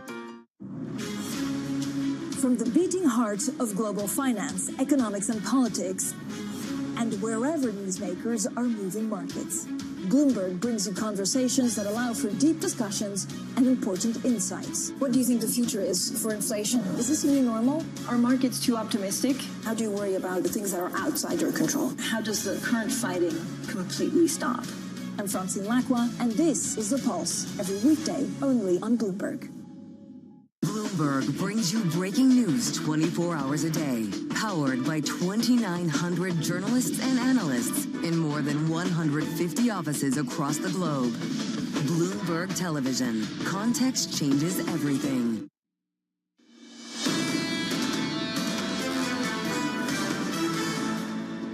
The opening bell, 1 hour and 14 minutes away. Equity futures right now just about positive by 0.5%. In the bond market, yields settled down again with sub 430 on 10s, 428.87. Later on this afternoon, some executive orders potentially from the President of the United States, Donald Trump. Then after that, NVIDIA earnings. We'll talk about those numbers in just a moment. Let's get you some morning calls. First up, HSBC upgrading Home Depot to hold, noting the company's positive same-store sales. That stock is up by 1.4%. Your second call from Morgan Stanley upgrading Intuit to overweight following its 2Q results, citing building momentum in small business. That stock is up in the pre-market by more than 8%. 8%. And finally, Bernstein upgrading Alibaba to outperform, citing its AI potential. Their stock bouncing back by close to 5% in early trading. Let's stick with AI. NVIDIA earnings due later on today. The numbers will be a crucial indicator of where artificial intelligence currently stands. NVIDIA's report comes after the emergence of Chinese startup DeepSeek caused a shake-up in the outlook for AI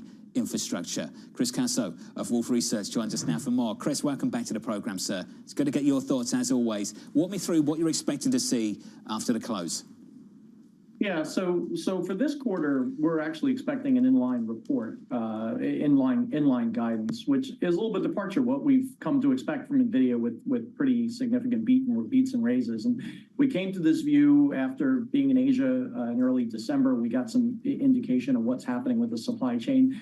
And the reason is they're now ramping their next generation Blackwell systems, and it's pretty complicated. They're moving to full systems.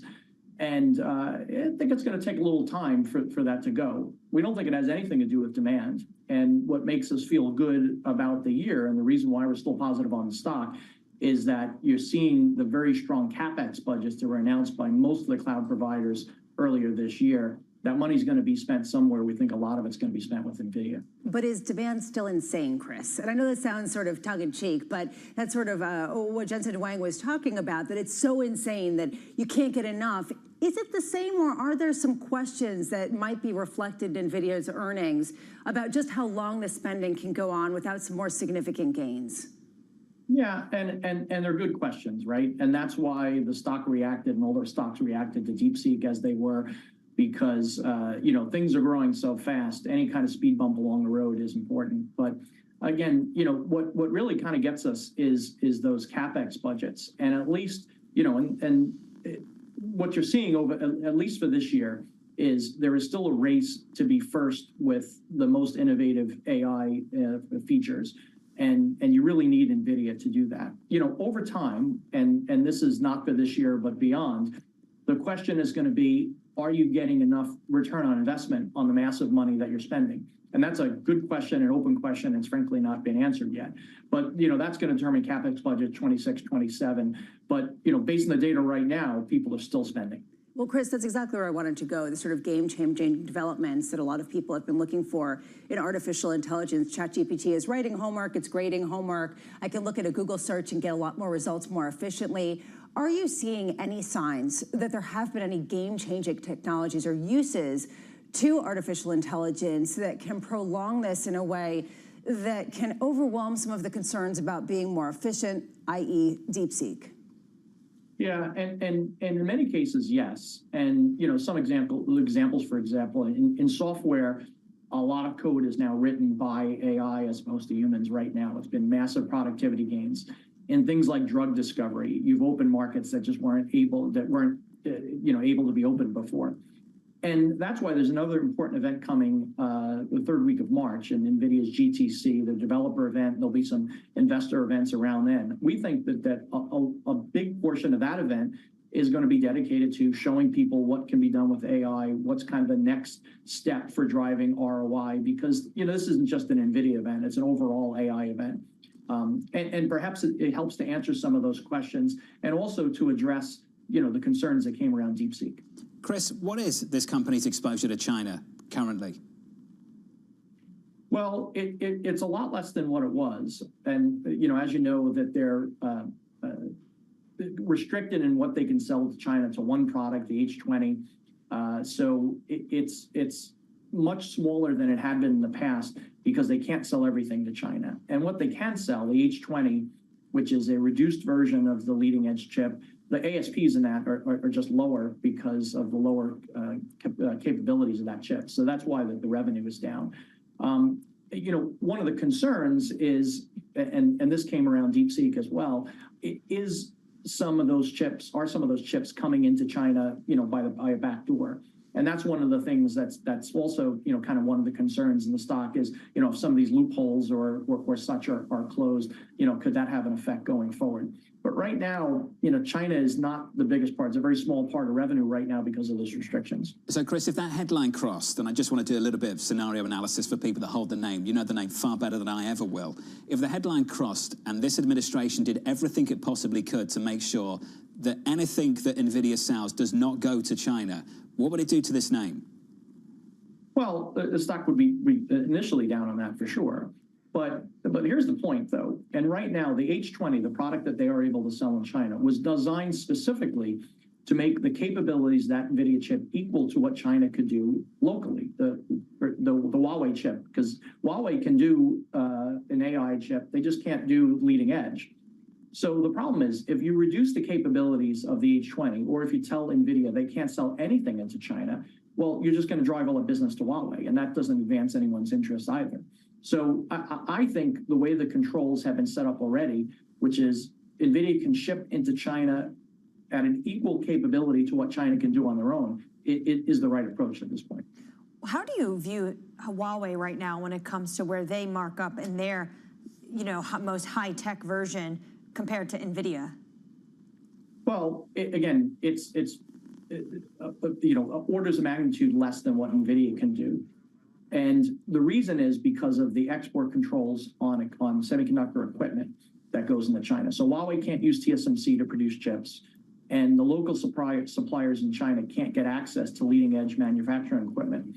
So Huawei's semiconductor manufacturing is in some ways just kind of frozen in time on an older node. So they're doing the best to kind of keep up with, but they've got a lot of restrictions that make it difficult for them to do so. And again, those export control restrictions on semiconductor equipment and manufacturing have been very effective in reducing their capability to keep up. Hey, Chris, appreciate your time, sir. As always, looking forward to the results later. Chris Casso there of Wolf Research on NVIDIA. Based on what we've heard from their biggest customers, based on their earnings, they're going to still spend a lot of money in the years to come. Is it enough to spend a lot of money this year and next year? Or now are investors looking for the longer-term plan of just how long they need to be building out some of the infrastructure for the gains that people have promised in machine learning? Just wanted to share some headlines with you on Zelensky, getting some comments from the Ukrainian president over in Kyiv on the natural resource deal with the United States. Says he's received an invite from the U.S. administration to visit, that he needs more time to examine the U.S. deal draft, going on to say plans to meet with European leaders in London. So it sounds like he's going to go on a world tour, and the most important is going to be that meeting in the Oval Office with President Trump. Interesting, he says he needs more time to examine this deal, because we have reporting that they've pretty much signed off on this. Potentially the details would be worked out, as he's expected to be in Washington, D.C. this week on Friday. So the administration expected some kind of agreement in Munich, and Secretary Besson had told us last week that essentially they were upset by the way that he behaved in Munich. Again, we're sitting here thinking that this deal was done, and we're hearing from the Ukrainian president again, who's suggesting maybe it's not. Well, I would say that a lot of this and what you're seeing in the press is negotiations. It seems like they are negotiating via the press when it comes to this agreement and to this deal. And I'm sure following these headlines, we're going to have a Truth Social, or today in the cabinet meeting in the early hours this morning when President Trump convenes his cabinet, we're going to hear potentially more about this. I think it's interesting he's going to London first. It's sort of trying to figure out what the Europeans are willing to give before heading to figure out what his negotiating position is with the United States. I actually don't know what order he'll go to where. I've actually got no idea. We'll see. Well, London would make sense, though, because Emmanuel Macron was just here. He's probably talking to him. Maybe he'll get a readout from the individuals around Keir Starmer, unless Keir Starmer can make it back in time. I don't think that's possible. But yeah, unclear on the order. But the most important meeting will certainly be the one in Washington. Without a doubt. Coming up on this program, we'll catch up with Lydia Vasseur of EY and Megan Robson of BNP Paribas. From New York City this morning, good morning to you all. Important day, the financial markets worldwide. Earnings from NVIDIA after the close.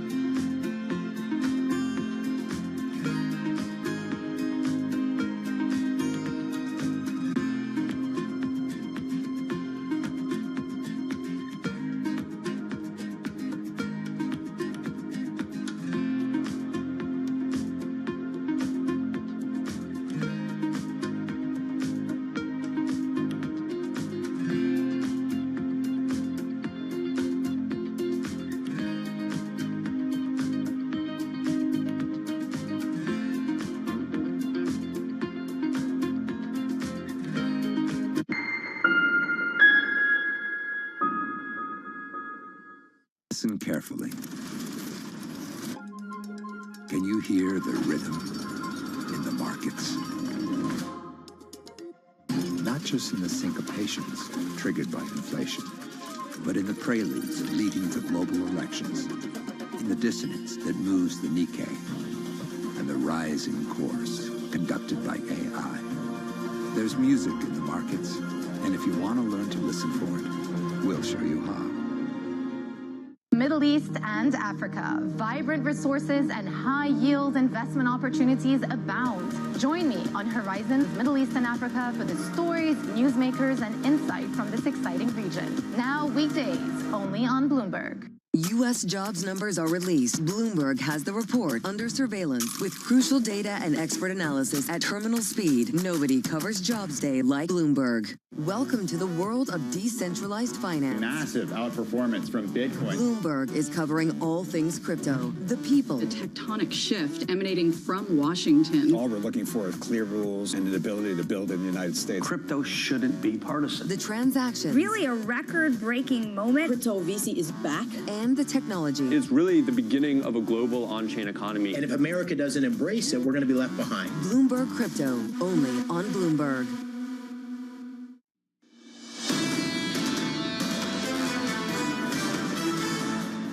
The open about 60 minutes away. Equity futures bouncing back. Near session highs on the S&P, up by 0.5%. Bigger gain on the Nasdaq, bigger decline over the previous 4 days. The Nasdaq 100 up by 0.8%. With 60 minutes until your cash open, let's get you an update on some morning movers. Here's Yahara Hackers. Hey, Yahara. Hi, John. We start with TJ Maxx. Those shares are getting a boost here in the pre-market, up 3.4%. It had a solid holiday quarter, but it gave a cautious outlook both in the current quarter and also for this current fiscal year. But shares are up potentially because, like GM, it's going to raise its dividend, and it announced a new share buyback program. Next up, we have Workday. After the shares are up 10% here now after the HR software company beat on both the top and bottom lines. And analysts over at Evercore ISI saying the results reflect what bulls were hoping to see. They point to the solid outlook on subscriptions as well as the tick up in operating margins. And because of this, Evercore ISI says Workday remains one of their top rebound ideas. And last up, we have the popular lunch spot, Kava. Those shares are up 3.7%. The company beat on both the top and bottom lines. And analysts over at William Blair saying that the results kept off what was a stellar year for the company. But looking ahead, they did note that the profit guidance was a little shy from what they were expecting. John? Yahara, thank you. Appreciate the update. Let's turn to the U.S. economy. Investors looking ahead to jobless claims tomorrow morning and PCE data on Friday after consumer confidence fell last month by the most since 2021. Michael McKee, our economics and policy correspondent, joins us now for more. Morning, Mike. What's the next stop for this conversation? Well, you know, it's kind of interesting, John. There's a discussion underway on Blue Sky this morning, the social media group, about how people will take NVIDIA today. Is it going to be something just about NVIDIA, or is it fit into a vibe about the overall economy kind of being in the doldrums these days?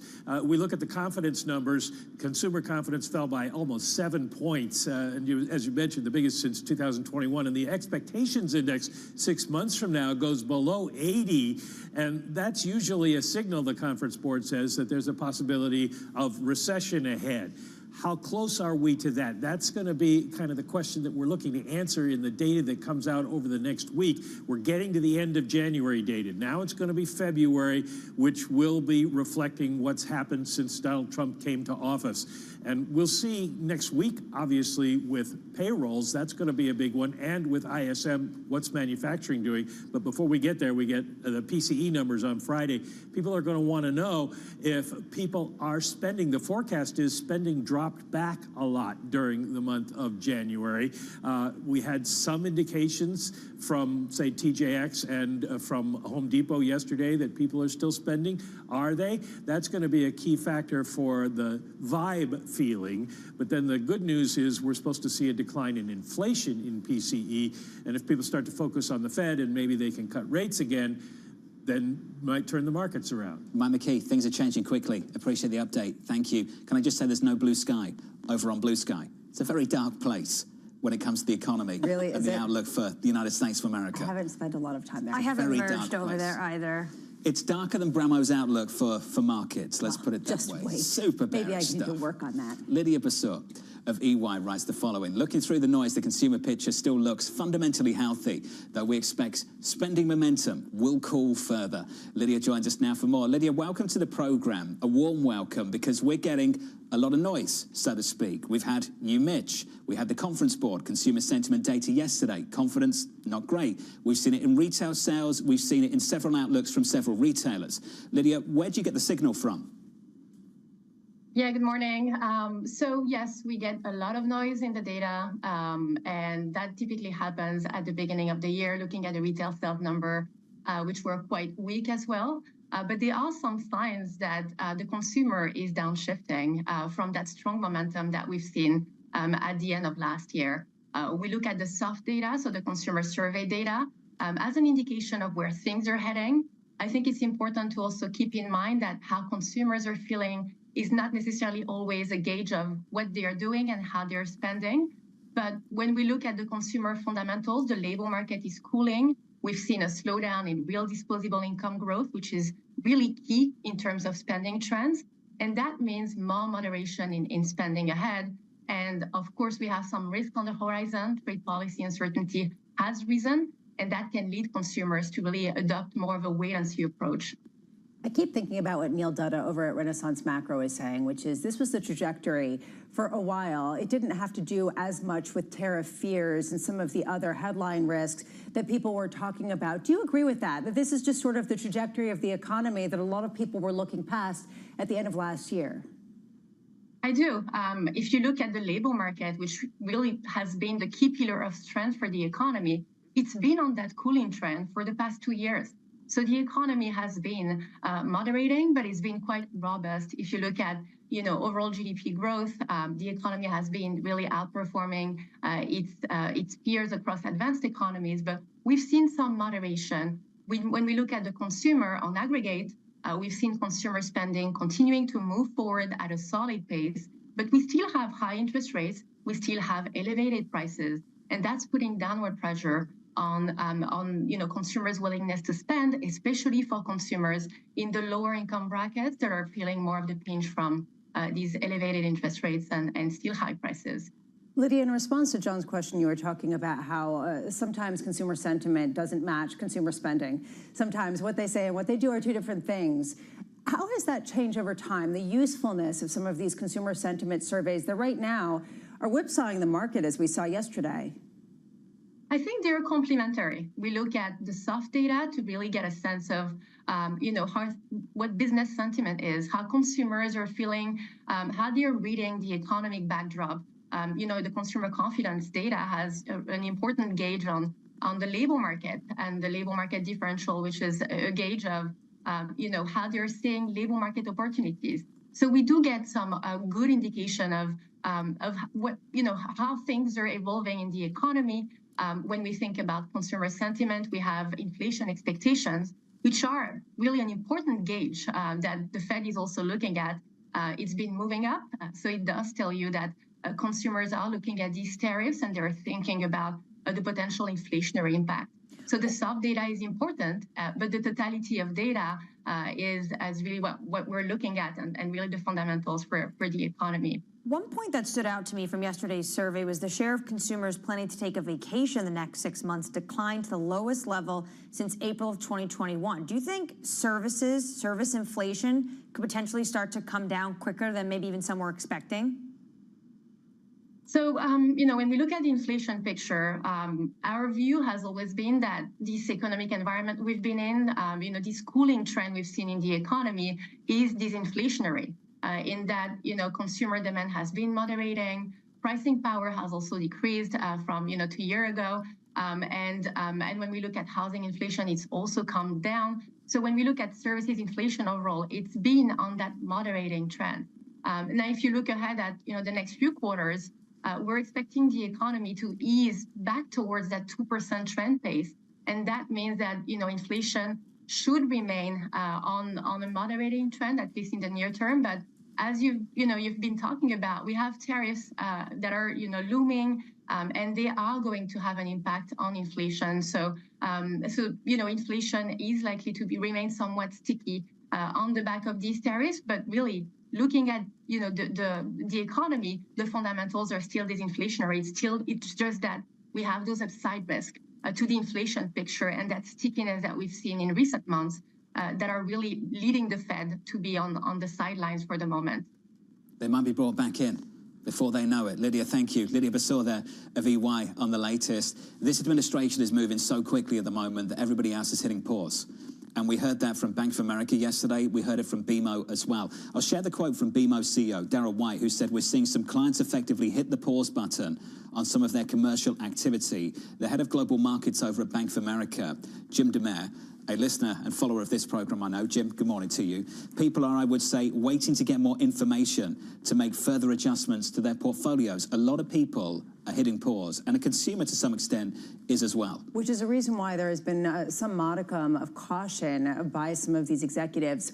Where they're not pushing pause is maybe at work. And to your point, I wonder how much vacation time is going to suffer, given the fact that things are moving really quickly and everyone's trying to keep track of them and not miss anything. So I wonder what Marriott, Tony Capuano, good morning. I wonder what he thinks about all of this, the fact that, some of us are kind of hitting the pause button on those plans. Yeah, manager, good morning. I'd like to take some time off, but it seems almost impossible with this administration. But to Jonathan's point, it's not just the high-end individuals who are invested in portfolios. The CEO of Lee and Wrangler Jeans yesterday saying this is a consumer that's confused. They don't know if they should go out and spend. And then they also said, and this is someone who sells you jeans, they also said that consumers are worried about their jobs and their job perspectives. And I think that starts to shift the conversation a little bit more. Let's get the market conversation. Megan Robson of BNP Paribas joins us now for more. Megan, good morning. Good morning. Thanks. We're seeing a little bit of nervousness in equities, and I stress a little bit. We're still several percentage points away from all-time highs. Are you seeing any concern in credit and credit spreads at all? In aggregate, no concern in credit. We've been extremely range-bound since the U.S. election, so within 5 to 7 basis points for U.S. IG, for example. And really the key drivers, despite all of the headlines that we've seen, you still have one very strong technical picture. Yield buyers are supporting the market. High yields prevent supply from rising too much. And then fundamentals are still very solid. Look at fourth quarter, we saw double-digit earnings growth for IG issuers. And so I think investors for now are focusing on those two features rather than tariffs. Let's unpack fundamentals first and talk about fundamentals. What's the greatest threat to fundamentals at the moment? We think it's a drop in earnings. So in order to really see high yield interest coverage get to a problematic level, which we think is around 3.5 times, it doesn't take just higher rates where we are now. You really need that drop in EBITDA of 10% or so. So the combination would really be the perfect storm of having higher rates and also a drop in earnings, but we do think the growth slowdown is a bigger threat for credit than elevated rates. I thought your point there was really interesting about the fact that rates are high enough that you won't see that supply shock that could potentially send yields or spreads much wider. I am wondering on the other side, though, the demand side, whether you're seeing some potential buyers from, say, Japan fall off the map a bit because yields are rising there. I mean, there's some interesting sort of divides that are reversing the trend that have been in place, that has been in place for many years. Has that started to ebb, some of the foreign demand? So foreign demand, to your point, is a risk this year as you continue to see the front end of the U.S. rates curve elevated. So hedging costs for those Japanese investors are still quite high, and then JGBs are rising. So that trade-off between U.S. IG and local Japan bonds is shifting a bit in favor of Japan. But for now, we haven't seen selling of U.S. IG. I think it's a risk to watch, but not a trend that's taking hold. One thing we've been talking about all morning is sequencing of policy. And right now we're talking about tariffs. We're talking about some of the potential cuts to the government later this year. People are expecting that maybe we'll get the reprisal of those deals that have been put on hold, the sense that maybe that will come back to the fore. Do you think that that could introduce a whole host of supply? If there are a lot of mergers, acquisitions that do get done, is that going to be funded through the credit market? It could be. I think one interesting point is in your discussion earlier about the negative sentiment. So credit markets are not pricing in risks of this, but you are seeing the uncertainty play out in some areas. So look at IG supply for February. This could be the first month where we are actually below consensus expectations. And what's really interesting about it is following the election, you saw this boost in optimism. You thought you were going to see animal spirits, tons of M&A, and that really has not happened yet. So I think treasurers, CEOs are sort of holding back in that activity. Should we see more certainty later on in the year, I think some of that could pick up. But for now, it's something that we haven't seen so far. People are wanting certainty when it comes to tariffs. The president this morning is saying, just let it all happen, talking about these tariffs potentially on the auto sector. What do you think, in terms of industries, are going to be the most vulnerable? So we do think it's going to be a sector story. Our base case, we're assuming around a 40% tariff on China, 5% rest of the world. Those would be implemented gradually. So in aggregate, we think that's manageable for credit, but there are certain sectors that really stand out. So I'll highlight two. In US IG, we think autos is very vulnerable, very intertwined with Canada and Mexico. We don't think that's fully in the price. And then in the high yield market, building products. Think about tariffs on things like steel. It could be a tremendous challenge, which is not in the price at the moment. Can we finish on autos? I won't name the name. How would you feel if an auto company came out and sanctioned a big buyback right now on the equity side? How would you feel about that? Well, definitely not my area of expertise. But for someone who's nervous about investing in auto credit, would that make you more nervous? Sure. I think that, if we see re-leveraging and sort of people increasing their balance sheet in a way that is concerning, it just adds to the list of worries for the auto sector. Trying to keep you out of trouble, all right? Megan Robson of BNP Paribas. I'm not trying to get you in trouble. Of course, GM earlier this morning putting out a new buyback, $6 billion. Oh my goodness. Well, we've moved on from the conversation, just not to Megan, right? Yeah, fair. Coming out with a $6 billion buyback, the stock is up by something like 3-4% last time I looked in pre-market trading. Your question's a good one, which is longer term, how will this be perceived by investors at a time of great uncertainty when potentially a stockpile of cash might be useful? This is typically a historically active time for share buybacks. Companies are getting rewarded, but it does leave a question about vulnerabilities in the face of a whole degree. Credit to them. They believe in the plan, they believe in the outlook, and the stock has declined substantially from the highs of last year. I think they're down about 20%, 20-odd percentage points. They want to buy the stock where it is. Yeah, maybe they don't believe that the Mexico and Canada tariffs are going to go on, and they're just basically getting ahead of that. Well, the CFO says they're going to be agile and the need to respond to public policy. I don't think many people believe those tariffs go on at all based on those conversations we're having. And by tariffs, I mean specifically the tariffs on Mexico and Canada of 25%. You have to remember that USMCA is up for renegotiation at the start of next year. So that's why everyone thinks this is the start of a process for conversations on a trade deal that Trump himself signed off on in Trump 1.0. Those tariffs, of course, set to go on next week. Let's get you an update on stories elsewhere this morning with your Bloomberg brief. Here's Danny Berger. Hey, Danny. Hey, John. President Donald Trump said he's starting a new path to U.S. citizenship. The president said the U.S. will sell gold cards for $5 million to foreigners who create jobs. He said the plan would launch in 2 weeks and that he doesn't think that it needs approval from Congress. Bank of America is rolling back workplace representation targets and diversity references. It added language like talent and opportunity in its annual report to replace the word diversity. It cited new laws, court decisions, and Trump's executive orders. Bank of America, just one of the latest Wall Street firms to cut back on DEI initiatives. And some more trouble for airlines. A Southwest Airlines plane narrowly avoided a collision at a Chicago airport as a smaller jet crossed the runway when landing on Tuesday. And a United Airlines flight carrying more than 200 people was forced to make an emergency landing due to a mechanical problem in New Jersey, that according to authorities. And that's your Bloomberg Brief. John. Hey, Danny, thank you. Thanks very much for this morning. Up next on the program, we'll set you up for the day ahead. We'll go through the day ahead, look ahead to NVIDIA and get the latest from Washington, D.C. From New York, you're watching Bloomberg TV.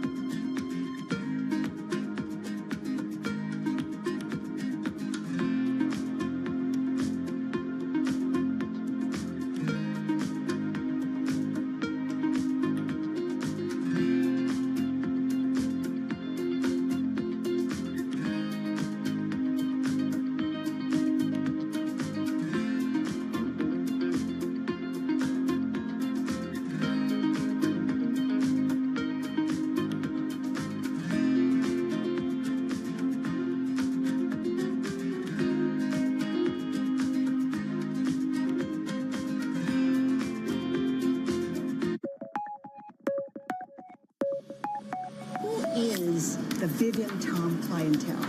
Yeah, power women, like the dragon women. They're lawyers, they're CEOs, they're all important decision makers, women in the world. Why do you position your products for this group of women? When I started, designing, I always want to do something that is empower women. When you take a look at your store, there is something for everyone. Take a look at the T-shirt, for example. My customer growing, like 30 years already, so they become more powerful. I also want to grow my Gen Z audience too, they're like in the 20s, so it's a more affordable price for them. And then, my powerful woman's daughter wearing their mom's dresses, and they feel that the power, the energy. So now they come back to the store and they buy more.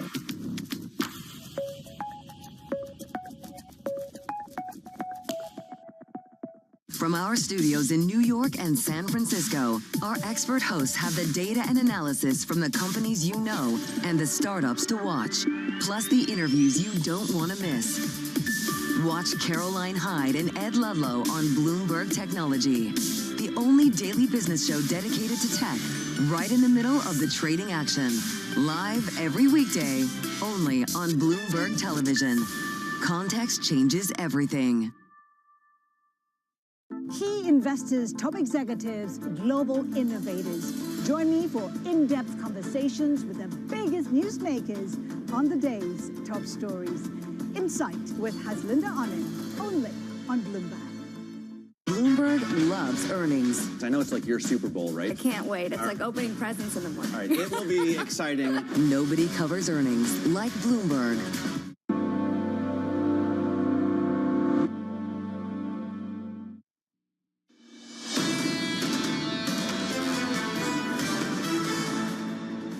Minutes away from the cash open. Equity futures right now positive by 0.4%. We're on a 4-day slide.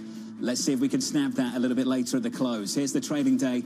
It looks like this. Today, President Trump signing executive orders at 3 p.m. Eastern time, and then the big one on the earnings front, NVIDIA earnings after the closing bell. Thursday morning, another round of jobless claims, US GDP and durable goods, plus UK Prime Minister Keir Starmer visiting the White House, and Friday, core PCE. A busy day in Washington still ahead as well. Let's head down to the nation's capital and catch up with Bloomberg's Tyler Kendall. Tyler, what's on the agenda? Well, John, at 11 a.m. Eastern, President Trump will convene his cabinet for their first meeting, and White House Press Secretary Caroline Leavitt confirms that Elon Musk will be in attendance. She did deny reports that some of these cabinet-level officials were caught flat-footed after the Department of Government Efficiency had put out that email over the weekend asking federal employees what they did last week. She did give us some data, though, said that 1 million workers had already replied to that request. That's about 40% of the federal workforce. What happens to the rest of those workers will no doubt be one of the topics of discussion during that meeting today. And we should just quickly add for context, while this cabinet level meeting typically includes those 15 cabinet level officials, it's not necessarily unusual that a special advisor would be there. We're also expecting White House Chief of Staff Susie Wiles to be in attendance as well. Tyler, when it comes to this Ukraine minerals deal that Zelensky is expected to be in the White House on Friday, Caroline Leavitt right now on Fox News is saying that the minerals deal will be signed this week. Volodymyr Zelensky about 20 minutes ago said they're still mulling it over. What's going on right now when it comes to this relationship and this deal in particular?